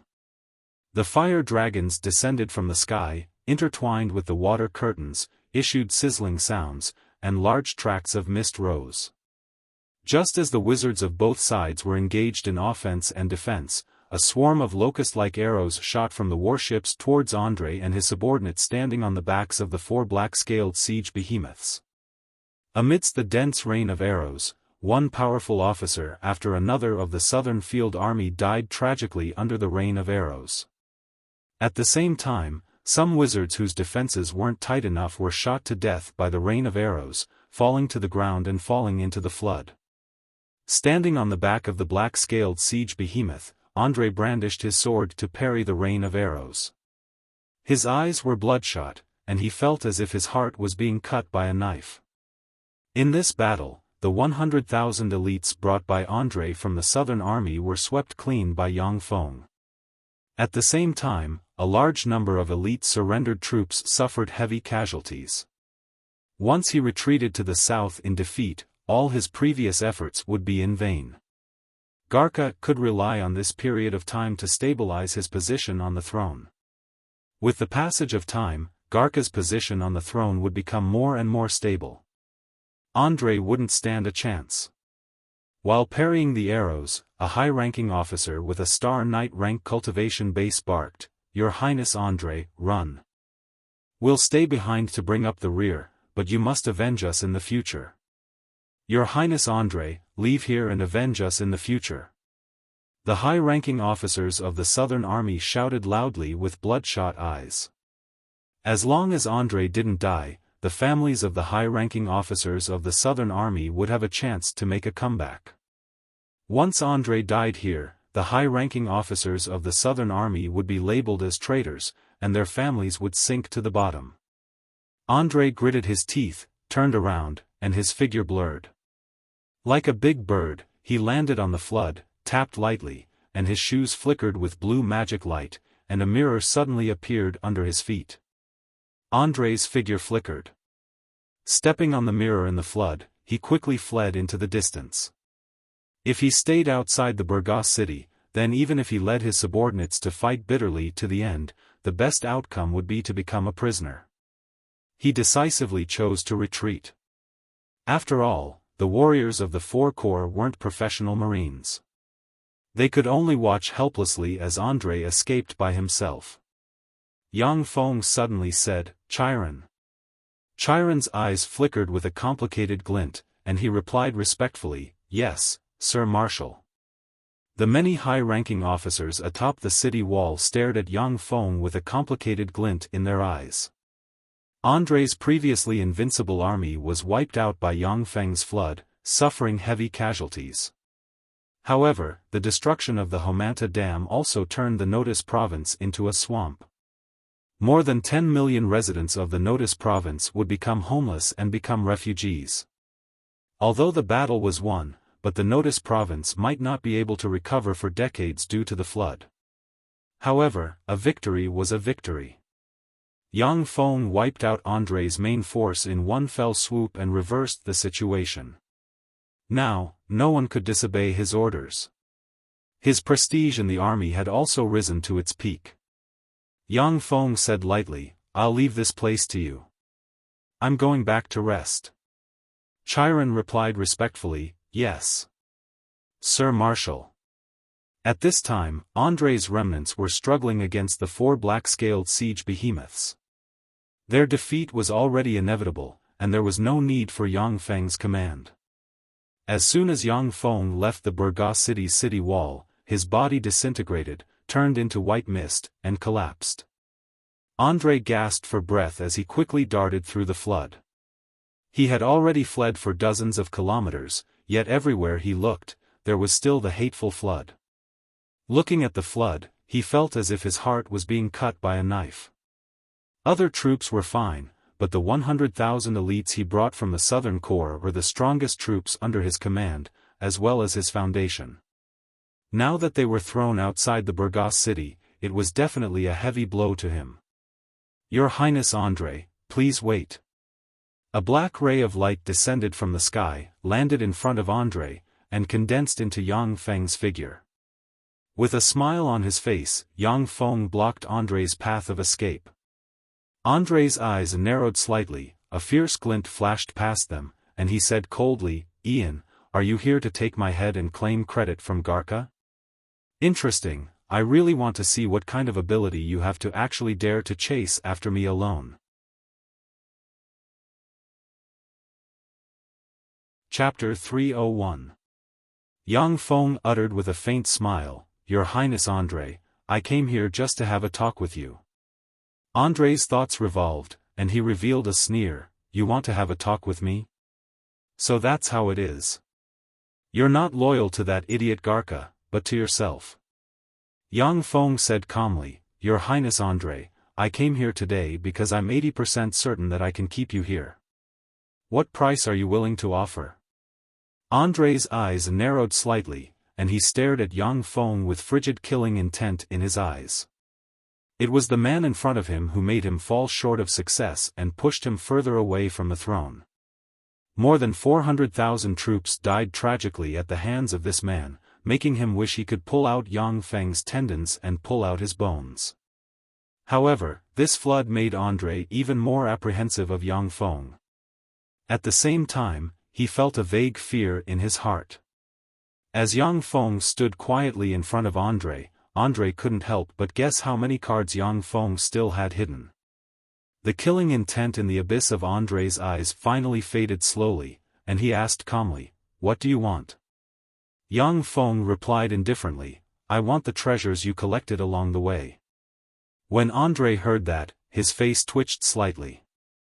He contemplated for a while, and then gritted his teeth and said decisively, "Okay." Andrei had been conquering cities and territories along the way, seizing and looting countless riches from all over the world. He originally planned to use the treasures as his military expenses. Now that the 460,000 troops were washed away by Yang Feng, he was unable to protect the treasures. Therefore, he decided to give them to Yang Feng. It was better for the huge amount of wealth to fall into Yang Feng's hands than into Garca's. Yang Feng said with a smile, "I'm a wizard and a grandmaster pharmacist. I'm very interested in all kinds of mysterious magic items.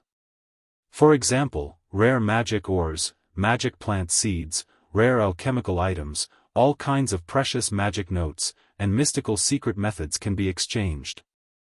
As the great prince of the Morince Empire, Andrei had the support of 3 top aristocratic families of the Morince Empire.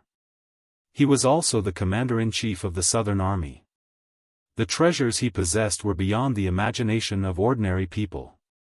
Andrei was silent for a while, then flicked his wrist, and a black bag appeared in his hand. He tossed the black bag towards Yang Feng. Planar stone. When Yang Feng opened the black bag and took a look, his eyes lit up, and excitement shimmered in the abyss of his eyes. Inside the black bag, there was a black, ordinary-looking stone. But the ordinary-looking stone was a planar stone that countless Starry Sky Warlock rank powerhouses of the Zhangji Plain yearned for even in their dreams.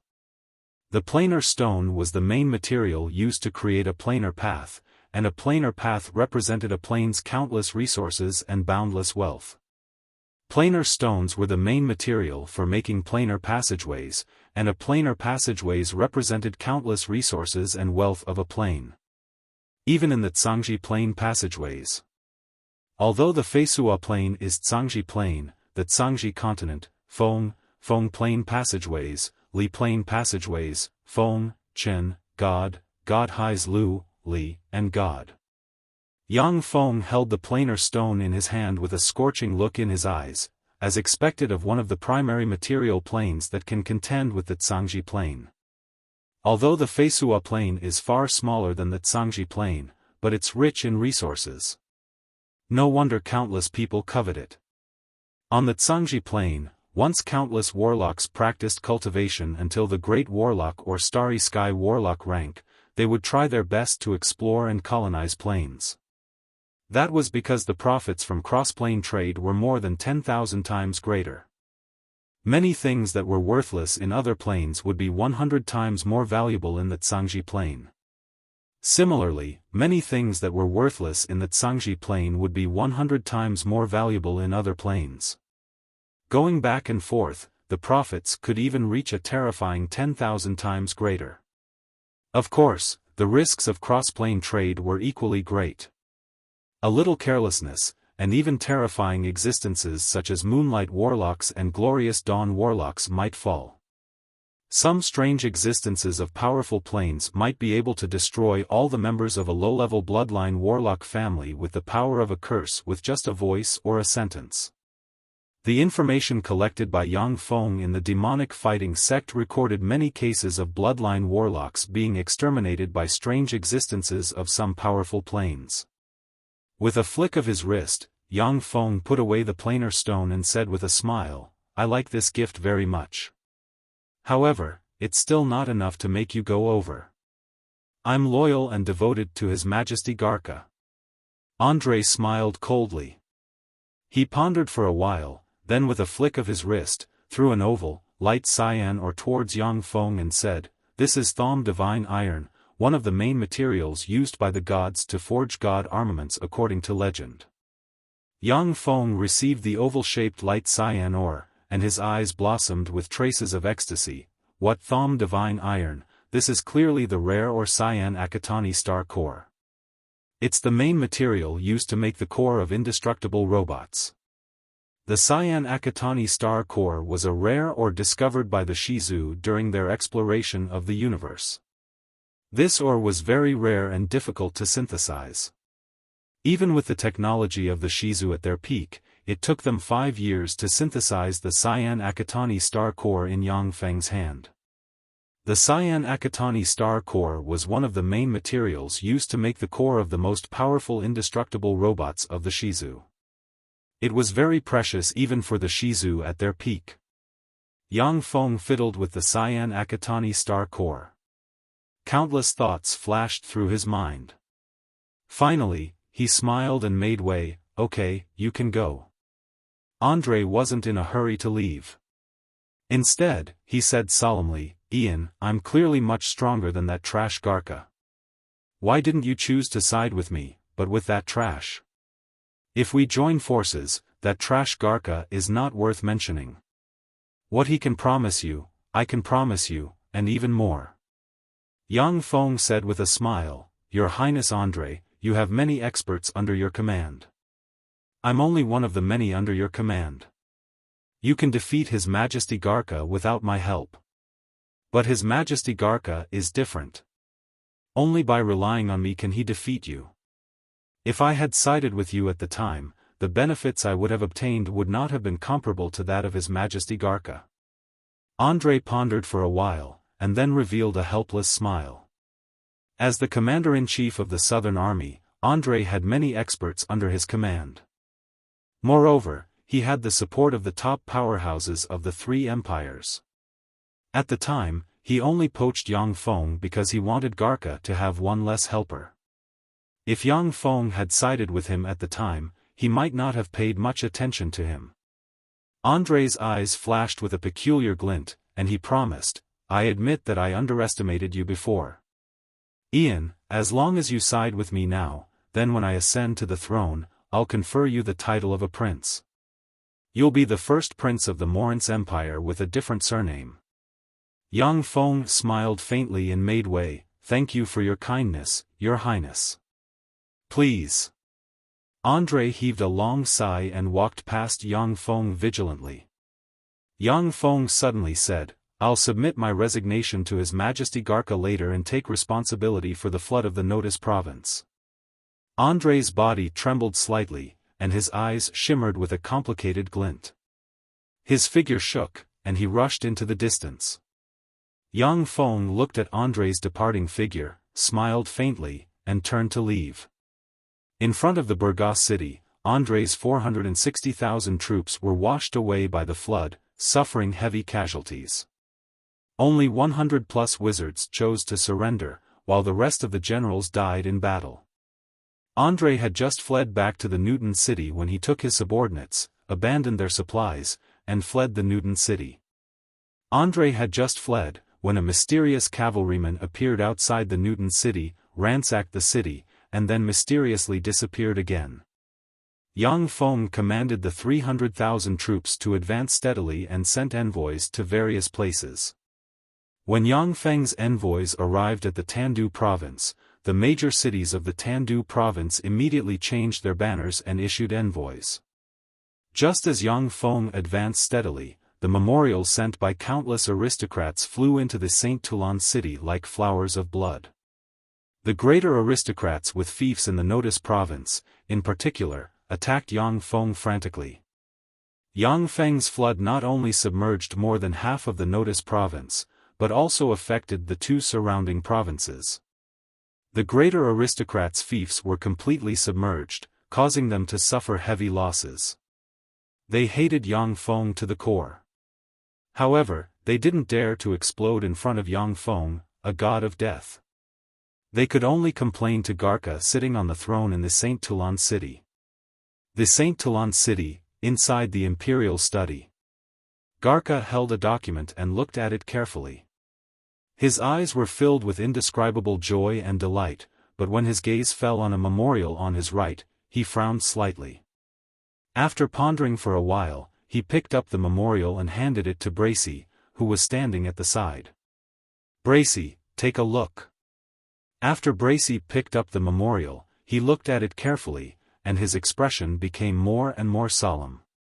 Garka showed a relaxed smile and said, Marshal Ian has already submitted his resignation, taking responsibility for the flooding of the Notice province, and recommended Goyina as the Supreme General of the Rebel Suppression Army, commanding the various divisions of the Rebel Suppression Army. What do you think?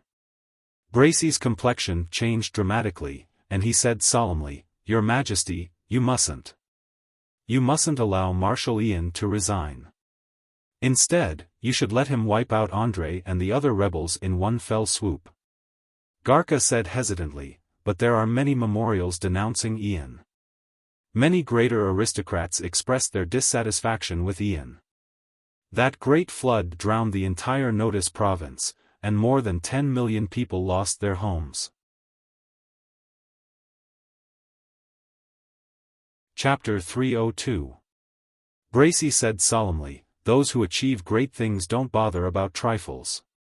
Marshal Ian's flood drowned His Highness André's forces. This proves that Marshal Ian is a godly commander and the best candidate to deal with His Highness André. As for the refugees, we can think of other ways to settle them. The top priority now is to eliminate His Highness André.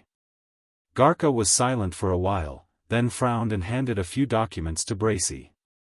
Bracy took a look and saw that the documents reported that Yang Feng was cultivating his own forces in the 6th Corps, which was suspicious of his intentions.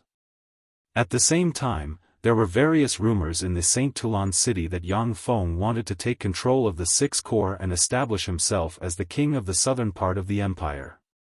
Bracy said decisively, "These are rumors, they are not credible." Garca suddenly said, "Bracy, André's forces are now gone. If Goyena becomes the commander-in-chief, will he really lose to him?" Bracy sighed inside.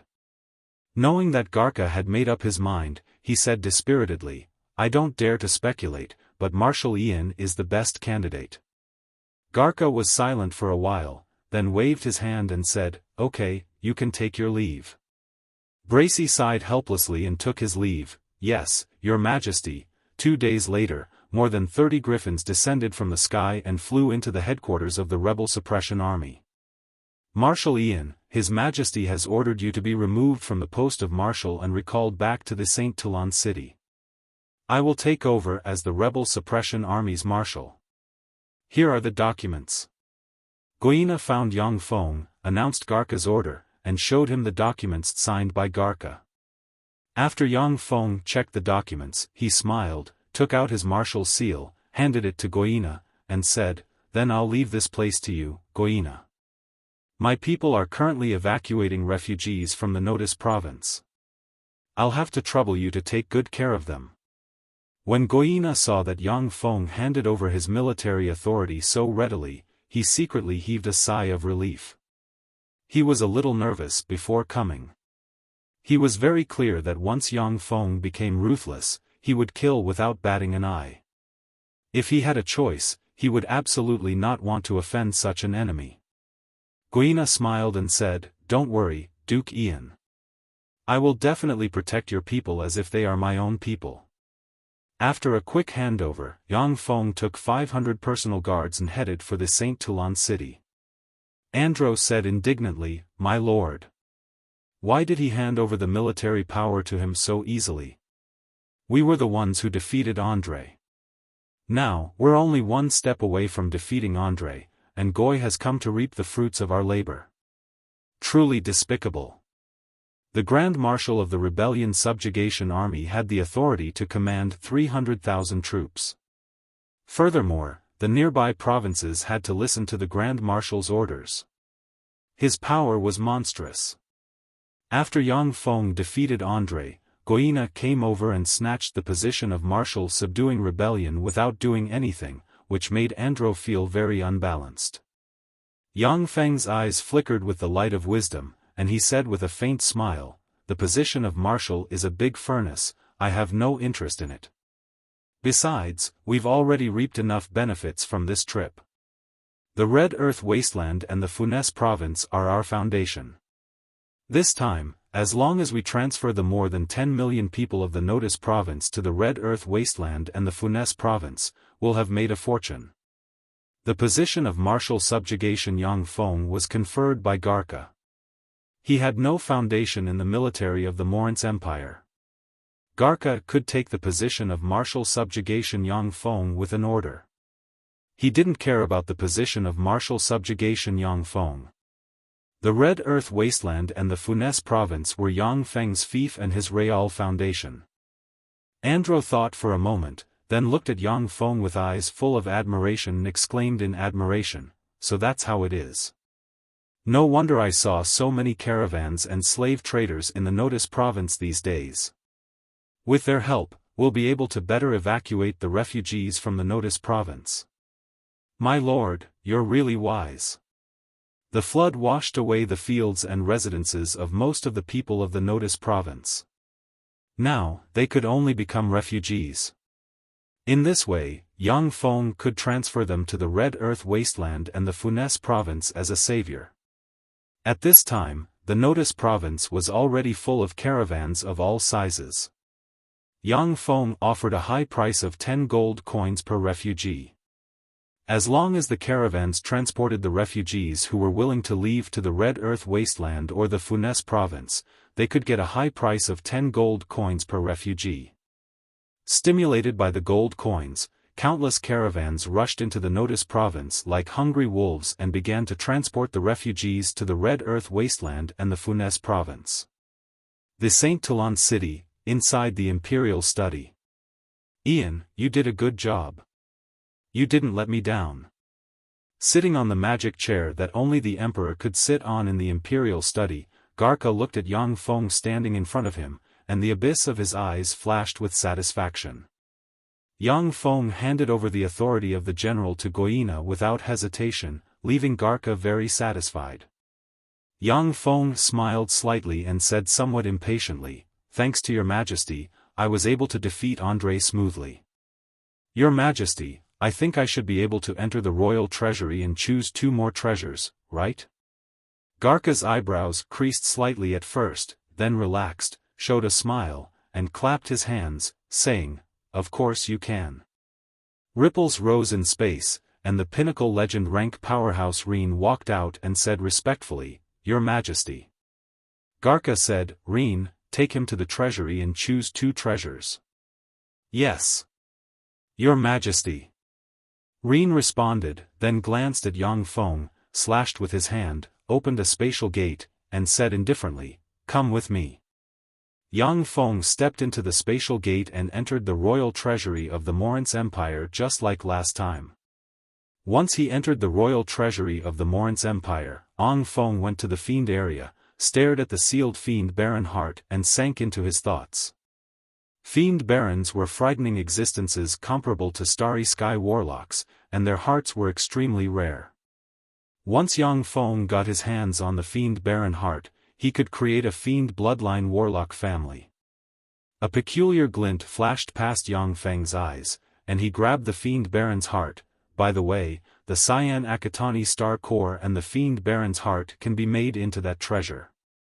Although it can't improve my cultivation base, but it can greatly improve my fighting strength in a short period of time. After putting the fiend baron heart into his pocket, Yang Feng went towards the mining area. There were also countless treasures in the other areas, but for Yang Feng, the various rare ores in the ore area were of the greatest use to him.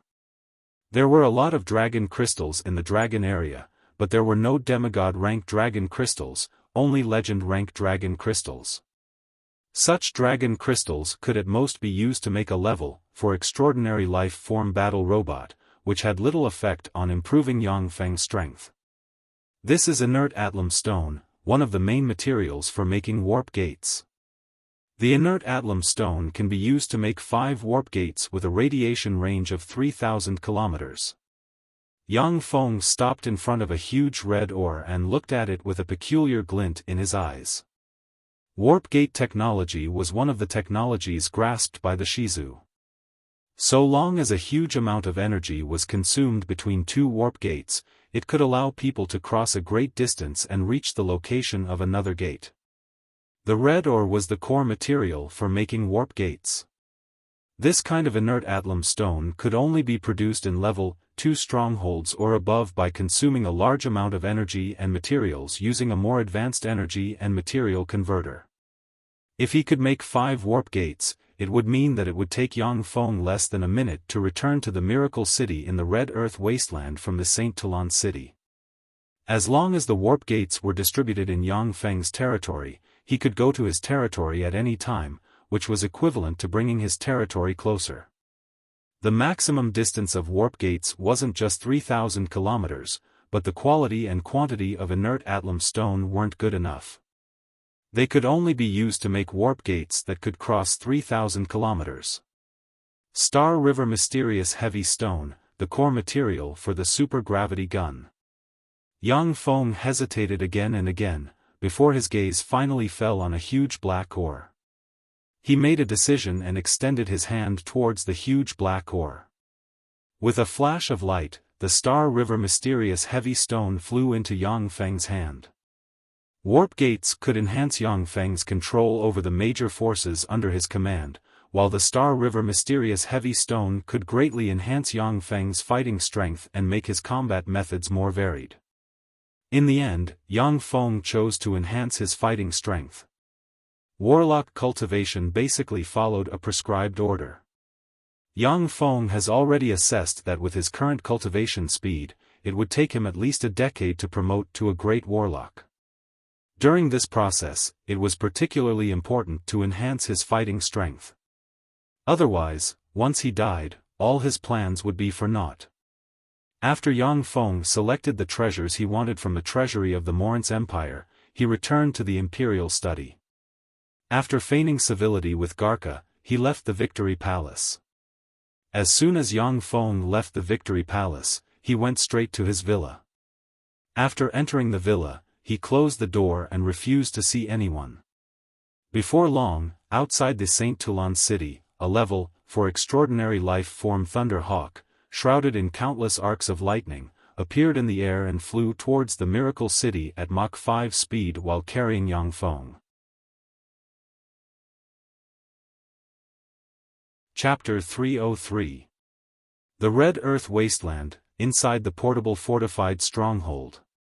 Yang Feng took out a black cloak from an export box, and his eyes flickered with excitement. It's finally done. The crystallization of Shizu technology and Warlock technology, the magical mechanical cloak. That black cloak looked very ordinary, just like an ordinary cloak. There was no difference between it and the cloak. However, if a god-rank powerhouse cast a secret method, they would see a small space in the center of the black cloak. Inside the space, there was a crystal petri dish. The petri dish contained a large amount of precious culture fluid. Soaked in the culture fluid was the still-beating fiend Baron Heart. Yang Feng draped the black cloak over his body. With a thought, two extremely sharp spikes suddenly extended from the cloak and pierced his neck. From the black cloak came bursts of wicked, formidable, and bloodthirsty power. Yang Feng operated a secret method recorded in Black Dragon Morph, concealed his Black Dragon's blood meridian power, and allowed the formidable wicked power to enter his body. In a split second, a pair of ox horns engraved with mysterious runes grew from the top of Yang Feng's head. The pupils of his eyes dilated and turned crimson, and sharp claws grew from his hands. A bloodthirsty and warlike desire shrouded him, and a terrifying great warlock rank aura diffused from him. Yang Feng felt the changes in his body, and then silently operated a secret method to suppress the bloodthirsty impulse. This is great warlock rank power. The power of a great fiend. This power really isn't easy to manipulate. If one's mind isn't firm enough, then one will become a captive of dark power and sink into slaughter.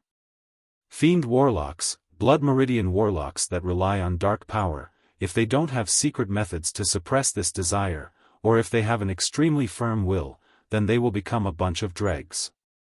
This is one of the flaws of blood meridian warlocks, that is, they are too easily influenced by the life form of the bloodline source.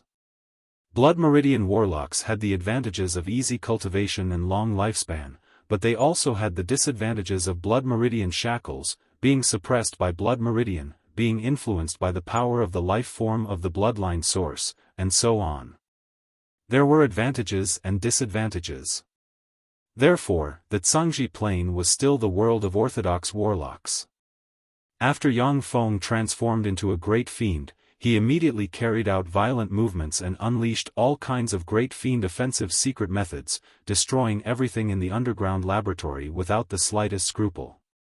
10 minutes later, Yang Feng shed his transformation and collapsed on the ground, gasping for breath and sweating profusely. Yang Feng silently calculated, the great fiend transformation can only last for 10 minutes at most, any longer and I won't be able to support it. This calculation was very crucial, which meant that transforming into a greater demon couldn't be used as a regular method.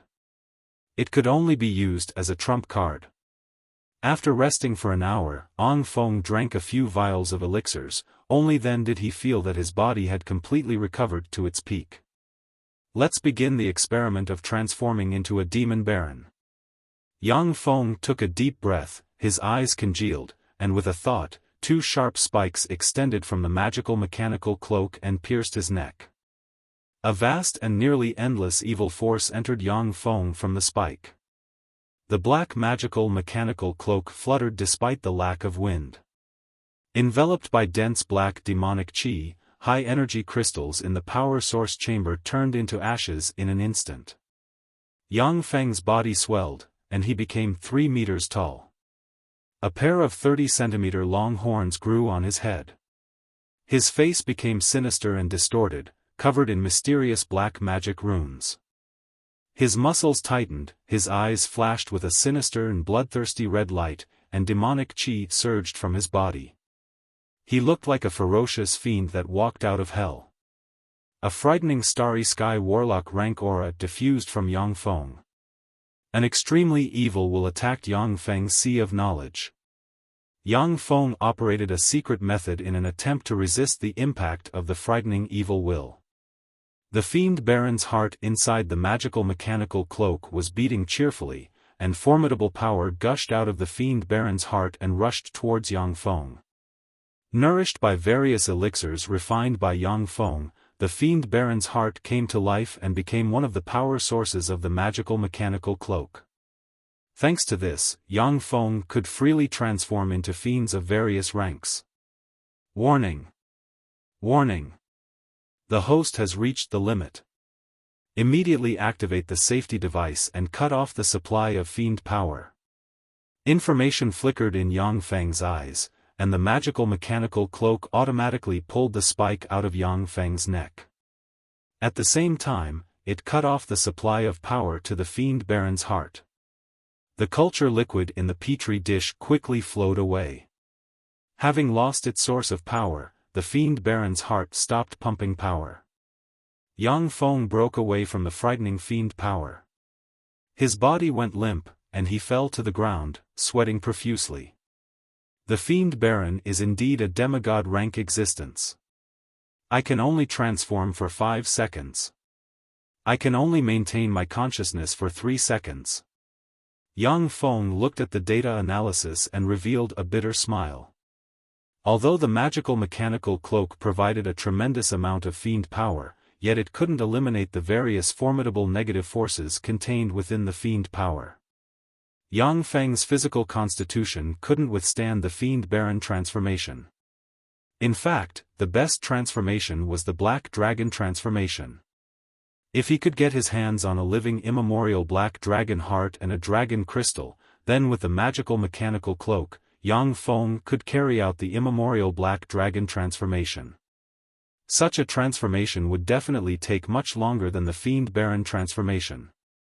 The magical mechanical cloak utilized Shizu technology and the extremely precious Cyan Akatani star core. It had unlimited evolution potential. Not only could it enable Yang Feng to carry out the Fiend Baron transformation, but if he could get his hands on the hearts of immemorial black dragons, giants, kindred, four-armed trolls, and other formidable life forms in the future, he could also use the power of those hearts to carry out various transformations. After producing a few more weapons in the portable fortified stronghold, Yang Feng appeared in the Miracle City and skillfully dealt with various affairs. After everything was done, Yang Feng returned to the St. Toulon city, entered the Magic College, and began to cultivate in seclusion.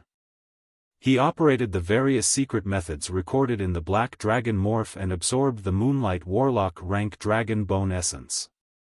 On the other side, after Goyina obtained military power, he attacked all the way, causing Andrei to retreat in defeat and recovering numerous lost territories along the way. Andrei retreated all the way until he finally retreated to the Merton province. Taking advantage of Goyina's arrogance and complacency, Andrei suddenly took 30,000 cavalrymen to the rear of Goyina's army, attacked the Dandun city, where Goyina had stockpiled provisions, and burned the provisions of the 400,000 troops commanded by Goyina in one fell swoop. After Goyina's army received the news, its morale wavered, and it could only retreat. Taking advantage of Goyina's retreat, Andrei frantically pursued and defeated Goina's army in one fell swoop, killing and accepting the surrender of countless people. Goina could only flee back to the Tandu province in a sorry state. He mobilized 300,000 troops from the Tandu province to defend and contend against Andrei. Just as Andrei was preparing for a decisive battle with Goina in the Tandu province, the Desert Empire launched a sneak attack on the Gahilid province. Andrei had no choice but to turn back and fight the Desert Empire. Time passed, and a year passed in the blink of an eye. The deepest secret chamber of an 8-story tall magic tower located in the Magic College slowly opened, and Yang Feng walked out of the secret chamber. After a year of bitter cultivation, Yang Feng used a secret method recorded in Black Dragon Morph to absorb a part of the Moonlight Warlock rank Dragon Bone essence into his body. However, with Yang Feng's current strength, he was still far from being able to fully absorb the Moonlight Warlock rank Dragon Bone essence. Even so, after absorbing part of the Dragon Bone essence, the strength of Yang Feng's bones was strengthened by dozens of times, and they were even harder than some frail Starry Sky Warlocks. To absorb Moonlight Warlock rank Dragon Bone essence, many rare materials were needed. Even if ordinary warlocks with Black Dragon bloodline got their hands on Moonlight Warlock rank Dragon Bone essence, they would find it difficult to absorb its essence. Yang Feng plundered the wealth of the entire Tyrannid subcontinent and had countless precious materials on him. Therefore, absorbing Moonlight Warlock rank Dragon Bone essence wasn't a problem. With a flick of his wrist, Yang Feng looked at the black summon stone in his hand, and his eyes shimmered with an enigmatic glint. He whispered, "It seems that I have to make a trip to the Elven Empire." The ancient Green Forest City was the only window of communication between the elves and the outside world. It was a super city blessed by the Elven divine system's gods. An incomparably huge fleet of carriages slowly approached from afar. What a beautiful city! Sitting in a luxurious carriage, Yang Feng looked outside through the carriage's window and couldn't help but exclaim in admiration. That ancient Green Forest City was like a huge mountain that had its top shaved off by someone with supreme divine power and hollowed out the inside, forming a majestic and extraordinary super city. Although the ancient Green Forest City was called a city, but in fact, it was full of all kinds of plants. Because it was a place blessed by the gods, it was like spring all year round, and fragrant flowers grew everywhere. When the wind blew, bursts of refreshing fragrance wafted in the air, full of natural beauty. Sitting on the other side of the carriage, Faldina smiled sweetly and said, "Of course. Elves are the race closest to nature. Many of them claim to be children of nature."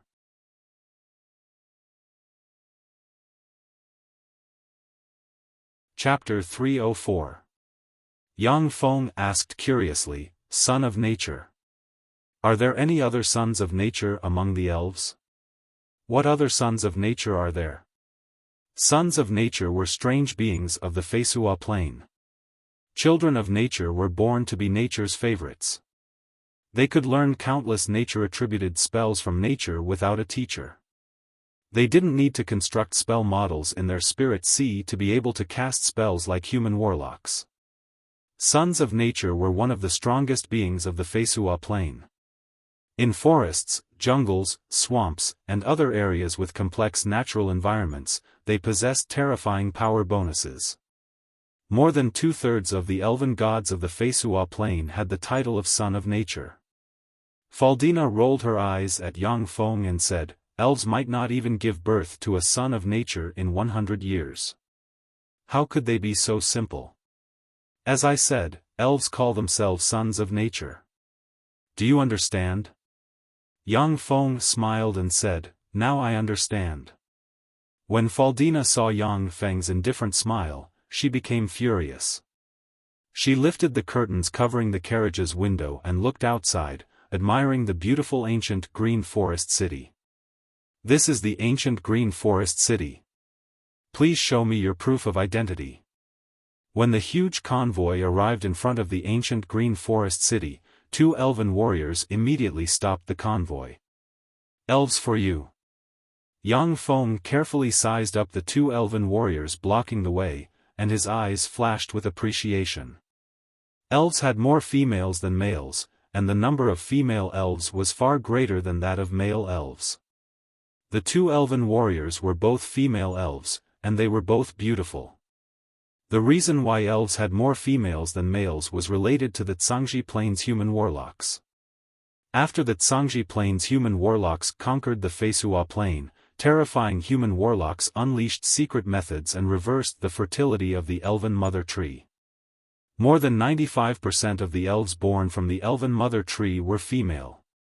During the time when the Zhangji Plains human warlocks dominated the Feisua Plain, the position of Great Elven Monarch, which had always been held by male elves, was replaced by a female elven monarch, and that tradition had been maintained until now. On the Feisua Plain, traces of the Zhangji Plains past could be found in many places. After a flat-chested beautiful elven warrior examined Yang Feng's identity card, she said coldly, "Go in. However, I have to remind you that this is not your human kingdom. Any attempt to do harm to our fellow countrymen will be severely punished. This kind of punishment will even implicate your companions and guarantors, so please pay attention to your actions." If a human wanted to enter the ancient Green Forest City to trade with the elves, not only would they need to prove their identity, but they would also need to prove that they had no criminal records. At the same time, they also needed a reputable guarantor. Once someone hunted elves in the ancient Green Forest City, the Elven Empire would kill everyone in that person's caravan as well as their guarantor. Any human who approached the ancient Green Forest City without identification or a guarantor would be warned by the elves, or even attacked directly. Even so, the huge profits from hunting elves still made countless human slave hunters use all kinds of methods to sneak into the ancient Green Forest City to hunt elves. The human slave hunters who attempted to hunt the elves in the ancient Green Forest paid a huge price. Their skulls hung all over the Ironwood Corpse Forest, but there were still people who wanted to hunt the elves in the ancient Green Forest. The beautiful elven warriors weren't very friendly towards Yang Feng. The huge caravan slowly entered the ancient Green Forest City. Once he entered the ancient Green Forest City, Yang Feng saw that the inside of the ancient Green Forest City was completely different from the human cities of the Feisua Plain. In the ancient Green Forest City, the streets were very spacious. At the same time, the streets were covered with a layer of fluff-like grass that was only 5 centimeters long. On both sides of the streets, there were large hollow trees up to 30 meters tall and a few meters to 10 meters in diameter. The large hollow trees had been transformed into tree houses, inns, and shops. The ancient Green Forest City was filled with a mixture of the fragrance of flowers and grass, and the air was extremely fresh. Yang Feng keenly felt that the life magic energy and the vigor of heaven and earth in the ancient Green Forest City were several times higher than in other places. It was very suitable for cultivation and living. The ancient Green Forest City was like a flat and orderly huge forest, but there were elves and many merchants living in the forest. Many elves in the Elven Empire had removed their rejection of the outside world, and were holed up in the elven woods to live their simple lives. There were also many elves who liked to come into contact with humans. The ancient Green Forest City was the window through which elves came into contact with the outside world. Therefore, elves that were rarely seen in the outside world were very common here. Ace had already made preparations in the ancient Green Forest City. Yang Feng and his huge caravan went directly to the prearranged settlement and unloaded the goods. After doing all this, Yang Feng took Faldina and the 3 sacred swordsmen to the entrance of the Elven Woods. The entrance to the Elven Woods was behind the ancient Green Forest City. At the entrance, there were 1,000 elite elven warriors stationed. The 1,000 elite elven warriors were all great knight rank powerhouses or above. This is the entrance to the Elven Woods. Don't come within 500 meters of this place unless it's an emergency. Yang Feng's group of 5 had just arrived at the entrance of the Elven Woods, when a flat-chested elven beauty dressed in green leather armor, with a beautiful appearance, slender legs, and a heroic aura blocked their path and barked. At the same time as the flat-chested elven girl berated, the 100 elven warriors quickly drew their bows and aimed their arrows at Yang Feng's group of 5. Yang Feng took out the green leaf given to him by Karina. I am a good friend of Belinda and Karina, the Red Earth Wasteland's Duke Ian of the Red Earth Wasteland. This is my token. As soon as the green leaf appeared, it blossomed with faint green radiance containing the aura of nature. When the flat-chested elven commander saw the green leaf, her pretty face changed, and she looked at Yang Feng with a somewhat strange gaze. The tone of the flat-chested elven commander became a bit gentler. So you are Ian. My name is Danny. Please wait a moment, I'll have someone notify the higher-ups. Danny waved her hand, and the 100 elven warriors behind her lowered their bows. Then, she said a few words to an elf beside her. That elf walked briskly to the side of a big tree, grabbed a bowl-sized red flower that was chained to a vine, and whispered a few words. There was a soundproof barrier set up in the area where the big tree was located. Even Yang Feng, an expert with a level 3 warlock rank physique, couldn't hear what the elf said. Before long, a handsome young elf with snow-white skin, short silver hair, and gorgeous clothes arrived at the entrance to the elven woods under the escort of a dozen beautiful silver-haired elves. The peerlessly handsome young male elf, who was even more handsome than Amadeo, who was known as the most handsome man in the Morince Empire, exuded endless arrogance. He glanced at Yang Feng with an aloof gaze, his eyes flashed with frigid killing intent, and he barked, "You're Ian. You lowly, petty, ugly, and disgusting human, you dare to come to our elven empire. Men, capture him for me." Danny's complexion changed slightly, her eyebrows creased slightly, and she raised her hand.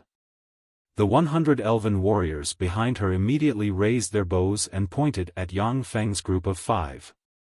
Danny's beautiful eyes flashed with frigid killing intent, and she said frigidly, "Ian, surrender. If you resist, you'll be killed without mercy." The elves at the entrance to the elven woods were battle elves who had gone through countless battles. Each of them had hearts of stone, and they had killed who knew how many slave hunters who attempted to hunt elves. So long as they received an order from their superiors, these battle elves could even kill unarmed human women and children. They were the most iron-blooded elven warriors. Yang Feng frowned slightly, stared at Danny, and said unhurriedly, "Is this how elves treat their guests?" Danny's beautiful eyes flickered with frigid killing intent, and she said frigidly, "I'm just a commander. I can only carry out orders from my superiors. Ian, please give up resistance. Otherwise, you'll be killed without mercy." Yang Feng's gaze shifted and fell on the handsome male elf, saying in a manner that was neither servile nor overbearing, "Please wait a moment, Mr. Elf. I don't think we've met before, have we? Excuse me, when did I offend you? Why did you order me to be arrested as soon as we met?" The eyes of the handsome silver-haired elf flashed coldly, and he barked, "You executioner whose hands are stained with the blood of elves, you have no right to ask my name. Why haven't you arrested him yet? Do you want to disobey my orders?" The eyes of the elven guards at the entrance to the elven woods shimmered coldly, and they stared at Yang Feng with frigid killing intent. The elven population was relatively small. The total elven population of the Elven Empire was only a little over 20 million. It couldn't even compare to the population of the most populous province of the Morince Empire. The sparse population led to the elves being very united. When they heard that Yang Feng was the murderer of their compatriots, their eyes shimmered with frigid killing intent. Before the silver-haired handsome elf's words fell, Yang Feng suddenly rushed towards the silver-haired handsome elf lightning fast.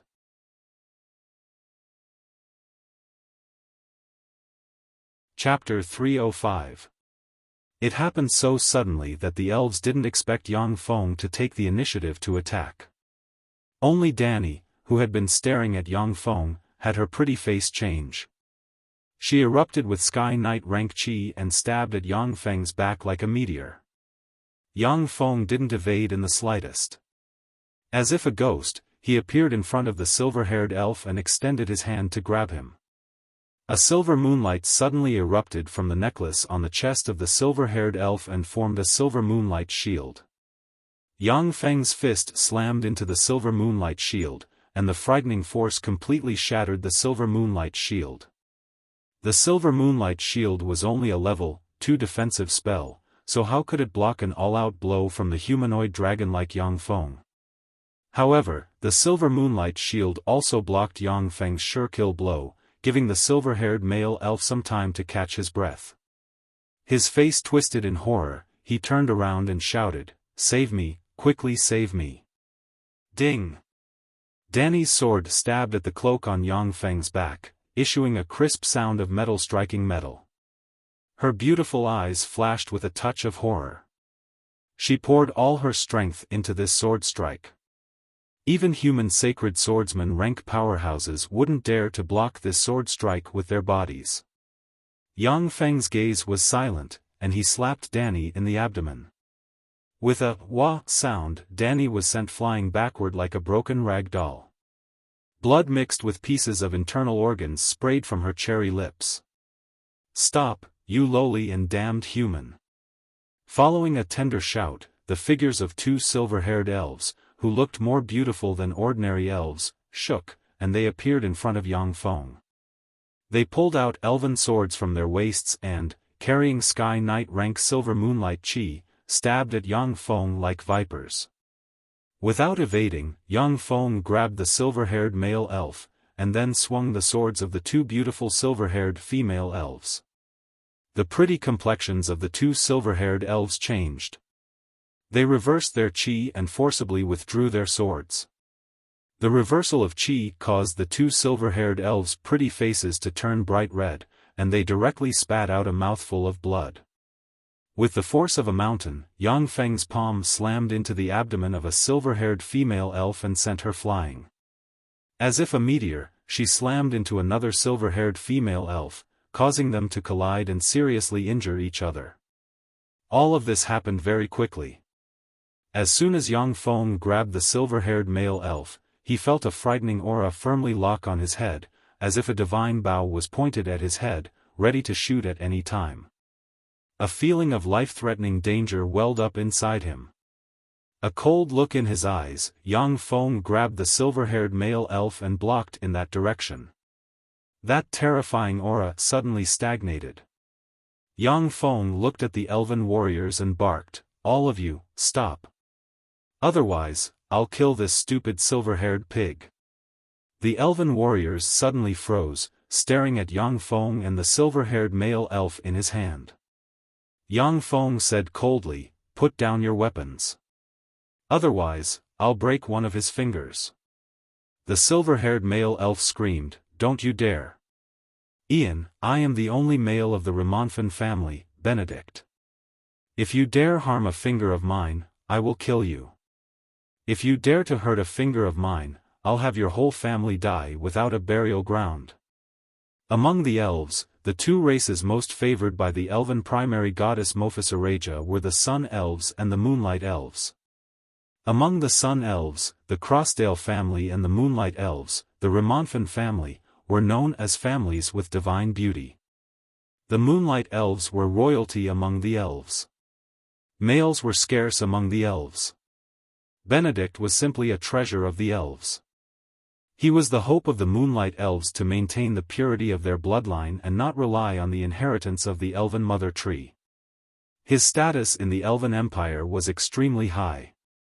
"Is that so? Then I'll break one of your fingers first." Yang Feng smiled coldly, then pinched his hands and easily broke one of the fingers of the silver-haired male elf. Blood gushed out of Benedict's finger and scattered on the ground. Benedict's face turned pale and distorted, and he screamed, "My finger! It hurts! It hurts! My finger, you dare to break my finger! You fiend! You fiend!" Yang Feng barked, "Shut up!" Benedict immediately sobbed and shut his mouth. Looking at Yang Feng, his eyes shimmered with resentment. Yang Feng said coldly, "Have them put down their weapons. Otherwise, I'll break another finger of yours. Benedict immediately shouted at the elven guards, "What are you waiting for? Drop your weapons. Do you want me to break another finger?" The elven guards looked at each other, hesitated for a moment, then clenched their teeth and dropped their weapons.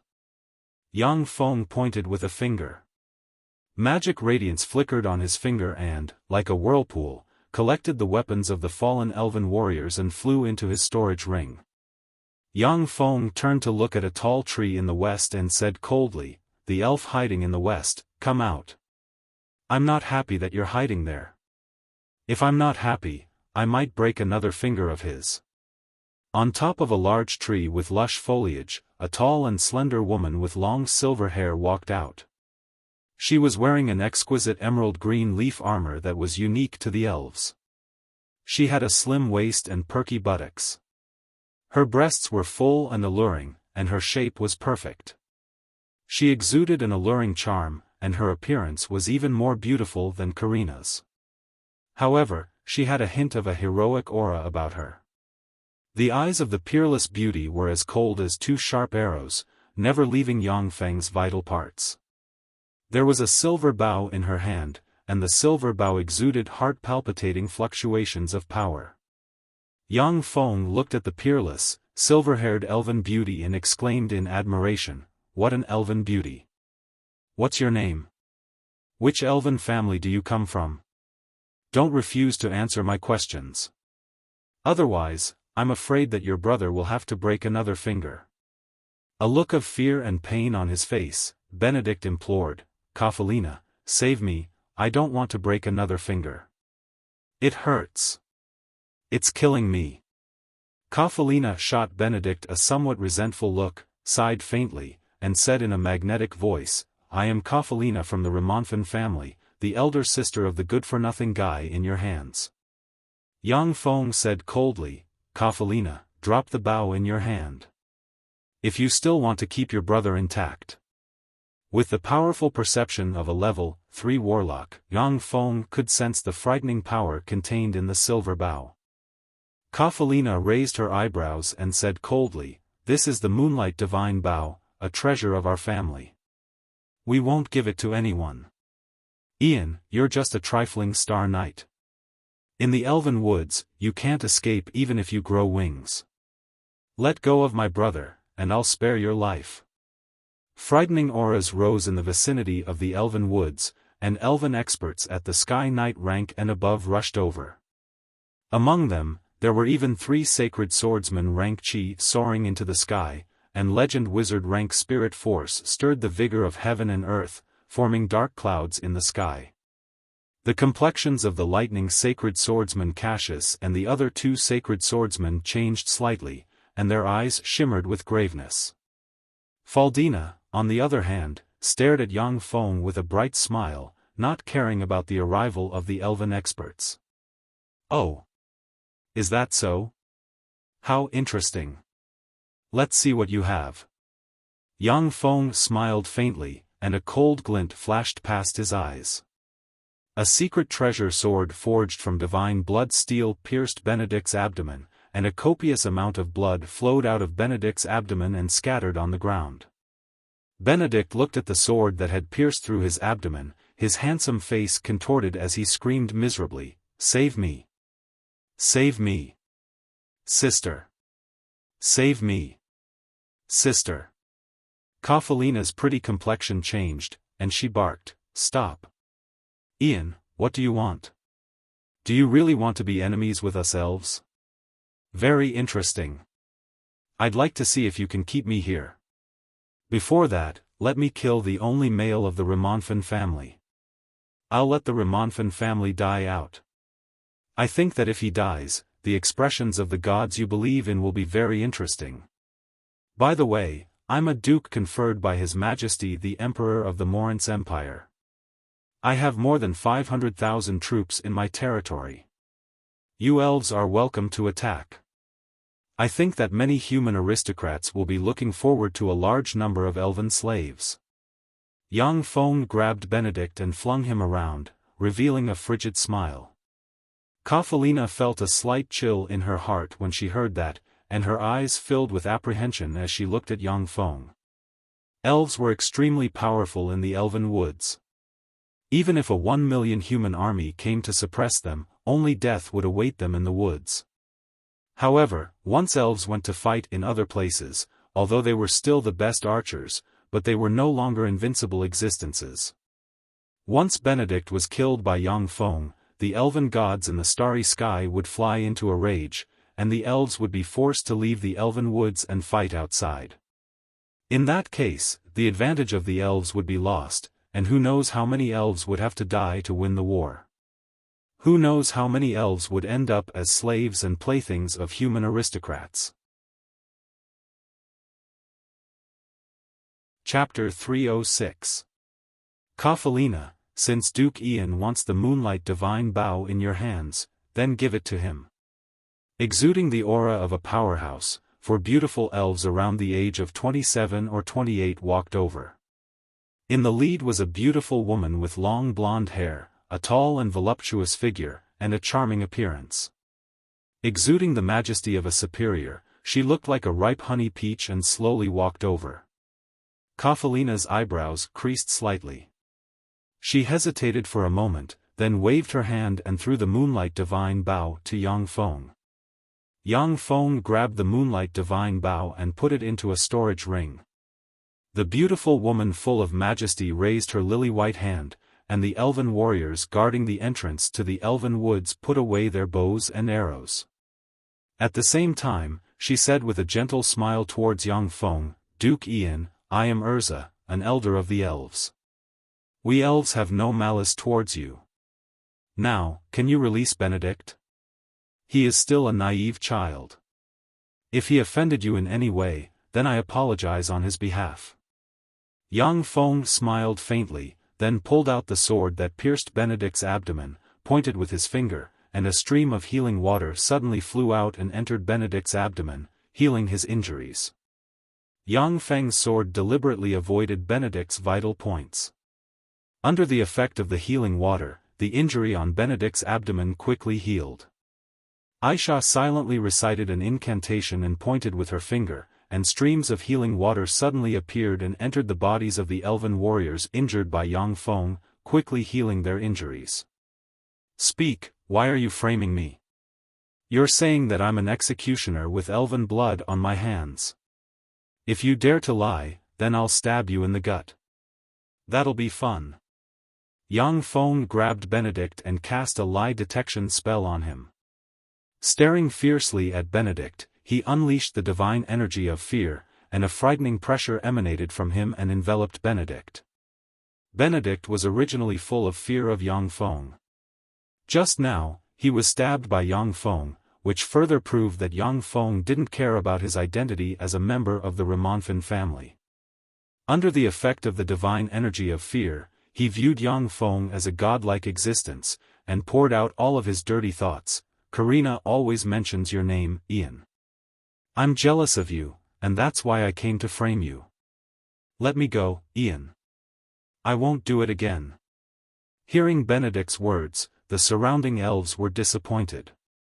The elven warriors at the entrance of the elven forest stared at the lie detection spell on Benedict's body. After discovering that the spell proved Benedict's words, they became even more disappointed. Disdainful gazes were focused on Benedict. Kafelina's brows furrowed slightly. The expressions of Elsa and the three elven elders behind her weren't very good. Young Feng said with a cold smile, "I heard that elves are an elegant and noble race. It seems that they're just so. What a disappointment." Elsa said with a gentle smile, "Duke Ian, Benedict is still an insensible child. Why do you have to be calculative with a child?" Young Feng frowned slightly. Aisha's gentle attitude made it hard for him to continue to be overbearing. However, he was also somewhat unwilling to let go of Benedict in this way. "Ian, you're here. Big sister Kafelina, elder Elsa, why are you here?" Along with a bell-like voice, Karina, dressed in an emerald green leaf armor, leaped out of the elven forest and appeared in front of everyone, her innocent eyes full of curiosity. Karina saw Benedict, who was held hostage by Yang Feng, at a glance, and her slim eyebrows creased slightly. "Ian, why did you capture Big Brother Benedict?" Yang Feng replied with a smile, "He framed me and wanted to capture me. So I captured him in passing." The elven warriors of the elven forest shimmered with shame in the abyss of their eyes. More than 100 elven warriors couldn't stop Yang Feng, allowing him to easily capture Benedict. This was a dereliction of duty. Karina looked at Elsa and the other elven elders standing aside and said, "Let him go. I'm begging you, okay? Okay." Yang Feng very straightforwardly threw Benedict towards the silver-haired elves as if he was a large piece of trash. The silver-haired moonlight elves quickly stepped forward, helped Benedict up, and glared at Yang Feng. Once Benedict was safe, his handsome face twisted, and he screamed loudly, "Capture him! Elder Elsa, big sister Kafalina, quickly capture him! He broke 2 of my fingers, you have to avenge me."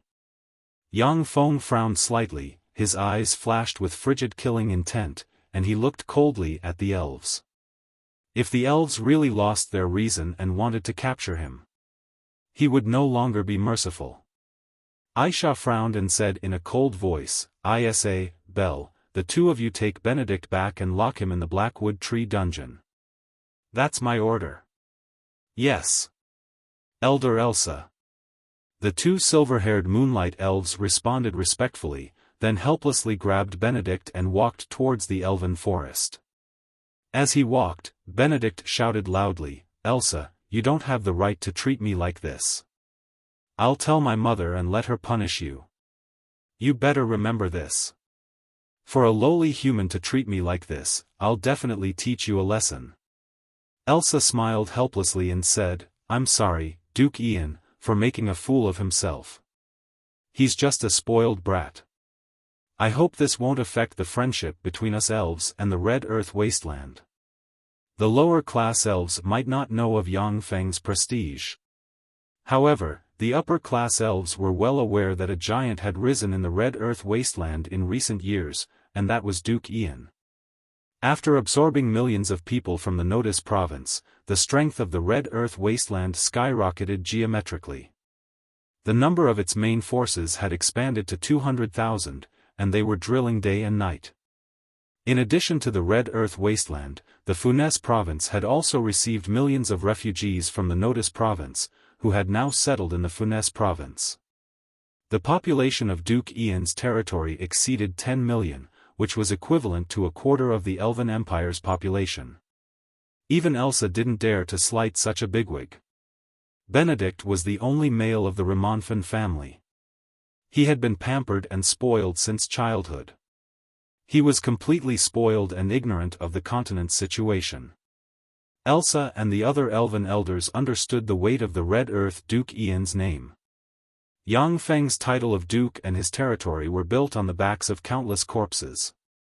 Besides, Yang Feng had a close relationship with the emperor of the Morince Empire, and he was a masterful strategist. Once a war broke out, it would be a situation that the Elven Empire didn't want to see. Indifferent, Yang Feng replied politely with a trace of alienation, "Of course not." Elsa's eyebrows wrinkled slightly. She could naturally sense the alienation and indifference in Yang Feng's words. Karina smiled sweetly like 100 flowers blooming, making people feel relaxed and happy. "Let's not talk about these trivial matters. Ian, let's go, I'll take you to the Elven Woods to have a good time." When Yang Feng saw Karina's smile, the pressure in his heart was swept away, and he said with a smile, "Okay." Kafalina creased her eyebrows slightly and said, "Elder Elsa." The Elven Woods was the place where the elves of the Elven Empire lived. Apart from elves, very few people could enter. Even half-elves, who had a close relationship with elves, could only live outside the Elven Woods. Kafalina felt a little uncomfortable that Yang Feng's group of humans entered the Elven Woods. Elsa shook her head and didn't let Kafalina stop Yang Feng's party. The Elven Woods was the place where elves lived. As soon as he entered the elven woods, Yang Feng saw many magic plants that were rarely seen in the outside world. Elves were high elves of the Sandra Plane, one of the 36 primary material planes. Reportedly, the Sandra Plane was filled with countless extraordinary plants. It was the most popular paradise for extraordinary plant-type human warlocks. High elves of the Sandra Plane were terrifying existences that weren't inferior to fiends, dragons, giants, and other extraordinary life forms. In terms of physical constitution alone, high elves of the Sandra Plane couldn't compare to fiends, dragons, giants, and other extraordinary life forms that excelled in physical constitution. However, high elves were proficient in all kinds of nature spells and elemental spells. Children of nature and elemental children were very common among high elves. After elves came to the Feisua Plane, they gradually degenerated and merged with the Feisua Plane, forming the present ordinary elves. Although they were still much more talented than humans, but they were far from comparable to the high elves of the Sandra Plane. Most of the elves of the Feisua Plane were proficient in nature spells, influenced by their ancestors. As for elves proficient in elemental spells, there were very few. On the Feisua Plane, an elven son of nature would appear every few hundred years. As for elemental children, none had appeared. Elves proficient in nature spells continuously transformed the elven woods they lived in. After tens of thousands of years of transformation, the elven woods had become a paradise for extraordinary plants. Here, one could find extraordinary plants that many apothecaries yearned for. Chapter 307. When sunlight fell on the elven woods, it was absorbed by the extraordinary plants in different ways, forming magnificent and resplendent rainbows. The elven woods was full of vitality and filled with formidable life magic energy. The concentration of life magic energy here was even higher than in the Victory Palace. Walking in the elven woods, Yang Feng admired the beautiful scenery and exclaimed, "The scenery here is really beautiful." The elven woods was really picturesque. If it was on Earth, who knows how many people would come here as tourists. Karina said proudly, "Of course it's beautiful. This is the home that we elves built with great difficulty." Yang Feng smiled. He, who was proficient in the history of the Feisua Plane, understood why Karina was so proud. The elves of the Feisua Plane were annihilation squads dispatched by high elves of the Sandra Plane. After the high elven annihilation squads came to the Feisua Plane, they fought countless fierce battles with the indigenous gods of the Feisua Plane, and then obtained the elven woods to recuperate. The high elven annihilation squads suffered heavy casualties in the fierce battles. The surviving powerhouses ignited their divine fire and became elven gods of the Feisua Plane. After the gods signed the Treaty of the Gods, which prohibited the true bodies of gods from descending to the secular world to fight. Under the divine decree of the human gods, the Morince Empire, the Titan Empire, and other human states had formed several expeditionary forces to suppress the elves. The expeditionary forces that were sent to subjugate the elves were thrown into disarray by the elves in the elven forest and suffered heavy casualties. As a result, the elves were able to gain a foothold on the Feisua Plane. It was also during the past several millennia that the elves were gradually accepted by the races of the Feisua Plane. Divine decrees to suppress the elves were rarely seen. Yang Feng asked curiously, "Karina, why did you call me over this time?" "In a few days, I will come of age. According to the customs of the elves, I will be an adult in a few days. I can get married. A few guys came over and wanted to marry me. I didn't want to, so I came to you for help." After Karina said that straightforwardly, she suddenly fell into hesitation. She silently recited an incantation, waved her lily-white hand, and a silent spell enveloped her and Yang Feng. Not far behind, Faldina raised her eyebrows slightly, and then looked around curiously with a look of indifference. The Elven Forest was an important place in the Elven Empire. Very few other races could enter this area. Karina had an extraordinary status in the Elven Empire, and Yang Feng was a greater aristocrat of the Morin's empire. Due to these two factors, he was able to set foot in the elven forest. If Yang Feng was just an ordinary person, then even if he was a sacred swordsman rank powerhouse or even a legend rank wizard, it would be very difficult to get permission from the elves to enter the elven woods. A solemn expression flashed across Karina's pretty face. I have the ability to foresee. Clairvoyance. When Yang Feng heard that, raging waves were suddenly set off in his heart. The ability to foresee was one of the extraordinary powers of time. There were very few intelligent beings with the ability to foresee and predict. This kind of extraordinary ability had nothing to do with cultivation, only talent. Even strong divine force rank gods might not have the ability to foresee.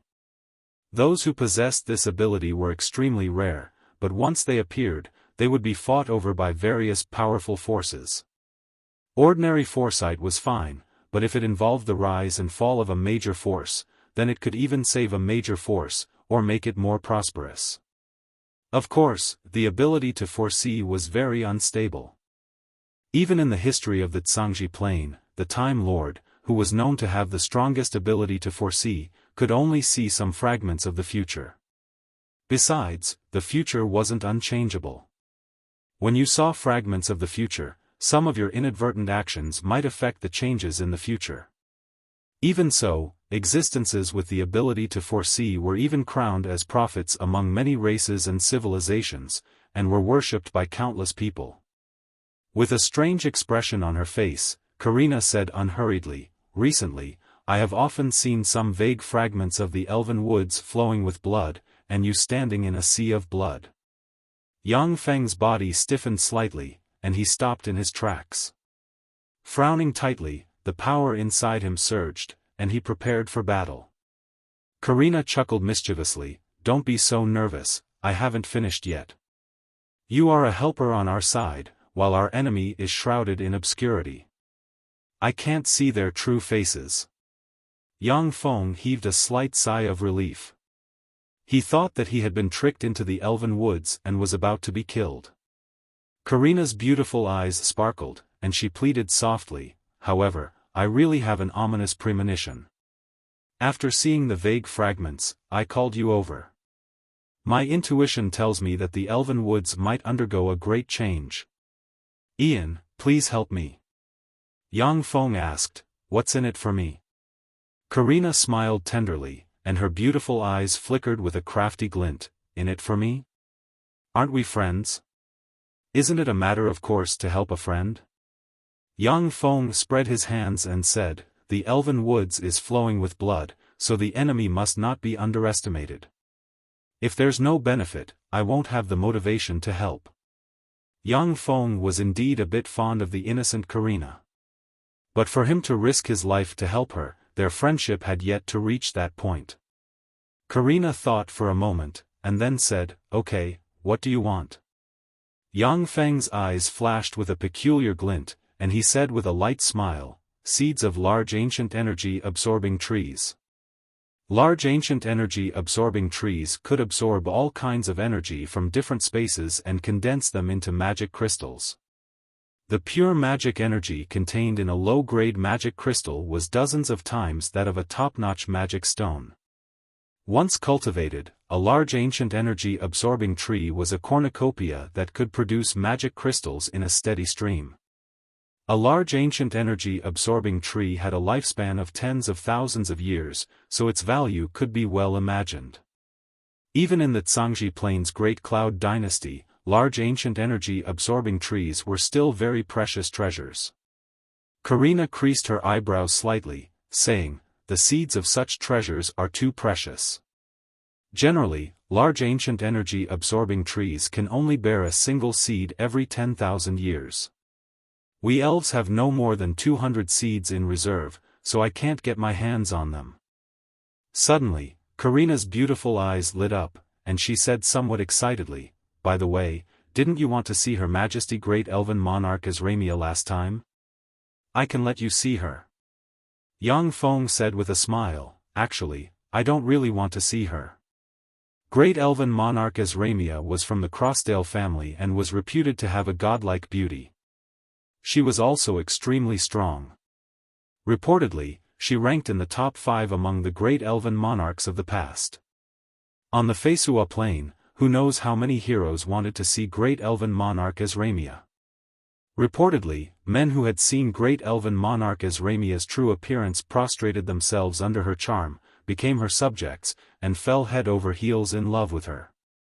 By the way, this is a special product I brought. Take a look, do you like it?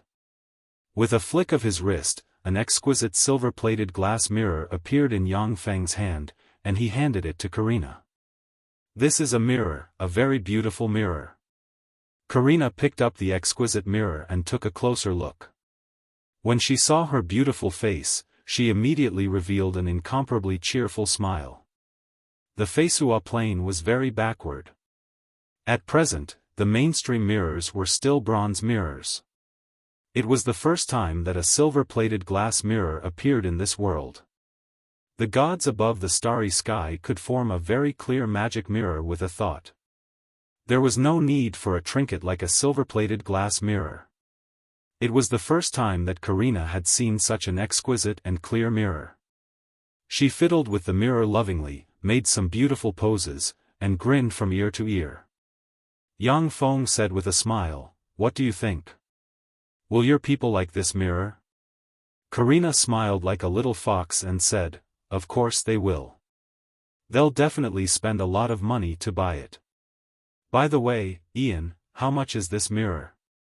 Elves were an elegant, beautiful, and artistic race. They paid great attention to their image.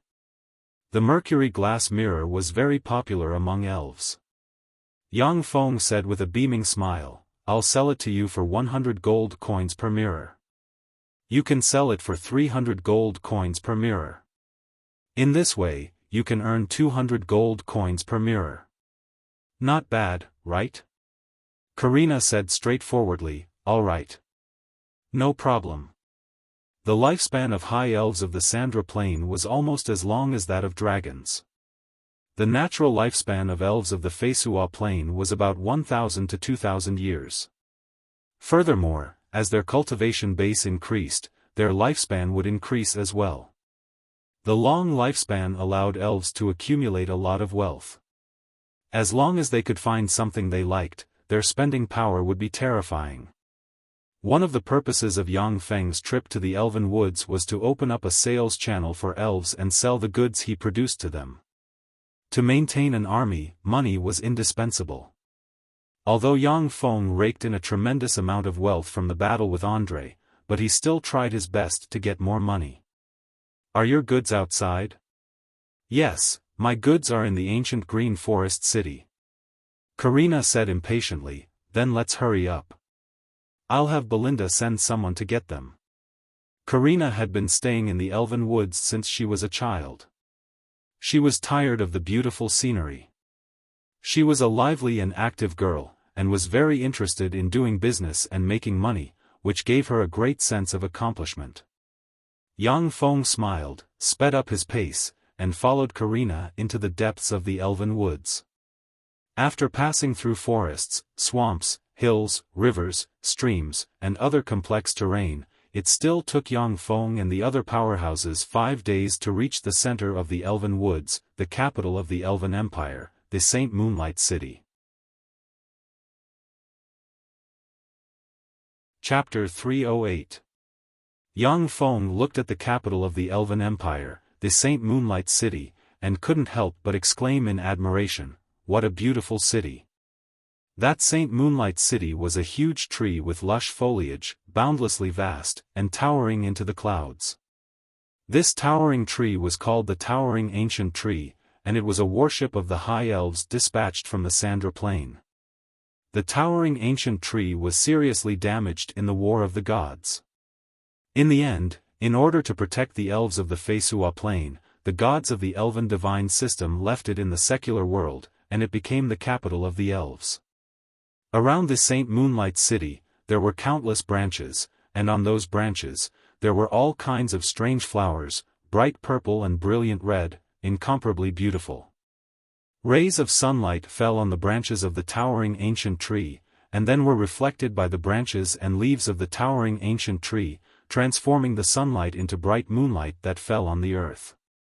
Under the illumination of the bright moonlight, beautiful elves riding silver pegasi and noble and holy unicorns that only virgins were allowed to approach shuttled back and forth among the towering ancient trees, forming a beautiful scene that only appeared in fairy tales. Silver pegasi were demonic beasts with wings on their ribs that could fly. Reportedly, these silver pegasi had unicorn bloodline, and could carry elven warriors for 100 to 200 kilometers without interruption. However, due to the difficulty of reproduction and huge appetite, they needed to be fed with special plants. As a result, the number of silver pegasi in the Elven Empire didn't exceed 20,000. When Faldina and the three sacred swordsmen saw Saint Moonlight City, their eyes showed a touch of shock. They were shocked by the beautiful scenery. Elves were outsiders. After they descended on the Fesua Plain, they had conflicts with the gods of the Fesua Plain, resulting in a war of the gods. On the Fesua Plain, the human divine system had the largest number of gods. At the time, many elven gods died at the hands of the human gods.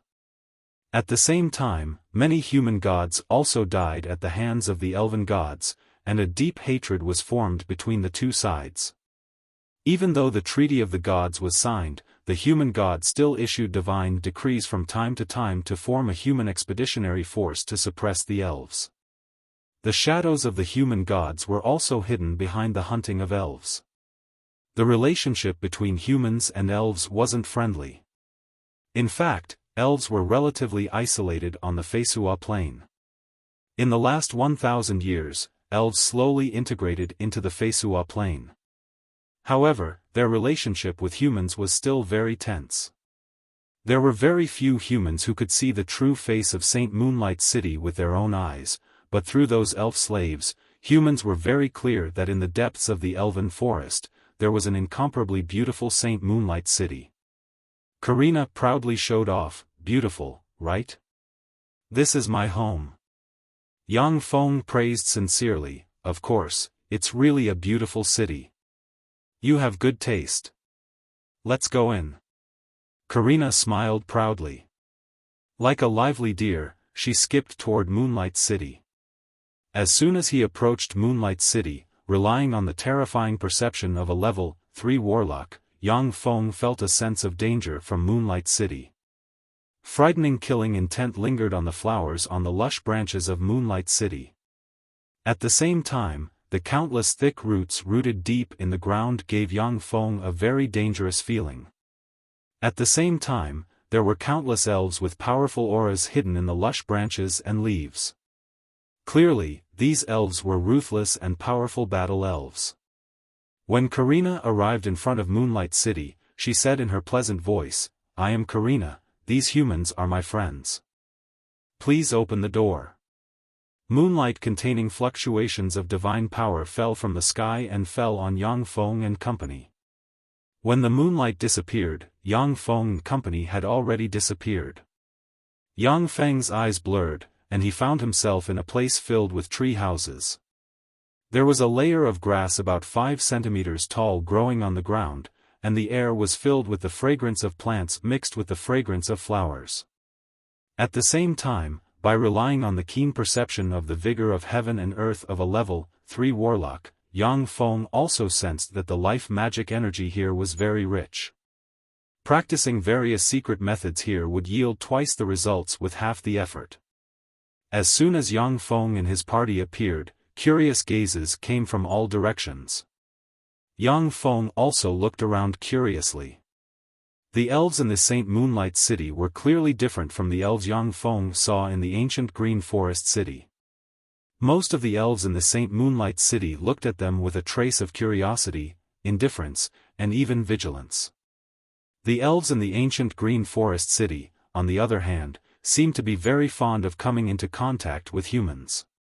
A team of heavily armed elven guards riding silver-winged Pegasi descended from the sky and landed in front of Karina and company.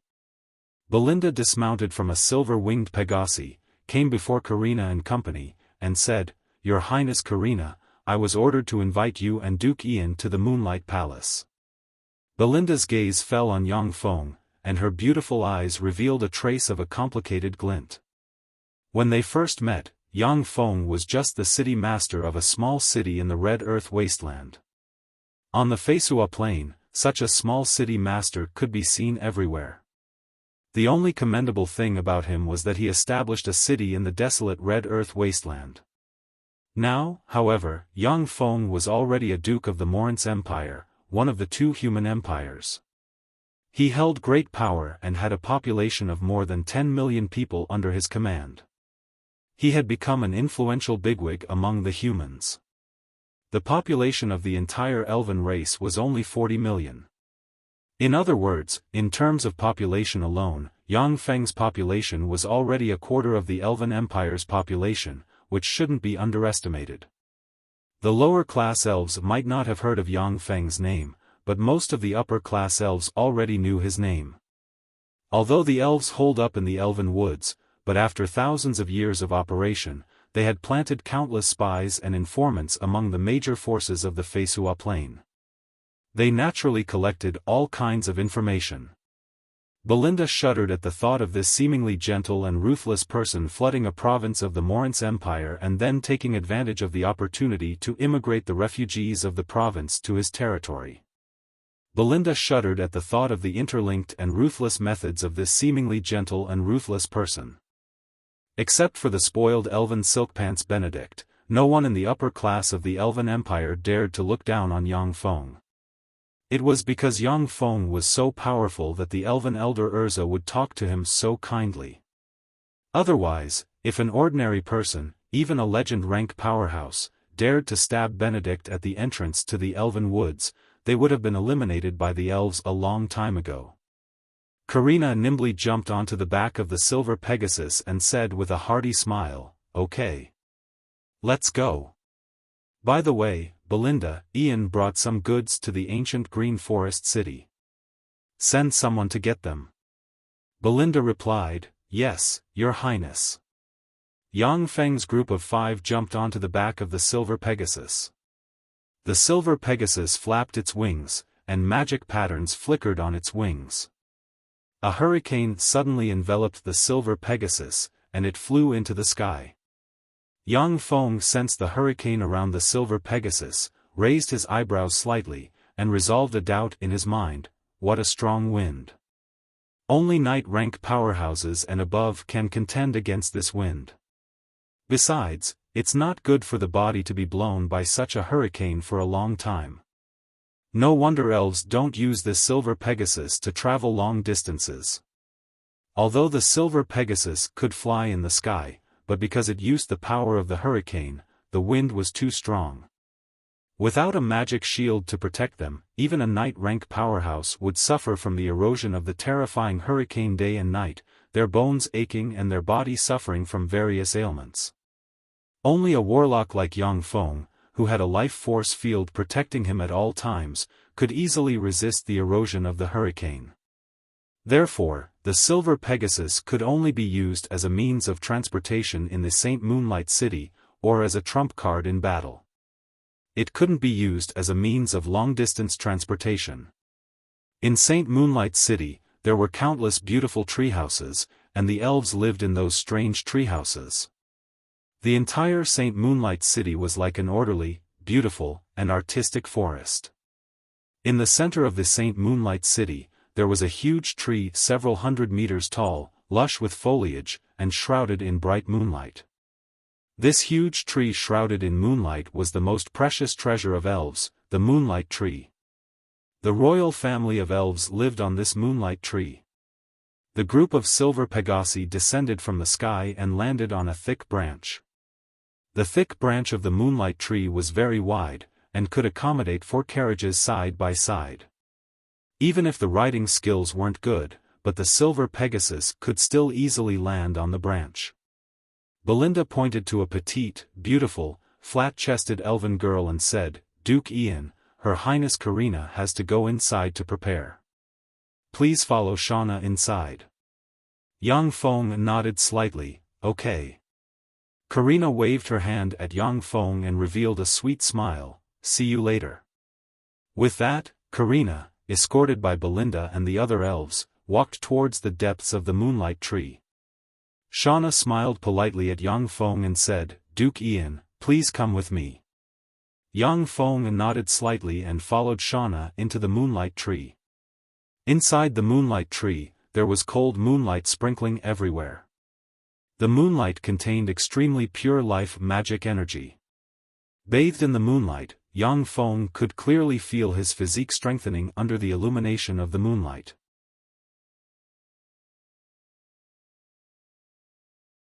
Chapter 309.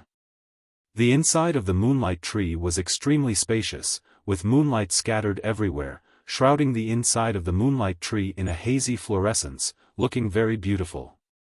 After passing through winding and bizarre corridors, a wide and huge hall appeared before Yang Feng and his party. In the vast hall, in addition to the seat of honor, there were wooden tables and chairs on both sides, similar to those used in court banquets. There were already several groups of people sitting in the hall. The groups of people in the hall weren't elves. As soon as Yang Feng entered the hall, he felt slightly hostile gazes. Led by Shauna, Yang Feng sat down gracefully on a seat, and then sized up the groups of people in the hall with great interest. Among the groups of people, the leader of a group was a burly man with lion ears and a lion tail wrapped around his waist, exuding a domineering aura. He was clearly a lion man powerhouse from the Beast Man Empire. The leader of a group was a burly man with fair skin, a handsome appearance, and a pair of short golden dragon horns. He was clearly a powerhouse from the country of dragons. The leader of a group was a very handsome man, not inferior to Amadeo in the slightest. He had a confident temperament, looking like a peerlessly handsome human man. Unfortunately, the 3-meter-tall shark man powerhouses with gills on their faces next to him exposed their merfolk identity. The leader of a group was a burly man with a square face and big ears, a handsome appearance, short golden hair, and an extraordinary temperament. He was surrounded by human guards, looking very much like a bigwig of the human race. After Yang Feng entered the hall, the gazes of the groups of people fell on him. After their gazes fell on the delicate and charming Faldina, who exuded an enchanting charm, they clearly flashed with surprise. A strange and quiet atmosphere reverberated in the hall. Yang Feng glanced at the groups of people, then picked up a green warm yang fruit placed on the table, swallowed it, and crushed it. The sweet and refreshing juice filled his mouth. When the juice entered his stomach, an extremely scorching warm current rose inside him. It was warm and comfortable. The green sun-warming fruit was a precious fruit carefully cultivated by elves. Not only was it delicious, but it could also enhance the physique of a cultivator. In the ancient green forest city, the wholesale price of such a fruit was as high as 100 gold coins. In the Saint Toulon city, it was as high as 500 gold coins. Moreover, there was no market for it. It was a top-notch fruit sought after by many greater aristocrats.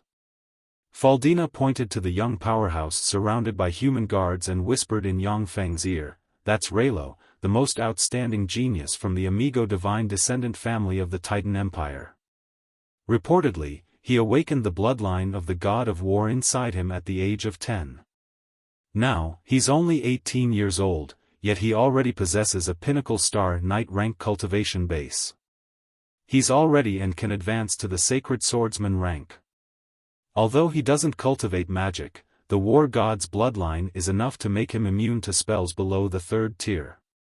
He is publicly acknowledged as one of the strongest geniuses in the Titan Empire, and more than 3 sword saints have been defeated by him." Yang Feng looked at Raylo with a look of graveness and curiosity in his eyes, a genius who awakened the god of war's bloodline. How could such a genius appear here? Not everyone from divine descendant families could awaken the bloodline of their ancestors. Apart from the first-generation divine descendants who could inherit part of the bloodline of gods, most of the other divine descendants could not awaken the bloodline of their ancestors. On the Faisua plain, the bloodlines of gods were the most powerful bloodlines on the Feisua plane.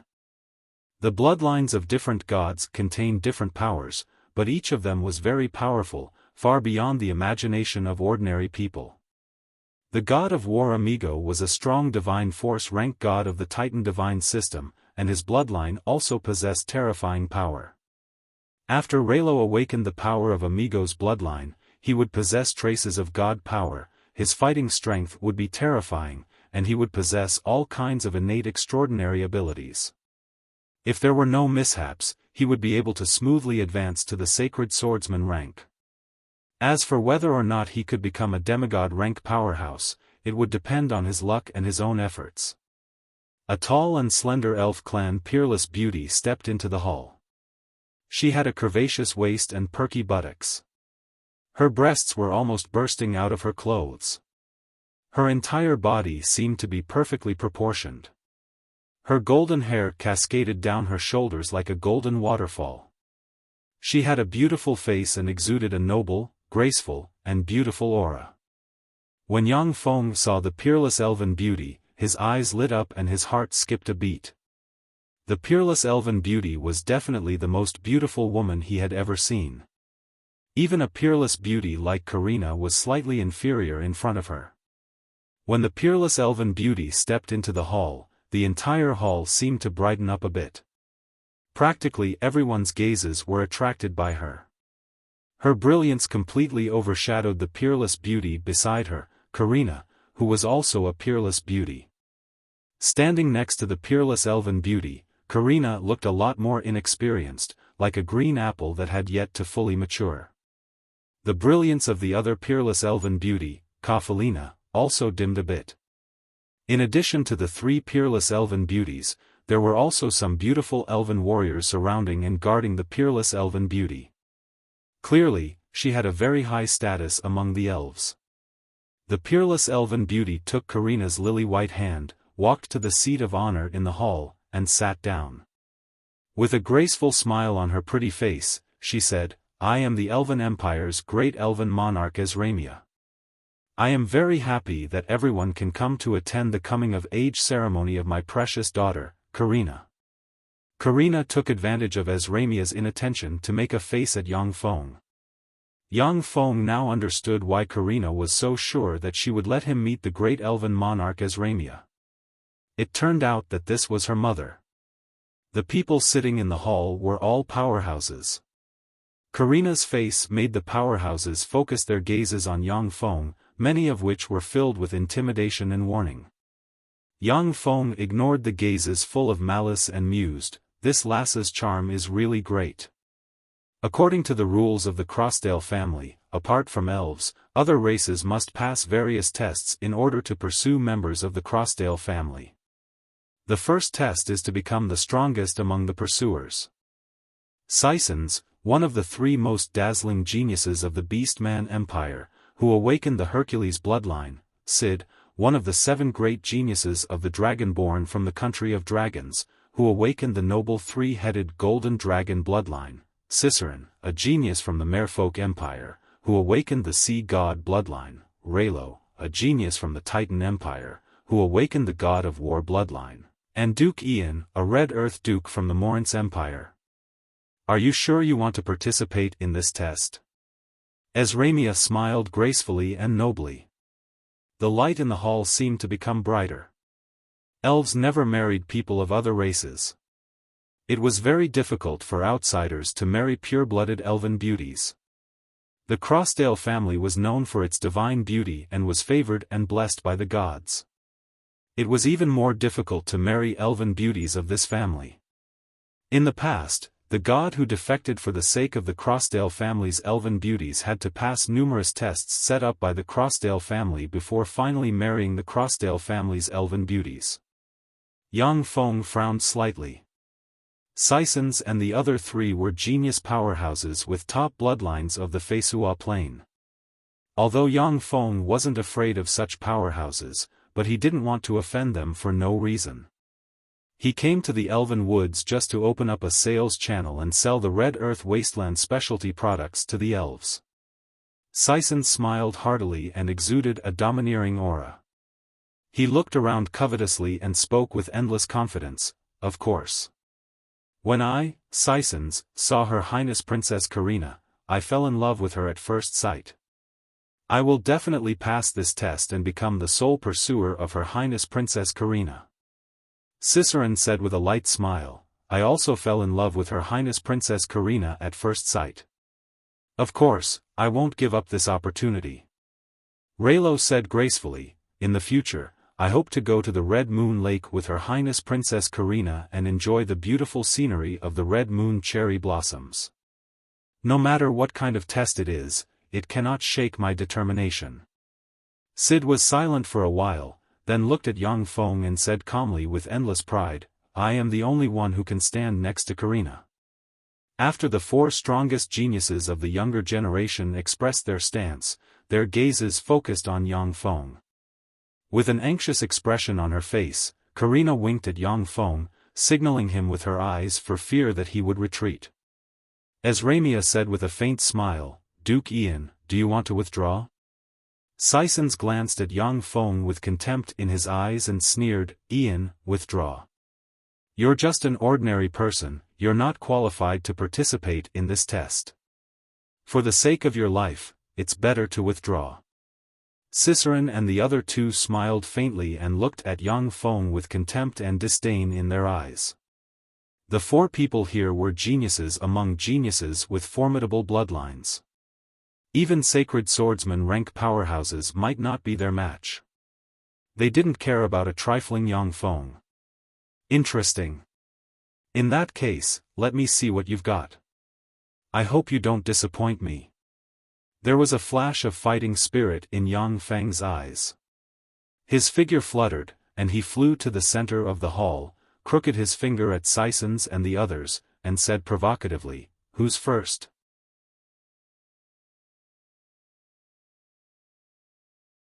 Chapter 310. The Titan's bloodline really deserves its reputation. However, you're the one who will lose. "Very well, Ian, I'll let you, an ant-like human, see the gap between us."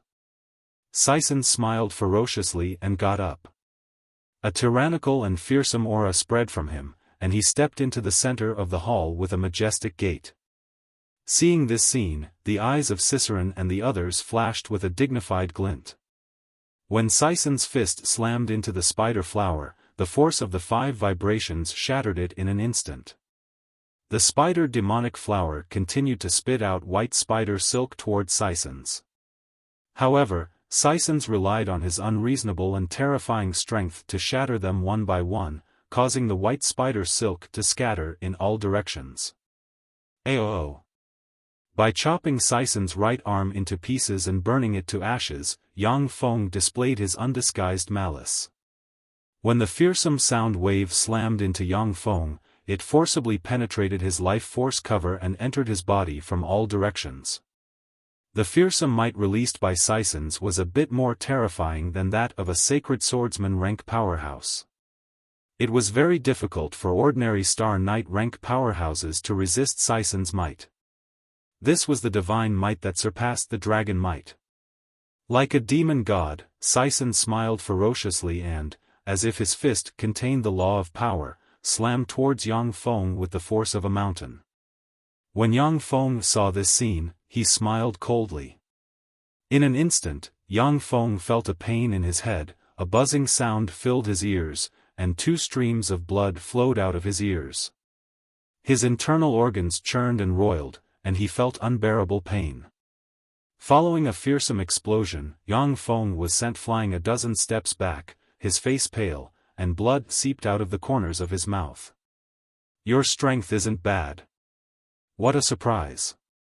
However, you're still not my opponent." Boom! Yang Feng's eyes flashed with a dignified glint. Is this the suppression of God might? It's really amazing. Even with the help of the Titan's bloodline inside him, Sisson still felt powerless. He could barely muster 50% of his strength. With 50% of his strength, he was obviously not Yang Feng's opponent.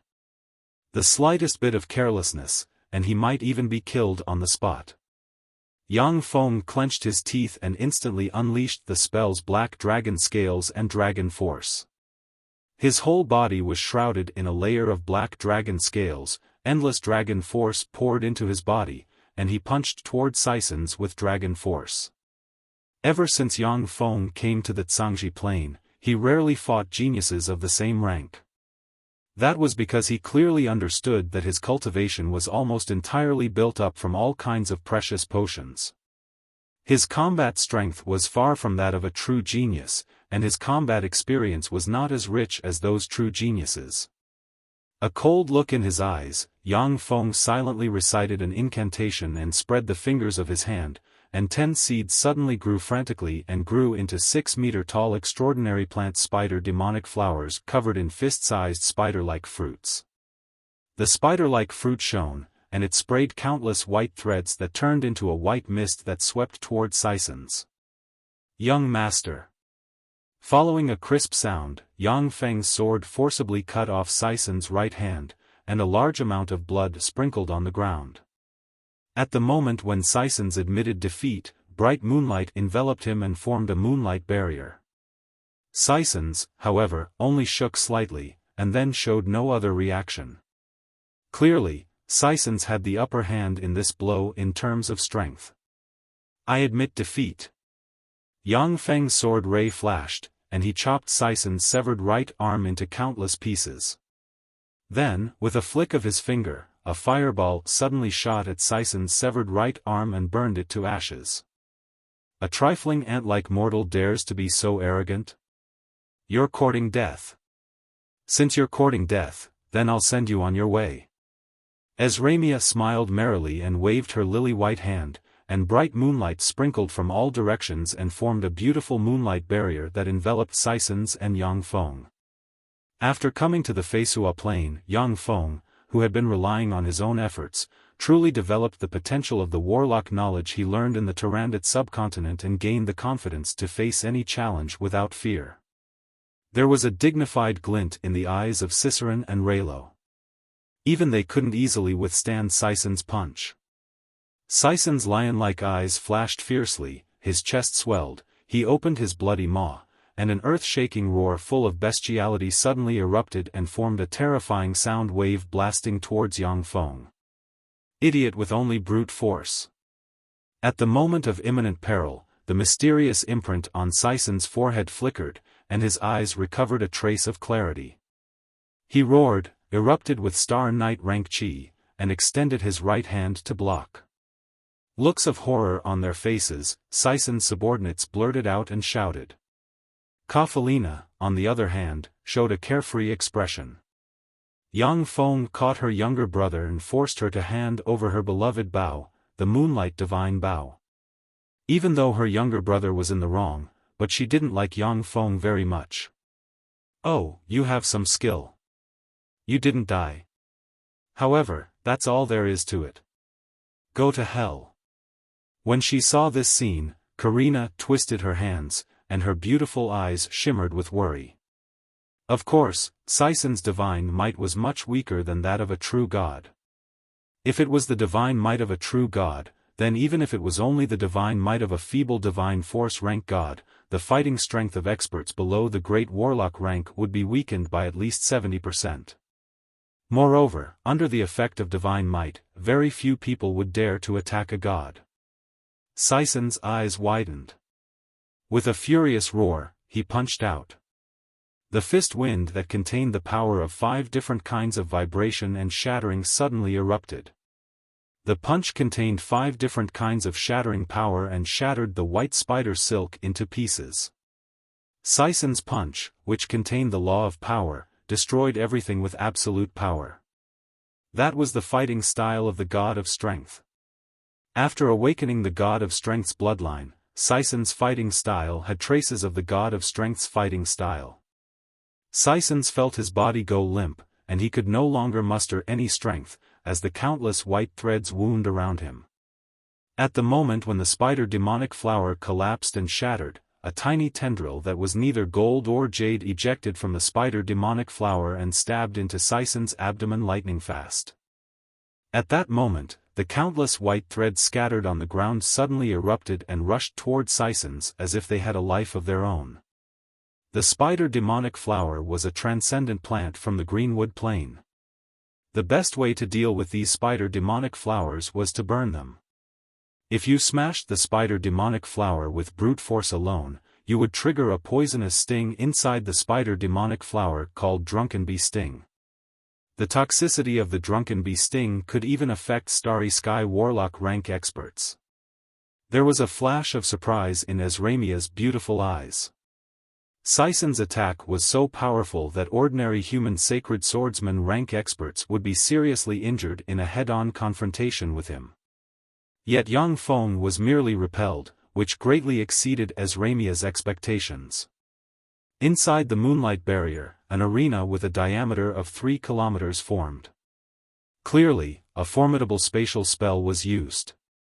Resisting the numbing sensation, Sisons clenched his teeth, glared at Yang Feng with resentment, and said resolutely and helplessly. Ezramia uttered with great interest, "Let's begin." Although Sisons didn't know what kind of extraordinary life form the spider demonic flower was, but he firmly believed that as long as he crushed the strange plant with his invincible iron fists, he could destroy everything. Sisons shattered countless strands of spider silk with every punch. At the same time, he took firm steps forward. The white strands of spider silk couldn't stop him at all. Finally, he appeared in front of the extraordinary plant, the spider demonic flower. With a sinister smile, he punched the spider demonic flower. Ding! On the Fesua plain, as long as the arm was still intact, it could be reattached by various means. However, if he wanted to grow another arm after it was destroyed, then he would have to pay a huge price. Only legend-ranked divine spells, or some particularly powerful elixirs could regrow a severed limb. A terrifying anesthetic erupted from the spider demonic flower's tiny tendrils and spread to Sison's limbs and bones. Shizu technology was just a tool in Yang Feng's hands, and he was the master of that tool. If he wanted to climb to the top of the world, he wouldn't give up on Shizu technology. Similarly, his own progress was also the key. Break! Ezramia's beautiful eyes shimmered with a peculiar glint. What an overbearing punch. Like a wounded beast, Sisons roared, and the mysterious imprint on his forehead erupted with power. He forcibly broke free from the countless spider threads, rolled on the ground, and evaded Yang Feng's fatal sword strike. Of course, if Sisons had the chance, he wouldn't mind killing the human powerhouse Yang Feng. With a flick of his wrist, a secret treasure sword forged from divine blood steel appeared in Yang Feng's hand. His figure fluttered, and he appeared in front of Sisons. He erupted with Star Knight rank chi and slashed at Sisons' head, not having any scruples about his status as a divine descendant. Surprised, Sisons sneered, then blurred into motion and shot towards Yang Feng like a furious lion. "Damn you, Ian!"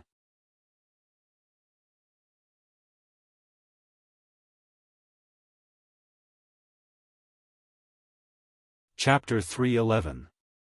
Ding!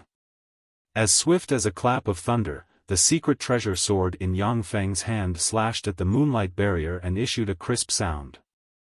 A frightening shock wave spread in all directions, and the secret treasure sword was forcibly jolted away. "Sorry, my hand slipped."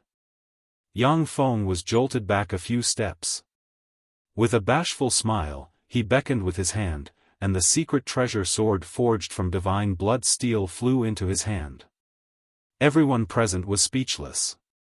Yang Feng had clearly attacked on purpose. If Ezramia had been a bit slower, then Sisons might have been cut in two.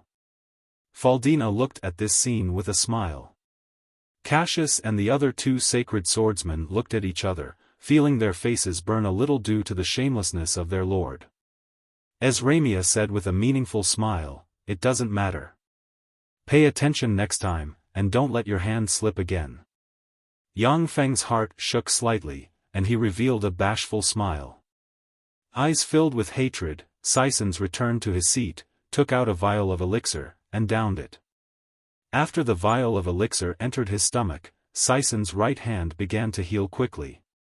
There were also grandmasters proficient in pharmacology in the Beastman Empire. Of course, the number of grandmasters proficient in pharmacology in the Beastman Empire could be counted on one hand.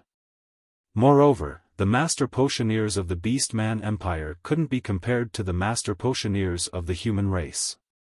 However, the master potioneers of the Beastman Empire were proficient in many potion formulas that human master potioneers couldn't grasp. "Ian, let me have a taste of your skill." Cicerone smiled faintly.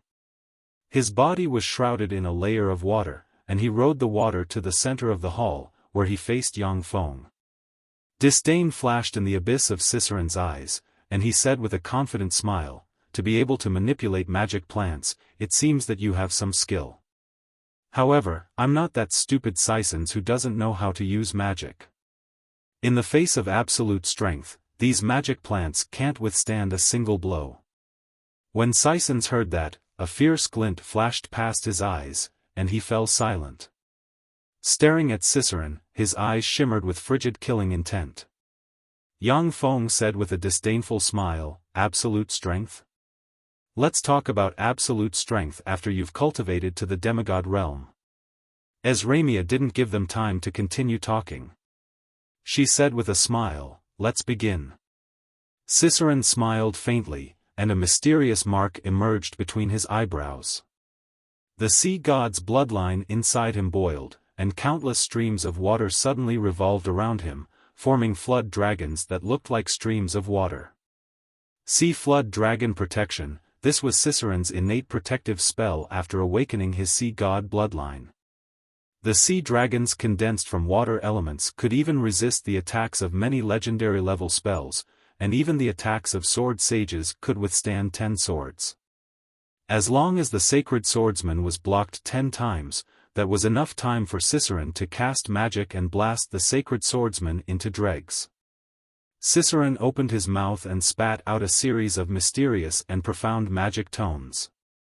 Countless water elements surrounded his body, and a terrifying power surrounded him.